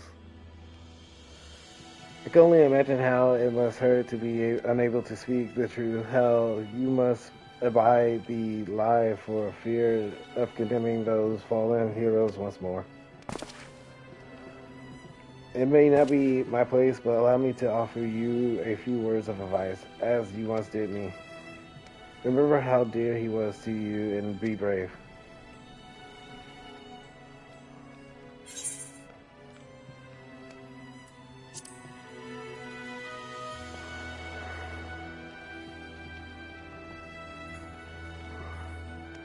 Oh, I'm not half as eloquent as you, but I hope that it helps.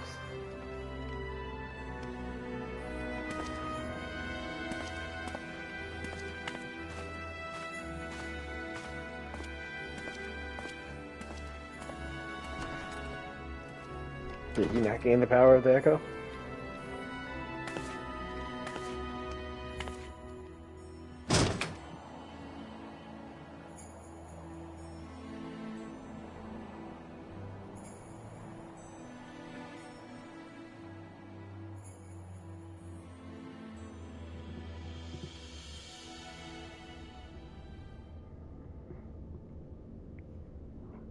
And Crystal Tower of Lucas? I don't know what that is. Oh.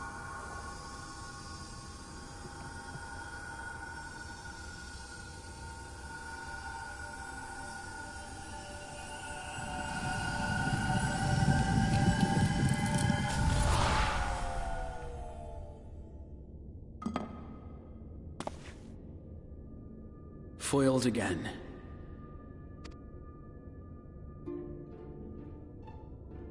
If I cannot imbue the infernal thing with my power via magical means, we may need to devise a way to infuse the vessel with my blood after all.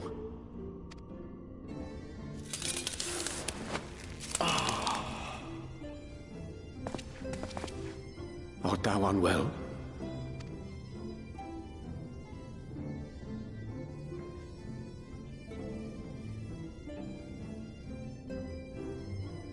Or perhaps a brief respite? It wouldn't do to overtax yourself.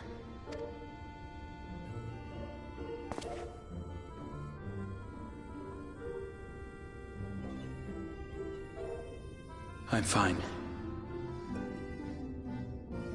And given to stubbornness, I'm afraid. Especially when I have a stake in the outcome.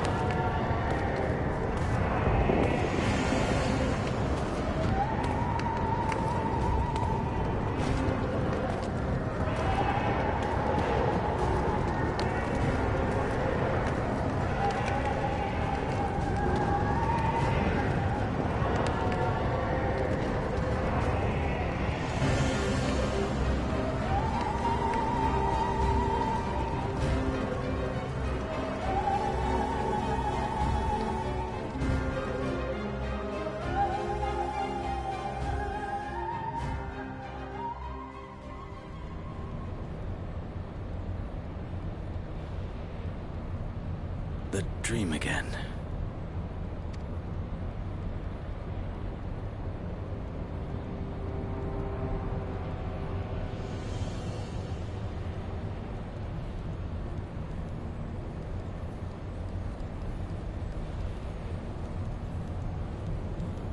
A recurring dream? They do so fascinate me. Might I trouble you for the details?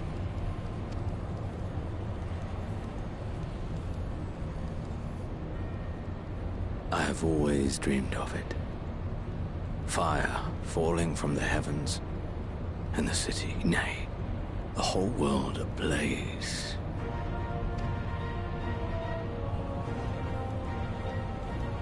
Indeed. Could Emet-Selch have found a way? Precious few possess memories of the final days. The final days?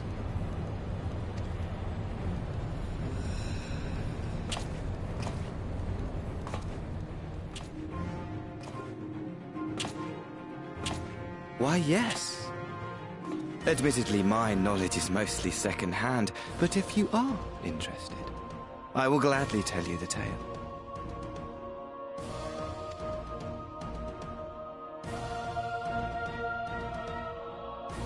The tale of the world's end.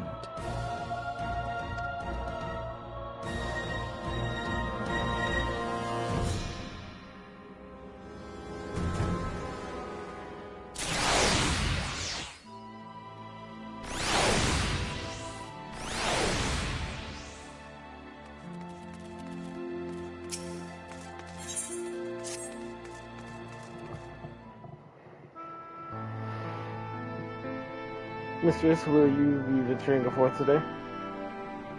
Do be sure to take care of if so. Though they say the Starshire was harmless, one can never be too careful. But I can see it is not for me to tell the Word of Darkness how to look after herself. What happens to you, understand? Ah, how very opportune. Greetings, my friend. Do you perhaps have a moment to spare?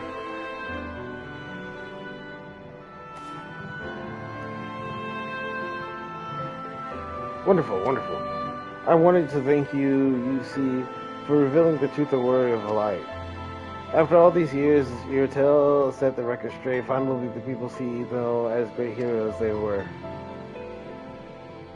Oh, the great hero he is in the case of Ardenveld. You too were surprised to see him, I think.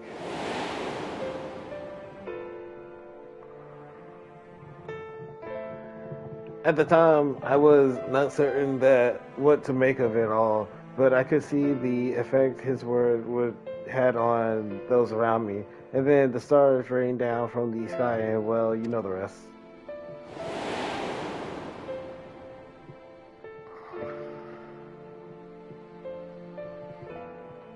When the commotion died down, you were nowhere to be seen, but I was determined to express my gratitude, and so here I am. Thank you for giving voice to the truth and restoring the words of light to their rightful place in history. Should you perhaps wish to have your account of these matters committed into writing, I would be more than willing to serve as your scribe. Indeed, if there is nothing I can do to help, anything at all, you need only say the word.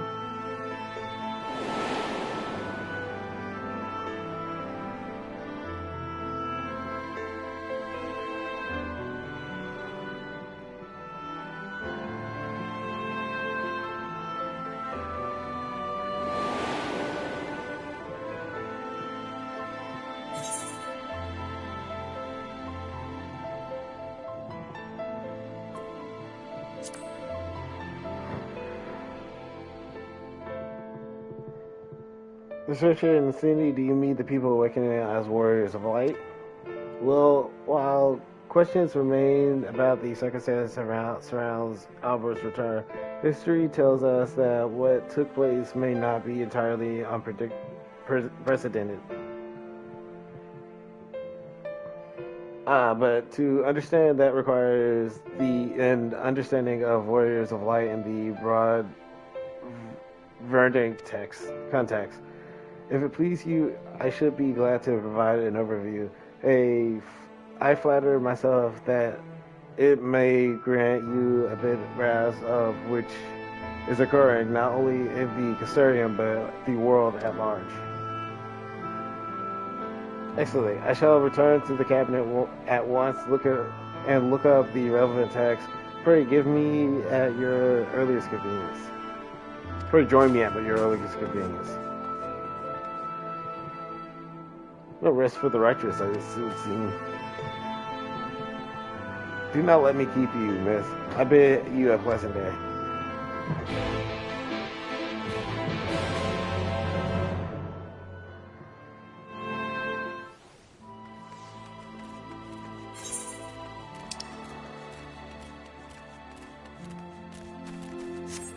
It is the cabinet.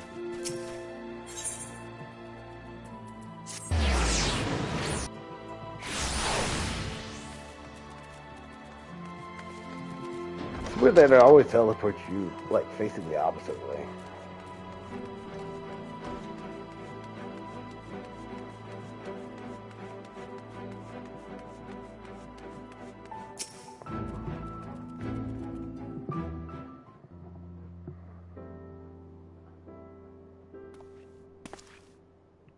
Excellent timing. I have but at this moment finished gathering the materials for our lesson.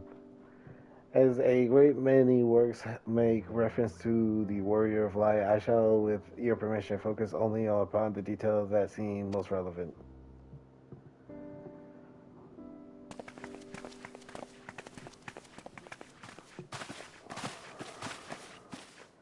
The Warrior of Light, you say? Forgive us, but we couldn't help overhearing.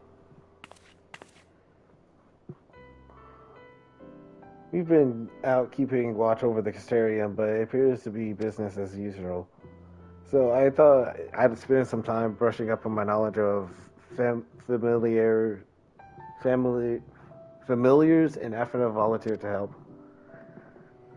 I actually came on a different errand, but I'd be interested in hearing about the Warriors of Light as well. May I join you?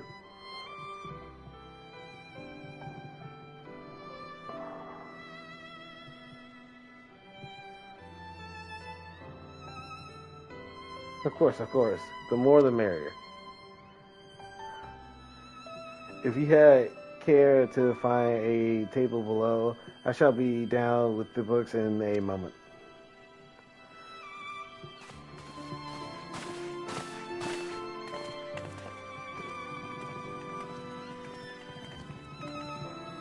It's a good thing I don't have to walk down the stairs.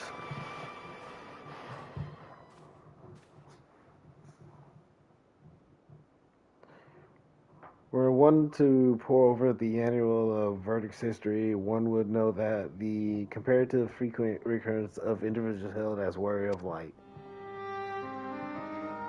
Ardenburg and his comrades required no introduction, but many others bore the epitaph long before them. To name but a few, there was Tolithwell, legendary first king of Lakeland, Rodford and Sellard, the fabled Drohan and Geldergrond duo of Verbrant, and no list of Verdict heroes would be complete without the Archmage Tyuna of Ronka, and older text, she too was called a Warrior of Light. It did surprise me how ready people were to forget the negative association of the title, but it makes sense if it's been around for centuries. Really, in past ages past, it was simply a synonym for hero. In the wake of the flood, however, light came to be regarded with fear. The title used not to exalt, but to reveal.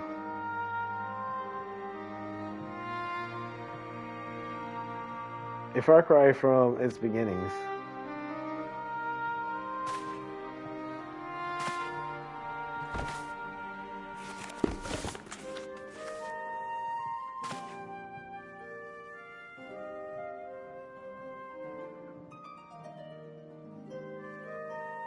This, my friend, is Norvron's oldest epic, the original tale of the struggle between good and evil. In a time when all lay shrouded in darkness, a prophesied hero rose to deliver the world from its doom. Fighting in the name of the light, the hero styles himself its foot soldier. Thus did he come to know as the Warrior of Light. Curiously, in the centuries that followed, the other heroes appear who claim the self-same epitaph, despite sharing no discernible connection with their predecessor. In time, Warrior of Light came to be known accorded to all men and women of uncommon skill or valor.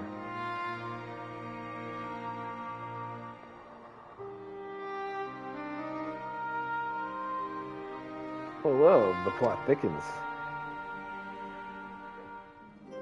As you know, the title of Warrior of Light is also used in the source, though the manners of which individuals have earned it are many and varied. Heroes have been honored thus since antiquity, nor does the custom show any sign of dying out, as you can well attest. It makes you wonder, doesn't it? It surely can't be a coincidence. Indeed not. Let us imagine a man who has awakened the echo and is able to hear Hydael's voice. As she styles him, so too does he styles himself a warrior of light. Of course, being blessed with the echo does not in itself make one a hero, and conversely, there will have been a few heroes who were not blessed with it. But such distinctions are immaterial to the masses. Over time, they came to use the title Warrior of Light and the word hero interchangeably. Sounds about right. It would be interesting to see if the theory holds true in the other worlds, if crossing the rift were that easy.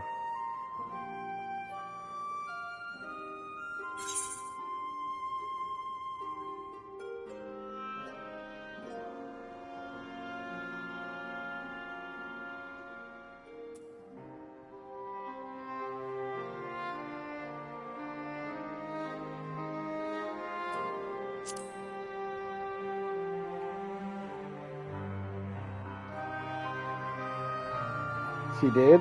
I've never heard her voice myself. But I can feel her presence, perhaps through Mephilia. At any rate, assuming all of this is true, there are common threads behind the epitaph. I doubt the Ashians will have been amused. To have the world at large associate light and by extension Hydaelyn with good must have added insult to injury.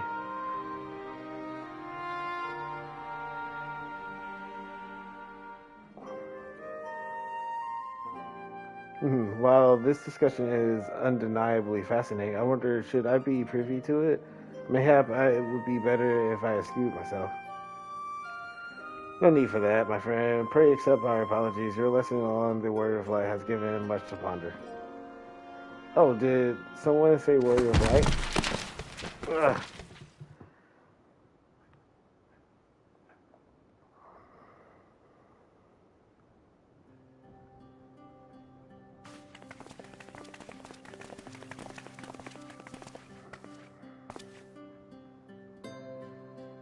Rikto, are you alright?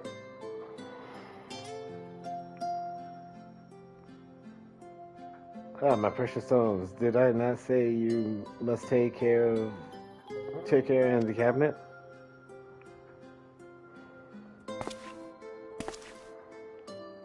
You too, Arkel Irwell. We're sorry, Master Morn. Aren't you the Warrior of Darkness?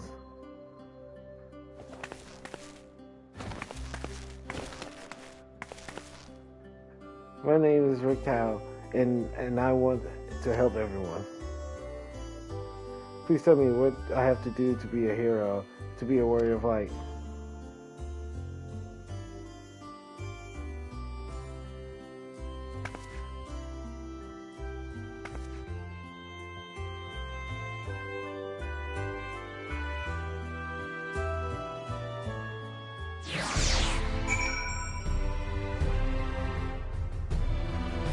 Good thing I didn't have to answer that.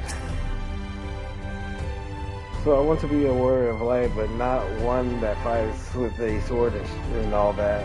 No, I want to be the kind that fights with potions and heals people in apothecary. And I'm going to help everyone in Casteria know all of Nova. When I told Arco and Irwell this, they said that the cabinet should have lots of tomes about potions. But this place is so big, we don't have the faintest idea where to begin searching at this rate. I am not going to get anywhere. If one knew where to look, one should indeed be able to find treaties on potions here. Even so, I fear they may have proved a little difficult for one so young, but See, Warrior of Darkness, perhaps you might accompany Rikto to Recursi. Rather than through tolls, I believe she stands to learn more by observing a Shuriken at their work. Sounds like a plan. It seems we finish here, so what comes with you?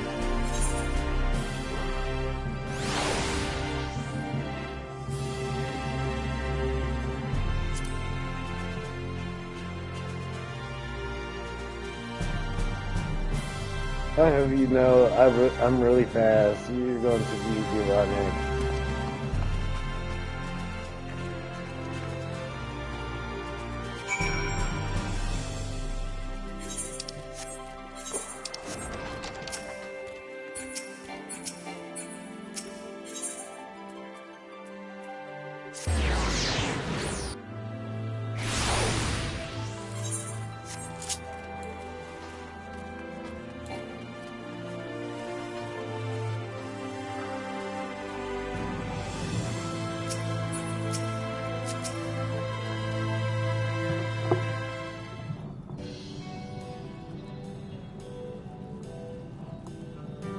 Well now, to what do I owe the pleasure of so many bright-eyed visitors?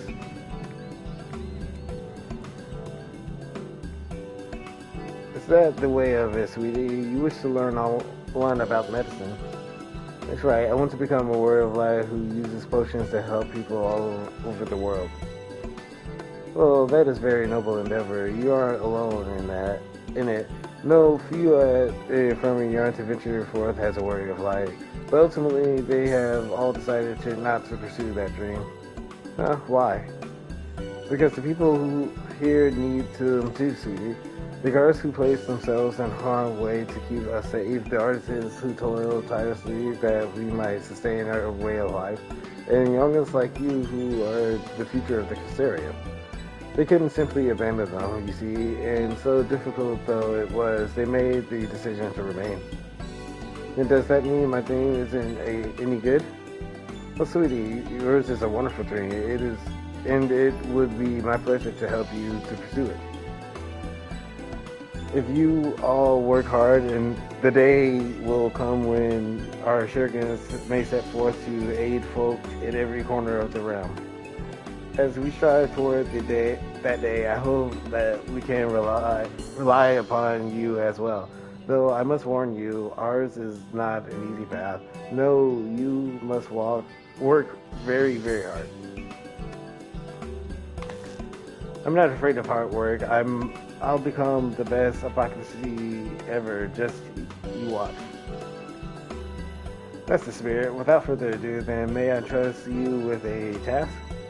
I have placed an order for sweet sieve for a potion ingredient, and I would like you to go and collect it. Oh, and ingredients, leave it to me, miss.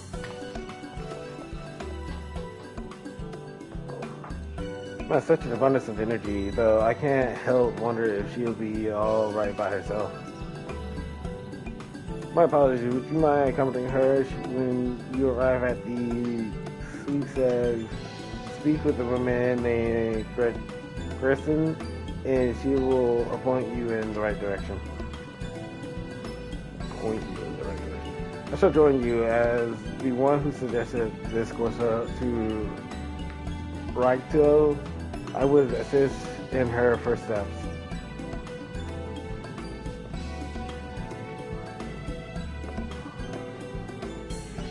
And what about you two? Are you coming along too? Well, we do want to become warrior allies, just not the same kind of Rico. So we'll wait for you here, Warrior of Darkness. When you return, please teach us how to fight. In that case, Ren and I shall keep them company and take the opportunity to ask about their aspirations.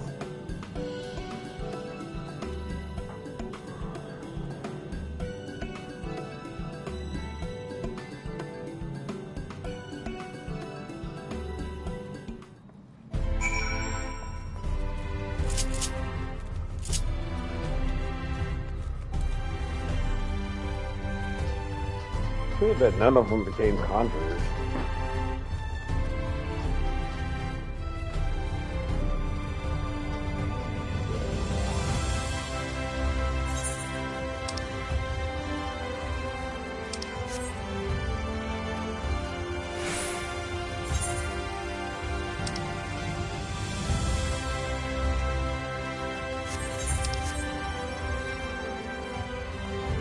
They got some really neat tricks of rope stuff.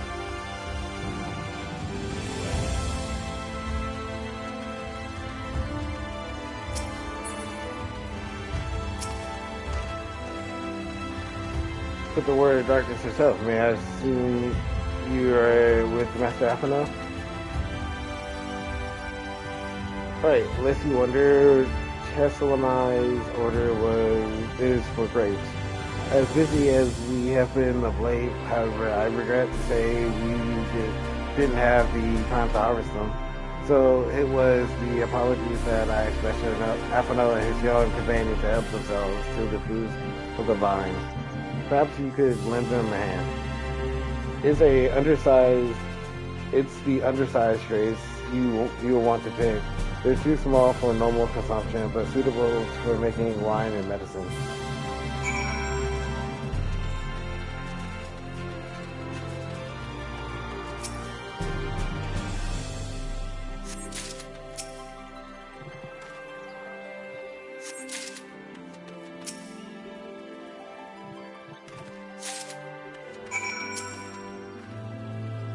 Oh, you're here too? We're picking little grades. Just quite fun.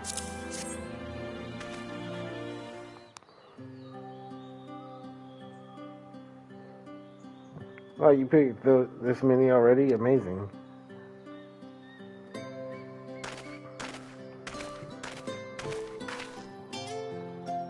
I just say we have enough between us. Shall we take them back to Chessmile? I can't wait to see what she's going to do with them. Tell me, Rick, what made you want to become an Apothecary and a Warrior of Light?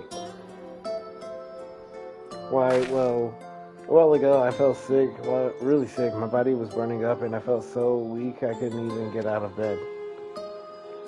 Then a traveler apothecary came and gave me a potion to drink. It was the foulest thing I'd ever tasted, but it made me get better. She was so brave, the apothecary. I mean, she went around taking care of people even when it was dangerous, and I decided I wanted to help people just like her. So I started brewing potions out of grass and giving them to my friends, but it didn't really know what I was doing or if there was anything else I could do. Then, not long ago, a neighbor told me he was going to become a warrior of light and go traveling the world helping people. And I thought that's the same as what I wanted to do. I see. Out of curiosity, what did your neighbor do in the end? Tyler? I haven't seen him for a bit, so he must already be out there looking for people to help. Tyler is one of the guards awakened by the star shower.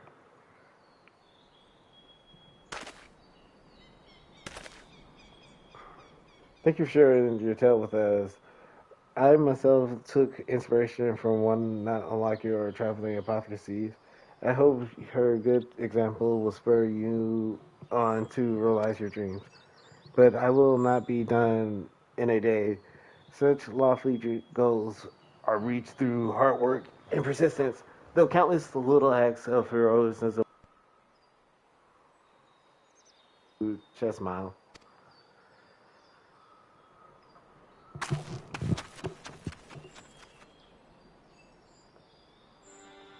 It would seem I have been laboring under a misapprehension.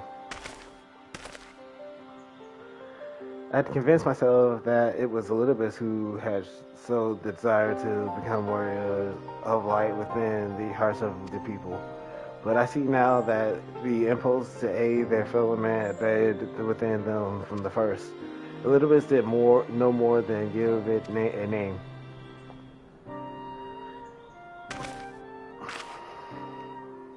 And so he kindly proclaimed, we must return to our own world ere long. With the exarchs laboring tirelessly, I doubt not, but what a way will be found. Yet I believe I speak for us all when I say I cannot leave in good conscience, not until we have dealt with Elidibus.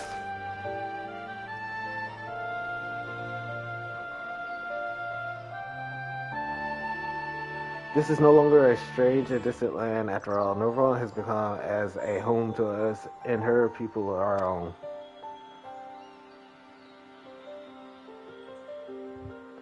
Let us return to Spirit Grexy. What wouldn't do to keep your admirers waiting?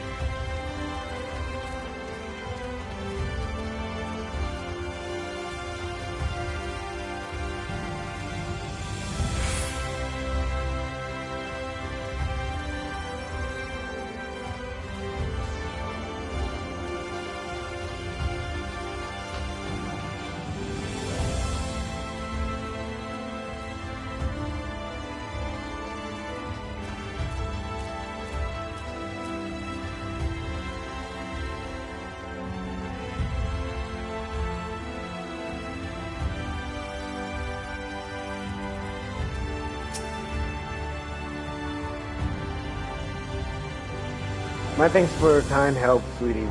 We now have all the ingredients we require. From the base, we shall make a vinegar to which we will add elf grass and a few other herbs to produce a infuriating syrup. Though it is unspeakably sour, it does wonders for the constitution.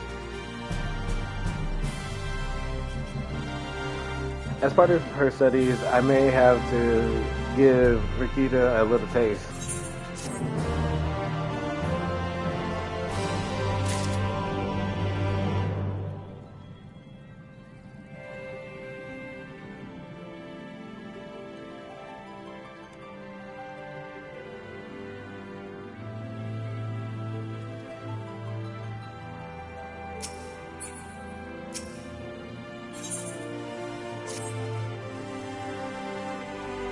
Warrior of Darkness, if you finish helping Ricky, won't you show us some fighting? Not play fighting, but honest to goodness fighting. We already have some enemies that you can deal with. Vampire bats, the guards say they're becoming pests around the Castellarium of late. We tried to sneak outside and hunt them, but the guards caught us. But they shouldn't mind if you were doing the fighting and we were just watching. The children told us as much while you were away, and in preparation of Chessa kindly furnished us with some lures for the bats. While the creatures won't give you any support, bear in mind that the younglings will be watching that to say, put on a good show, yes? Right, let's head outside at once and everyone shall follow me. Alize, wait, just say, come on then, children.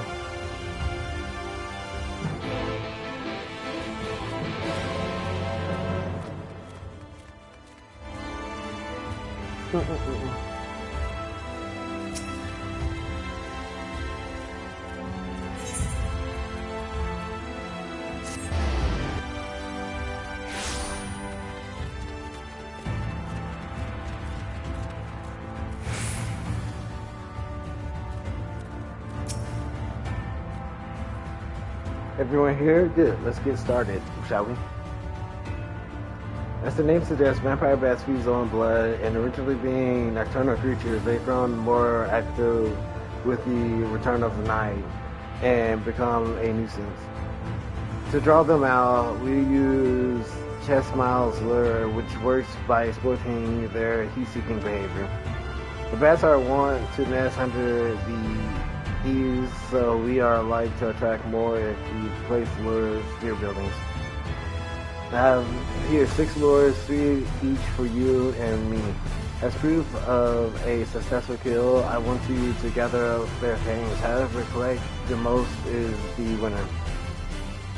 Oh, you're hunting too? Yes, well, there's nothing like a friendly competition to bring out the best in the adventurer. Anyway, while we hunt the bats, the 2 of you are to stay with Serene. She's really strong too, and will keep you safe. Without further ado, then let the contest begin.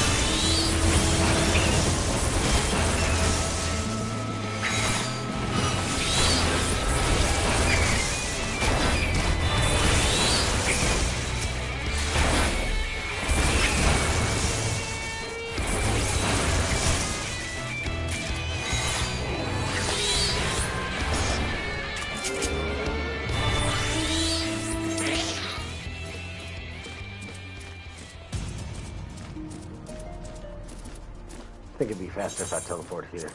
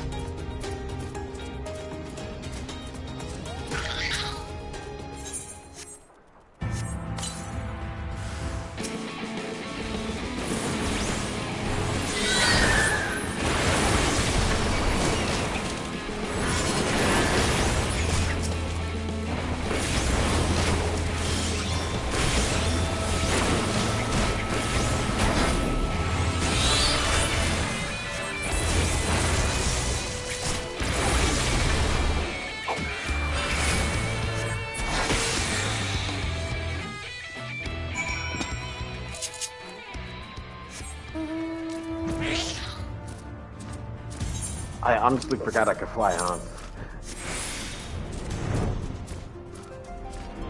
I was like, well, yeah, I'm awake, man. I can fly here.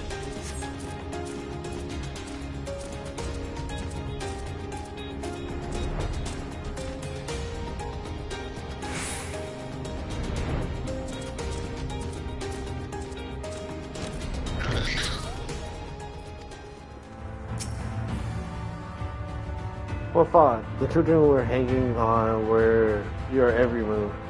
As to be honest, though I know the tally may I see your fames for a good measure.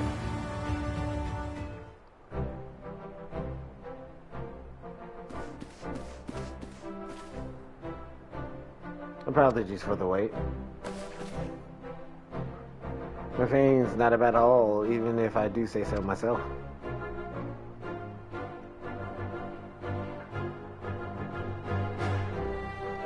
5, 6, 7 fames from Alizé, which means that we have a draw. Also collected 7. Why does this feel even worse than losing? Just another measly thing, and victory would have been mine. Don't look so surprised. I have no intentions of remaining lost in your way forever, you know.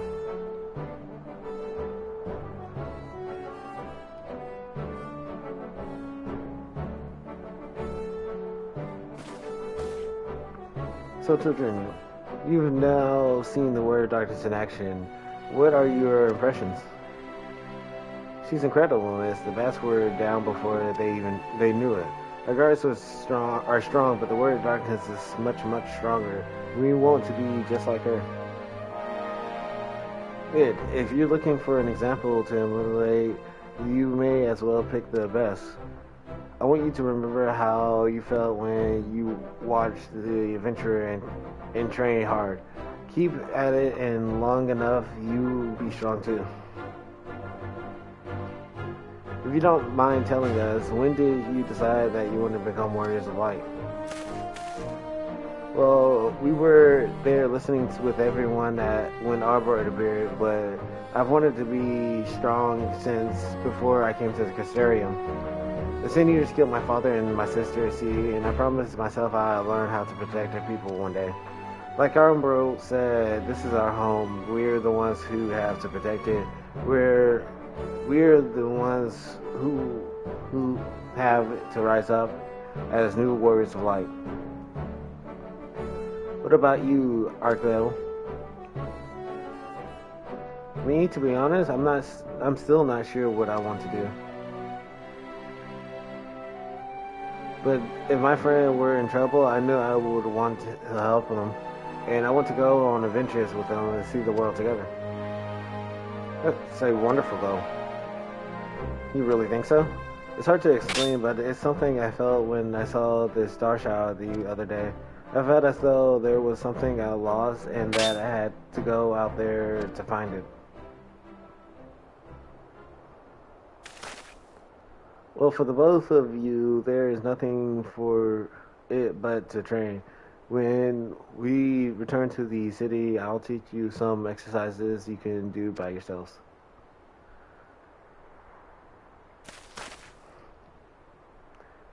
Thanks for showing us your fighting skills, Warrior of Darkness. Well, we'll never forget it.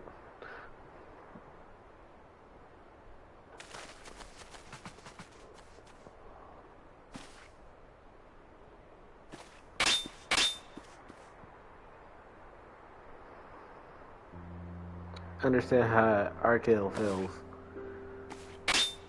The Star Shroud didn't awaken me to Hydaelyn's voice, but that vision of the final days of Amaranth burning, it filled me with the sadness to the very pit of my being. Things I once knew, people once loved, promises I once made. I felt as though long-forgotten memories were dancing on the edge of my mind, but when I try to focus on them, they simply fade away. An effect of having a fractured soul, I shouldn't doubt, but least you worry, I'm perfectly happy to remain fractured and have no intentions of donning an Ashian's mask. I just wish we knew what Elidibus was plotting. But look at this pair of incurable brooders. If we are going to stand around lost in thought, we may have well do it back in the city. Rest assured, Ren and I will take the children from here. Their heads will be in the clouds after meeting you, but we'll see to it that their feet remain firmly planted on the ground.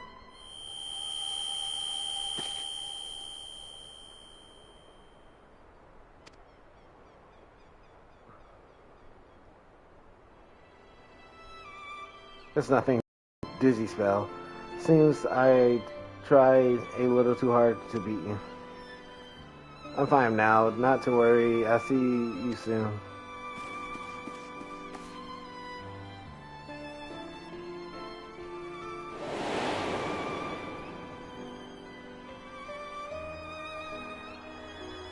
As you ponder Alisaie's words, you are taken back by an urge to revisit the scene of that fateful meeting.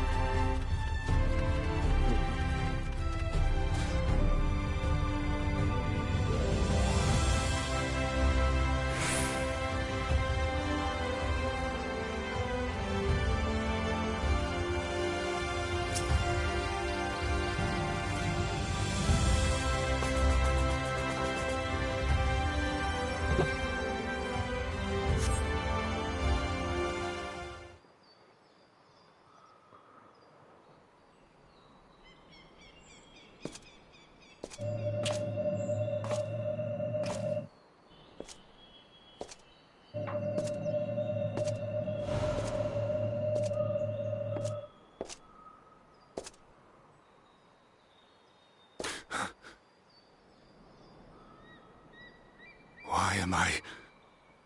Was it you who called me here?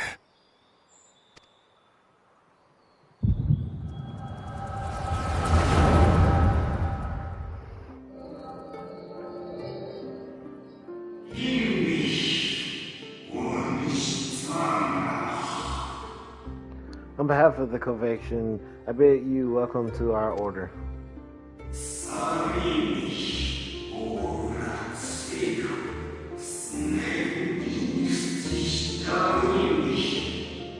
At times you will stand with us, at times you will stand against us. All that you might steer mankind in the very star upon their true course.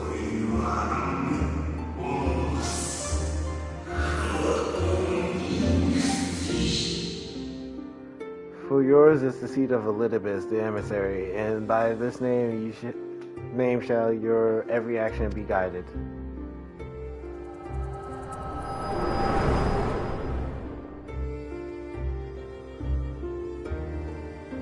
So you peered into my memories. No matter. You will have found little of import. But I see you intended to summon me here no more than I intended to come. The fault is mine. Such is the burden of hope.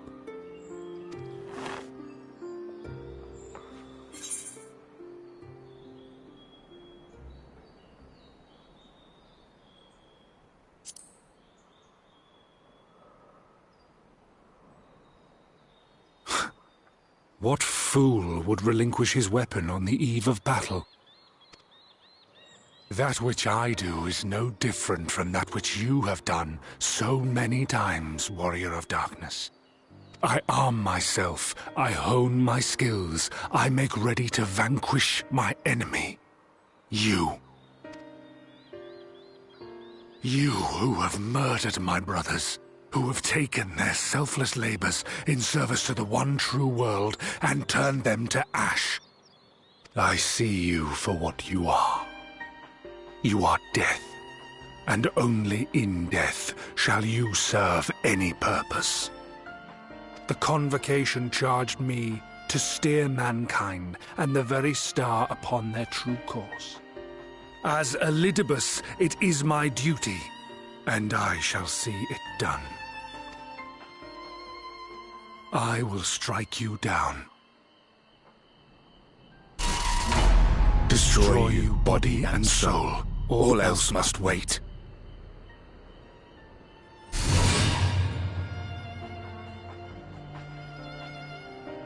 Ere long I will come for you, Warrior of Darkness, and I will save the world.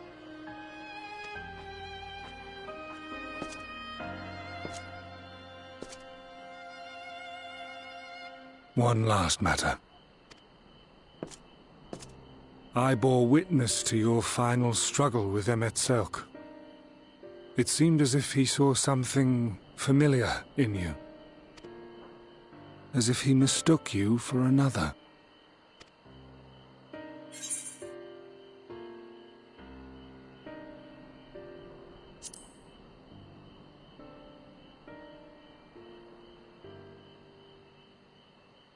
No. I recall not of whom he spoke. Mayhap I never knew you. Or mayhap it is another fragment lost. Ah, I wasn't aware you already had a guest. If the conversation is constructive, I shall not intrude.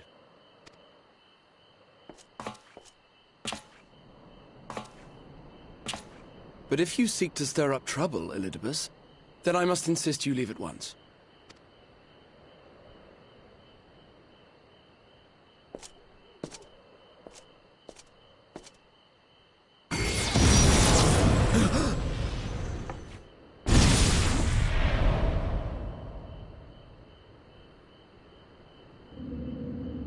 Though you lack her blessing, your soul is surprisingly dense.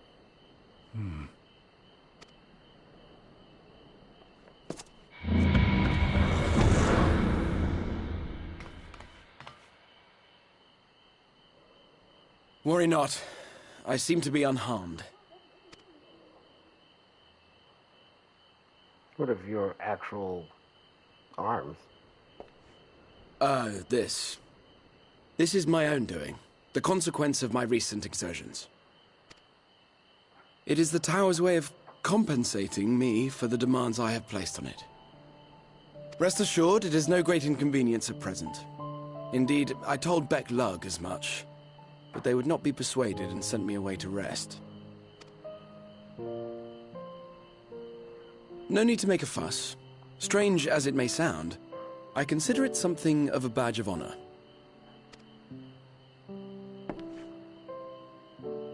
One of the brave souls who saw me delivered unto the First once said that the world shall ever have a place for tales of heroism so long as we have need of inspiration in our lives.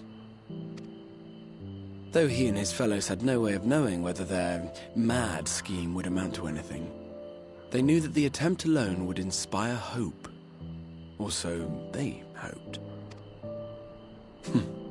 A more optimistic lot one would be hard-pressed to find. They said they would find a means to save our God's forsaken world, just as soon as they had sent me on my way. Said it with such confidence that, for a fleeting moment, I half believed them.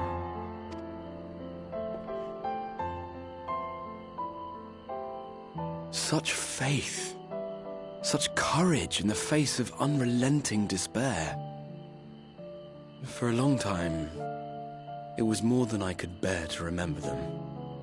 But having come this far, having sent full many on their way myself, I see things more clearly. To take action is to hope. To believe, to choose to believe, is to take the first step towards a brighter future. And why do I tell you this? Because I want you to indulge me in a little recklessness. Needless to say, I have a plan. And when all is said and done, I will ask yet another favor of you.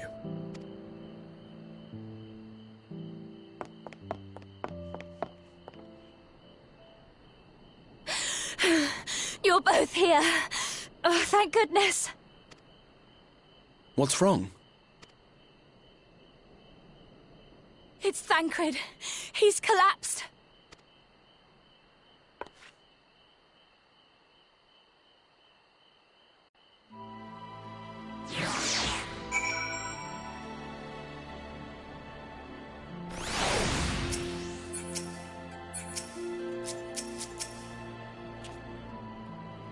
He seems determined to not allow us a quiet moment, but come, let us have the details ring.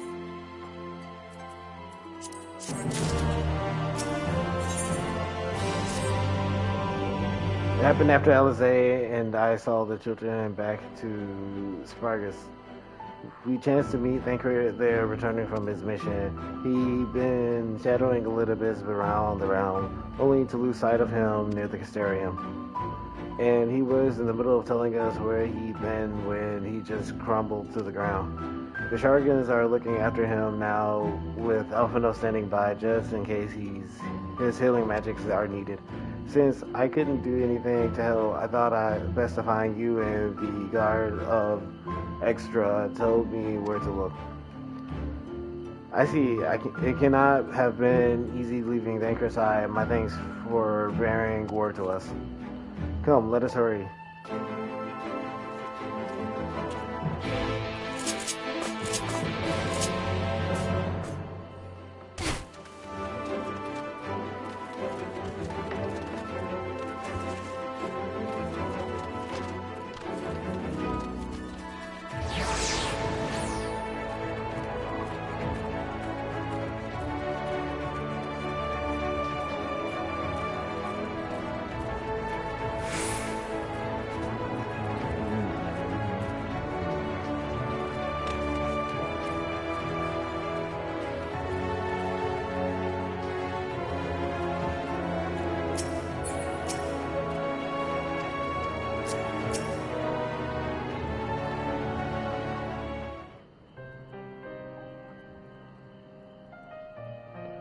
They dragged you here too, did they? My apologies. How do you feel? Embarrassed, but somehow otherwise well enough. I won't be staying overnight. This episode was not the result of any injury I could find. Thancred's ether, however, did show signs of instability, and I did what I could to calm the fluctuations. And all of this happened without warning? Not exactly. You will doubtless recall the time Urianger nearly drowned and I gallantly went to his rescue. When the water-welcoming charm failed, he was tired, as were you, when you got back. We were both spent, yes, but on account of which you begged us to rest, which in retrospect may have been a good idea. The fact is, I've been experiencing regular bouts of lightheadedness ever since, but there was no actual fainting until now.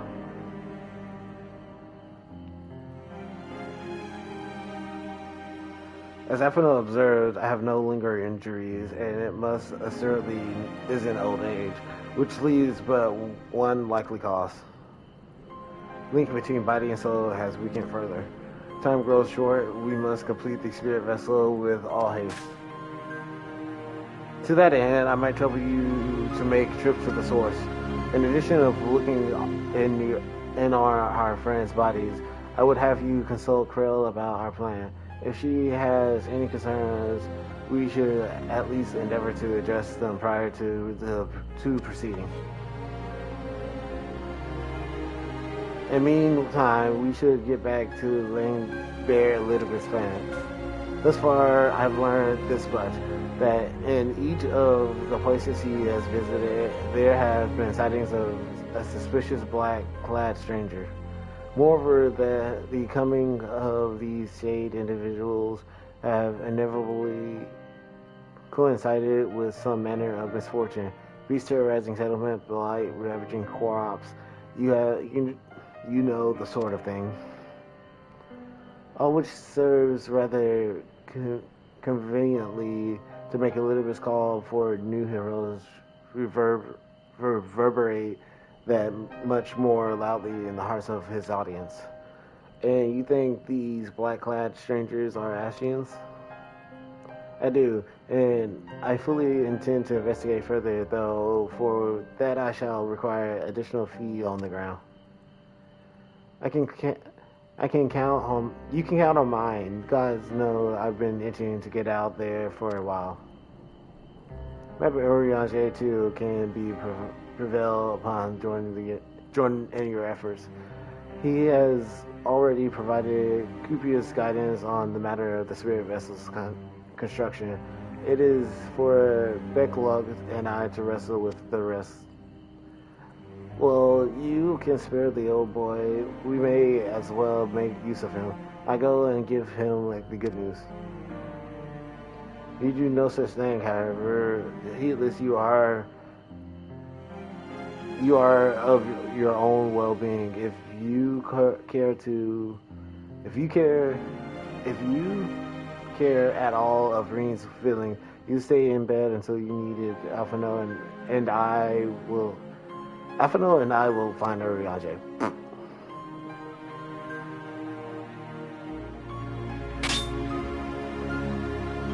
All being well, we will have news to share by the time you return. Safe travels.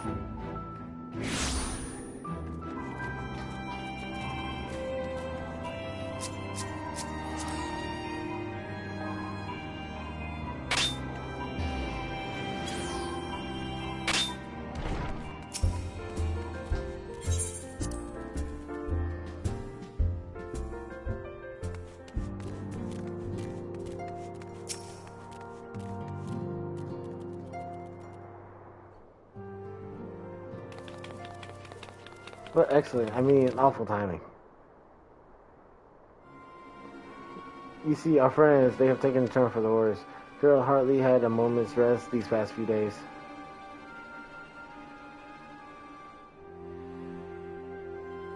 She didn't want everyone to worry, so we've been keeping it quiet. Oh, but listen to me. I call myself a receptionist. I haven't even bothered to ask you why you're here. So they think the spirit vessels will be ready soon. They want to make sure there are no problems at this end. You better talk to Crow. She with the others in Dawn's Respite. Let's go and see her. Just prepare yourself, alright?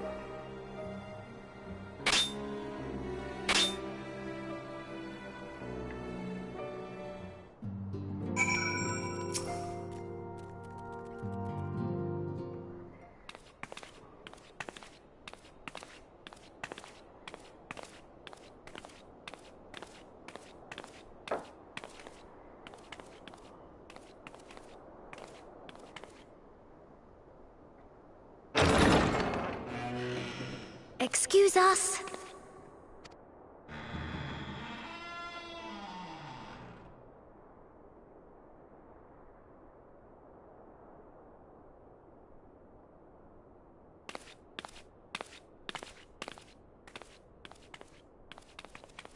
This way.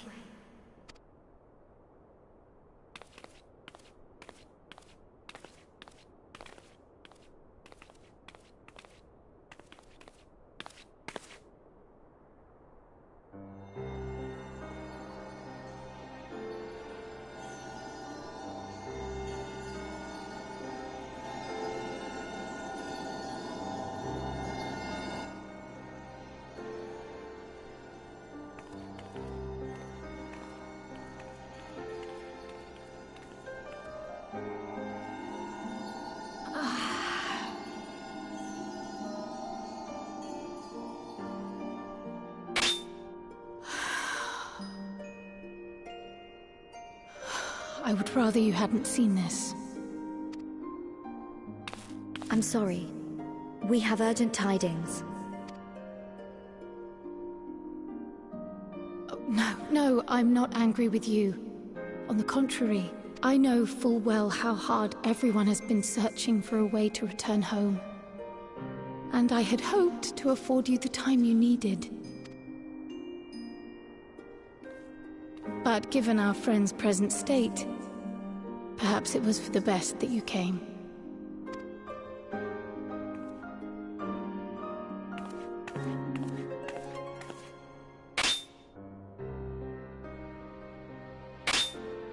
Stiff and cold, all of them. As if they were made of wax, barely alive at all.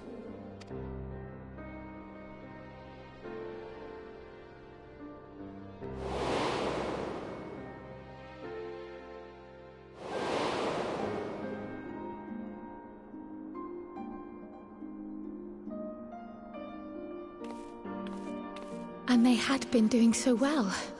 Save for occasional signs of etheric instability, they appeared to be in passable health. Then, quite without warning, things took a turn for the worse. A change for which even Master Matoya could offer no explanation. She could only remind me that the soul is yet an unknown frontier, and that much and more lies beyond our ken.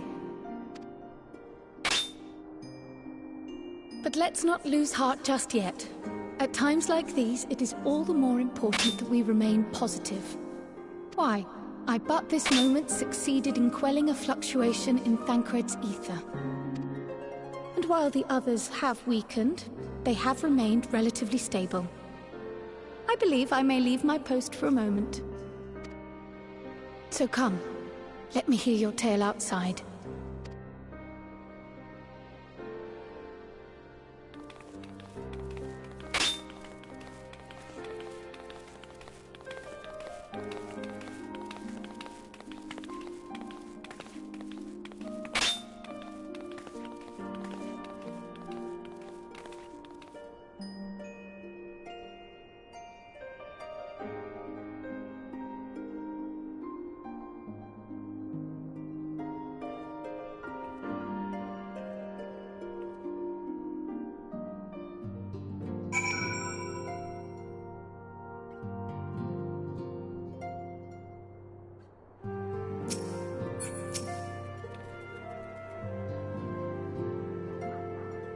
What news from the first?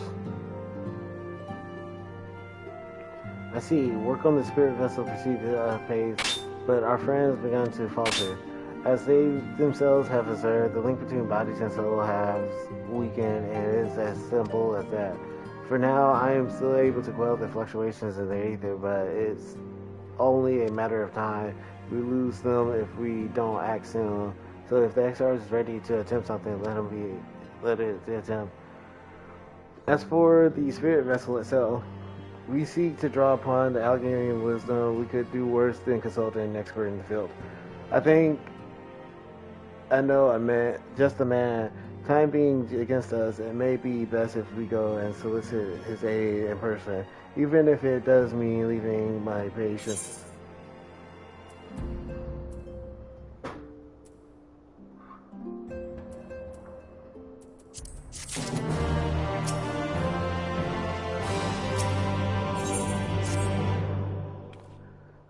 could you spare a moment while Krell go and finds this experts of hers? I mean, there's a gift I was hoping to send to our friends in the first UC, and since we might be waiting for a while, I wonder if you would mind giving me a hand with it.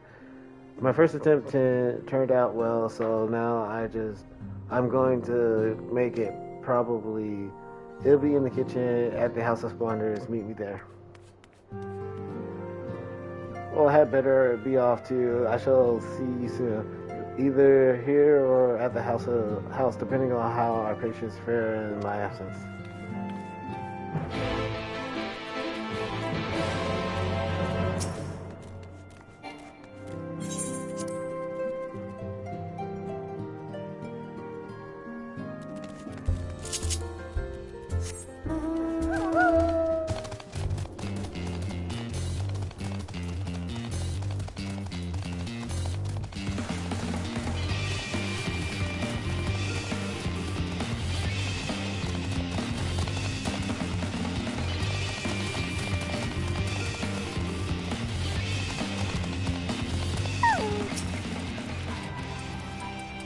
There you are.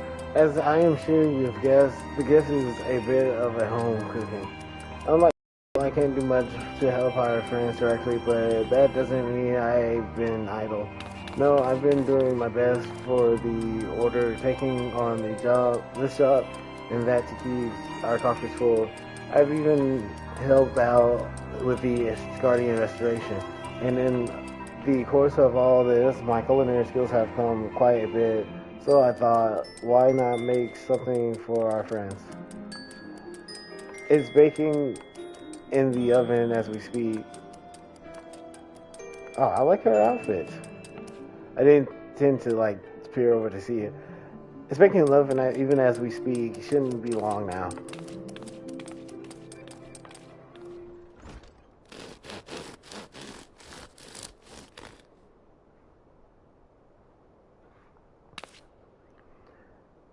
They're baked to perfection, even if I do say so myself.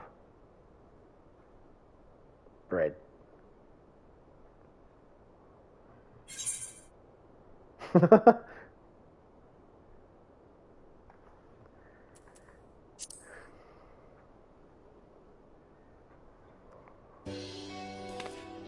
It is bread, silly, and not just any old bread. This here is old world bread, Archon loaf. To be precise, it's what they eat over in Charlian. Simple fare, I admit, but I thought it would remind our friends of home. If nothing else, Krell tells me it's a good source of ether, so it should lend them a bit of strength at least. There truly is nothing like the smell of bread fresh from the oven. Krell, and if it isn't Rambora's too. Trust you require no introduction either. Greetings, my friend. I'm full glad to see you well. I confess I have a long list of questions to ask you, but I will endeavor to contain my curiosity for the present. I understand our mutual friends is struggling with the application of certain Algian technologies. I've been keeping Rambo's appraised of events in the first. Suffice it to say, he knows about the S-Arc. If anyone alive can provide insight into this matter, it is him and his fellow sons.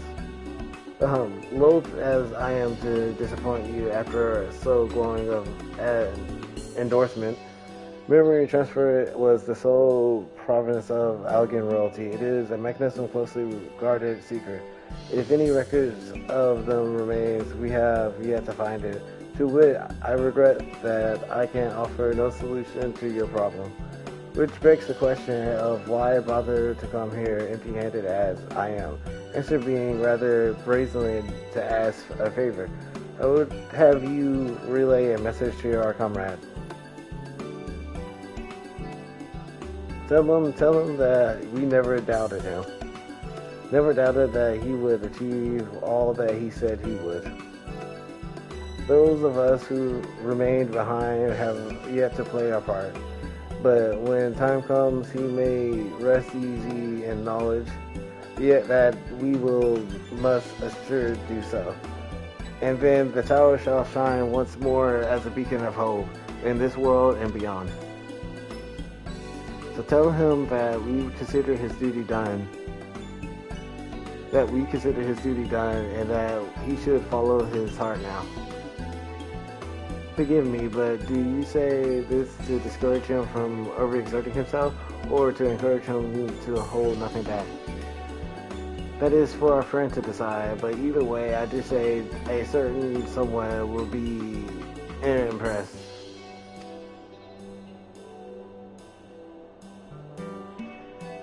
Well, there you have it.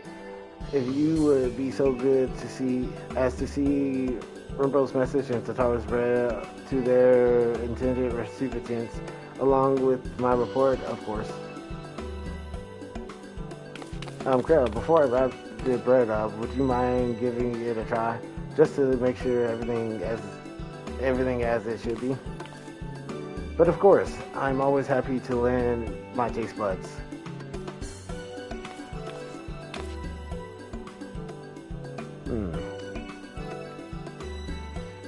Excuse me, Rembos, as a fellow Stallion, may I trouble you for your opinion?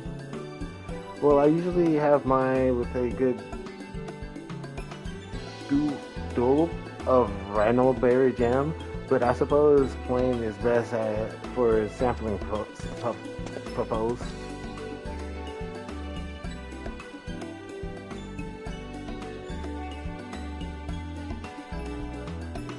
I see. Oh no, is it that bad? It is indeed, Tataru. Dense and unpleasant, exactly as it should be. Just so, the very taste is home. As you might expect, our countrymen have a wealth of culinary wisdom from every corner of the world, but our native cuisine is, shall we say, a little lacking. In Charlian, the majority regard food as a source of nourishment rather than enjoyment. Save for those who actually research the culinary arts, we pay little heed to the necessities of taste and texture. It was against such gastronomic landscape that what is now called the Arkan loaf was born. The creation of an Arkan who devoted himself to the study of bodily sustenance. In order to maximize its nutritive value, he incorporated a copious quantities of pulverized fish and vegetable matter into the dough, all with very care of the qualities which make the bread enjoyable. The result is a flavor that contains to defy description. Yet, for its many shortcomings, the loaf neutrally value cannot be denied, and being a convenient way to cater to one's body needs, it's quite quickly found an audience amongst busy scholars. Why, when I was a lad, nigh every meal was a sandwich made with this very bread and whatever ingredients happened to be on hand. I suspect just about every Archon could say the same.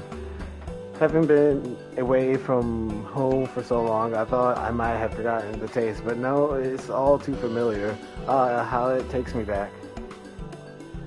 If there is enough, perhaps you can spare some for the XR. He is certain to appreciate it too. Oh, there's plenty to go around. I'd be sure to wrap up an extra slice. When you deliver the loaf, please be sure to send everyone my regards. Tell them we're doing everything we can and that we'll be praying for their safe return until the moment they get back.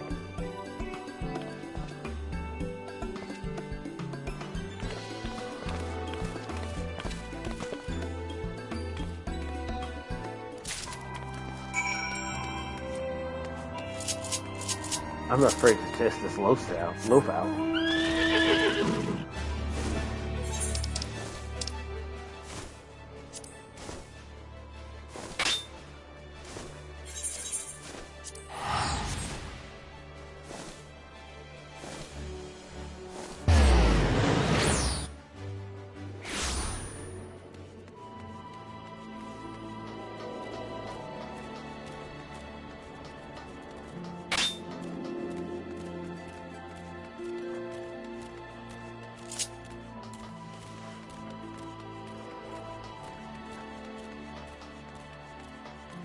I could have walked around and just ended up in the ocular. But, well, it would have ended up in 2 gates.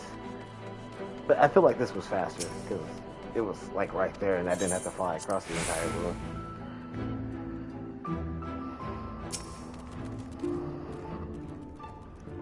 Welcome back, my friend. How was your journey?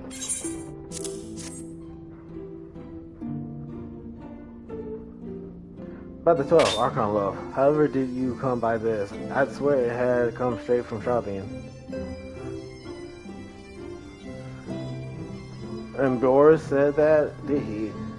His words are very nearly as heavy as the bread, but I appreciate the sentiment. Should you have the chance, you may tell him that he needn't worry, that which I seek to do, I do of my own validation and with all of my heart. In pursuing this path, I fully expect to earn the censure of friends and to deserve it, but I shall forge on regardless. Forge on as you yourself did when faced with similar predicament. So I ask that you have faith in me and what we do. But we were talking about your journey before the others arrive. I would hear how their bodies fare. Oh, and the bread I shall save for later. Though it has been many years, I have not forgotten the feats of masculation required to consume it, nor how unconductive they are to conservation. It's better eat fresh, it says.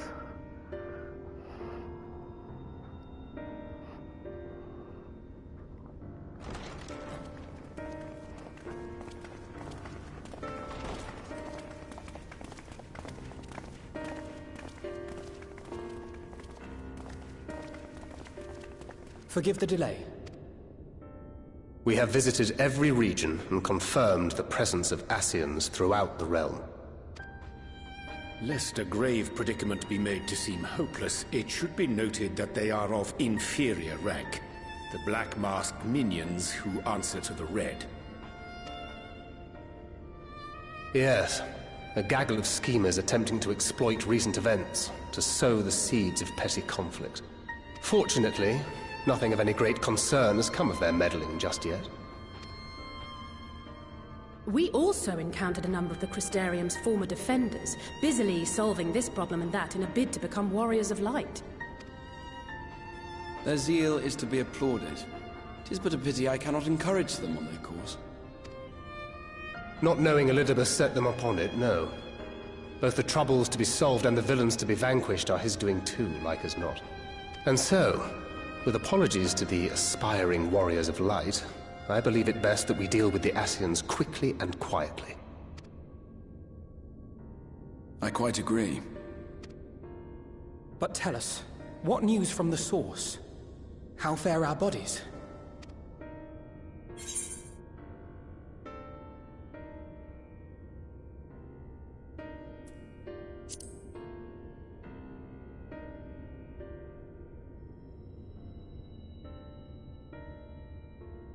Oh dear. Then we must redouble our efforts. Not that we've ever stinted in that regard. This would seem an appropriate moment to ask about the spirit vessel.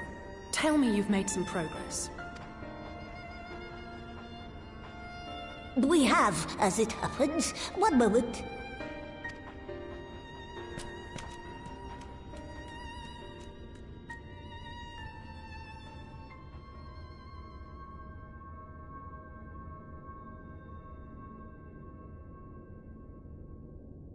The red stones.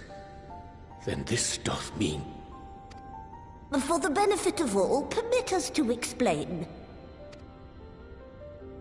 As you will recall, using white auracite as our starting point, we fashioned a vessel for mind and memory both.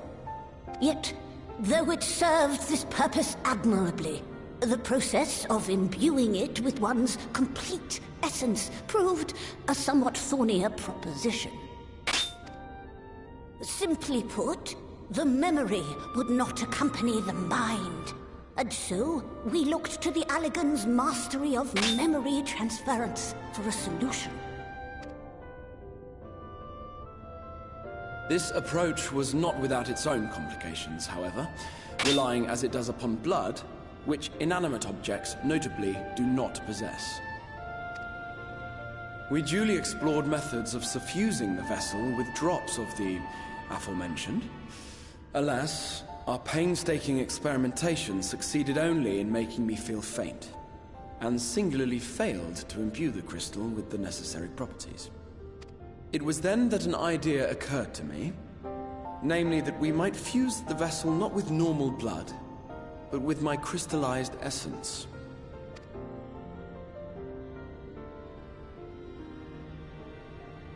You're doing this for our sakes. So far be it from us to complain. But don't think we haven't noticed what's happening to your arm. It falls well short of offering up my life in exchange for yours, which was your only stipulated prohibition, as I recall. And it is but a small price to pay for delivering you home. Assuming it works, we shall soon know if this grisly addition will serve as a suitable conduit for the subject's memory. Though not soon enough to warrant your waiting. The test is like to take a while. Let us be off then. We have Ascians to attend to, among other things. Forgive me, but I count 6 vessels, and there are only 5 of us. One is for testing purposes. I will personally use it to see whether the crystal functions as it should. And if it does, wouldn't that mean that your soul could also return to the source? Yes. In theory, at least. But there is a distinct difference between your circumstances and mine.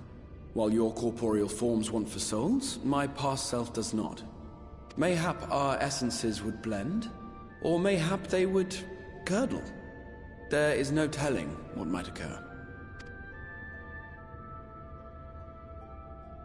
And you'd be willing to take that risk?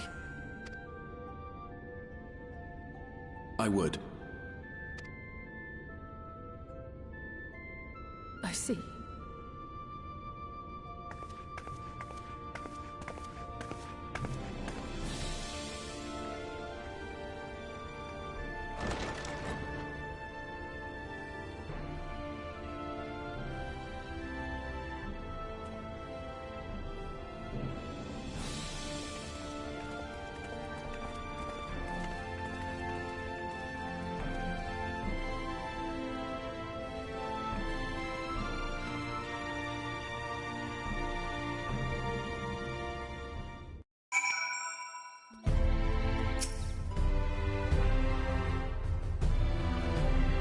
Pastels and moment, I would speak on the matter of the XR mooted return onto the source. Though we'll have observed that our friend spoke not in certainties, but yet Buckwalk has the right of it. It is possible to predict the outcome of his plan with some confidence. It is the assessment that given the opportunity, the XR soul should successfully merge with his younger self, which is not to say the process is without complications. For one, the Exarch has both been subjected to an additional rejoining, an experience which will have wrought a change in his ethereal composition. As though thou didst demonstrate in merging with Ardenberg, however, there exists an affinity twixt like soul. And this doth give us cause to hope. Yet there remaineth one immutable condition upon which success doth hinge. The Exarch must needs recognizing his past by itself as simple that himself. As a recent trivials have demonstrated, memories are essential to the soul. Any discrepancies in the former may feasibly cause the latter to run into former flesh. 'Tis the seemingly simple yet complex problem. For nigh on a century, our friend hath striven only to deliver this realm to deliver thee, and to that singular end did he cast aside his very name, that he might assume the mantle of the Crystal Exarch. Henceforth, none can say what choice our friend will make, but I thought it were only right that thou be made aware of these truths.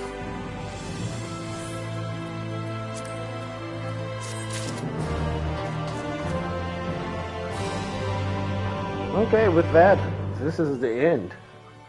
I will return and finish up here, but let's see how we fare with how far we are. We're not far done with part 3.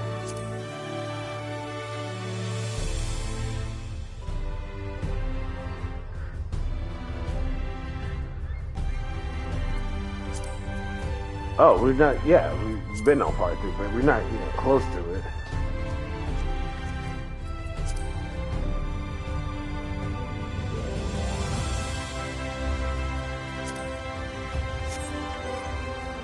But with that, we are done here.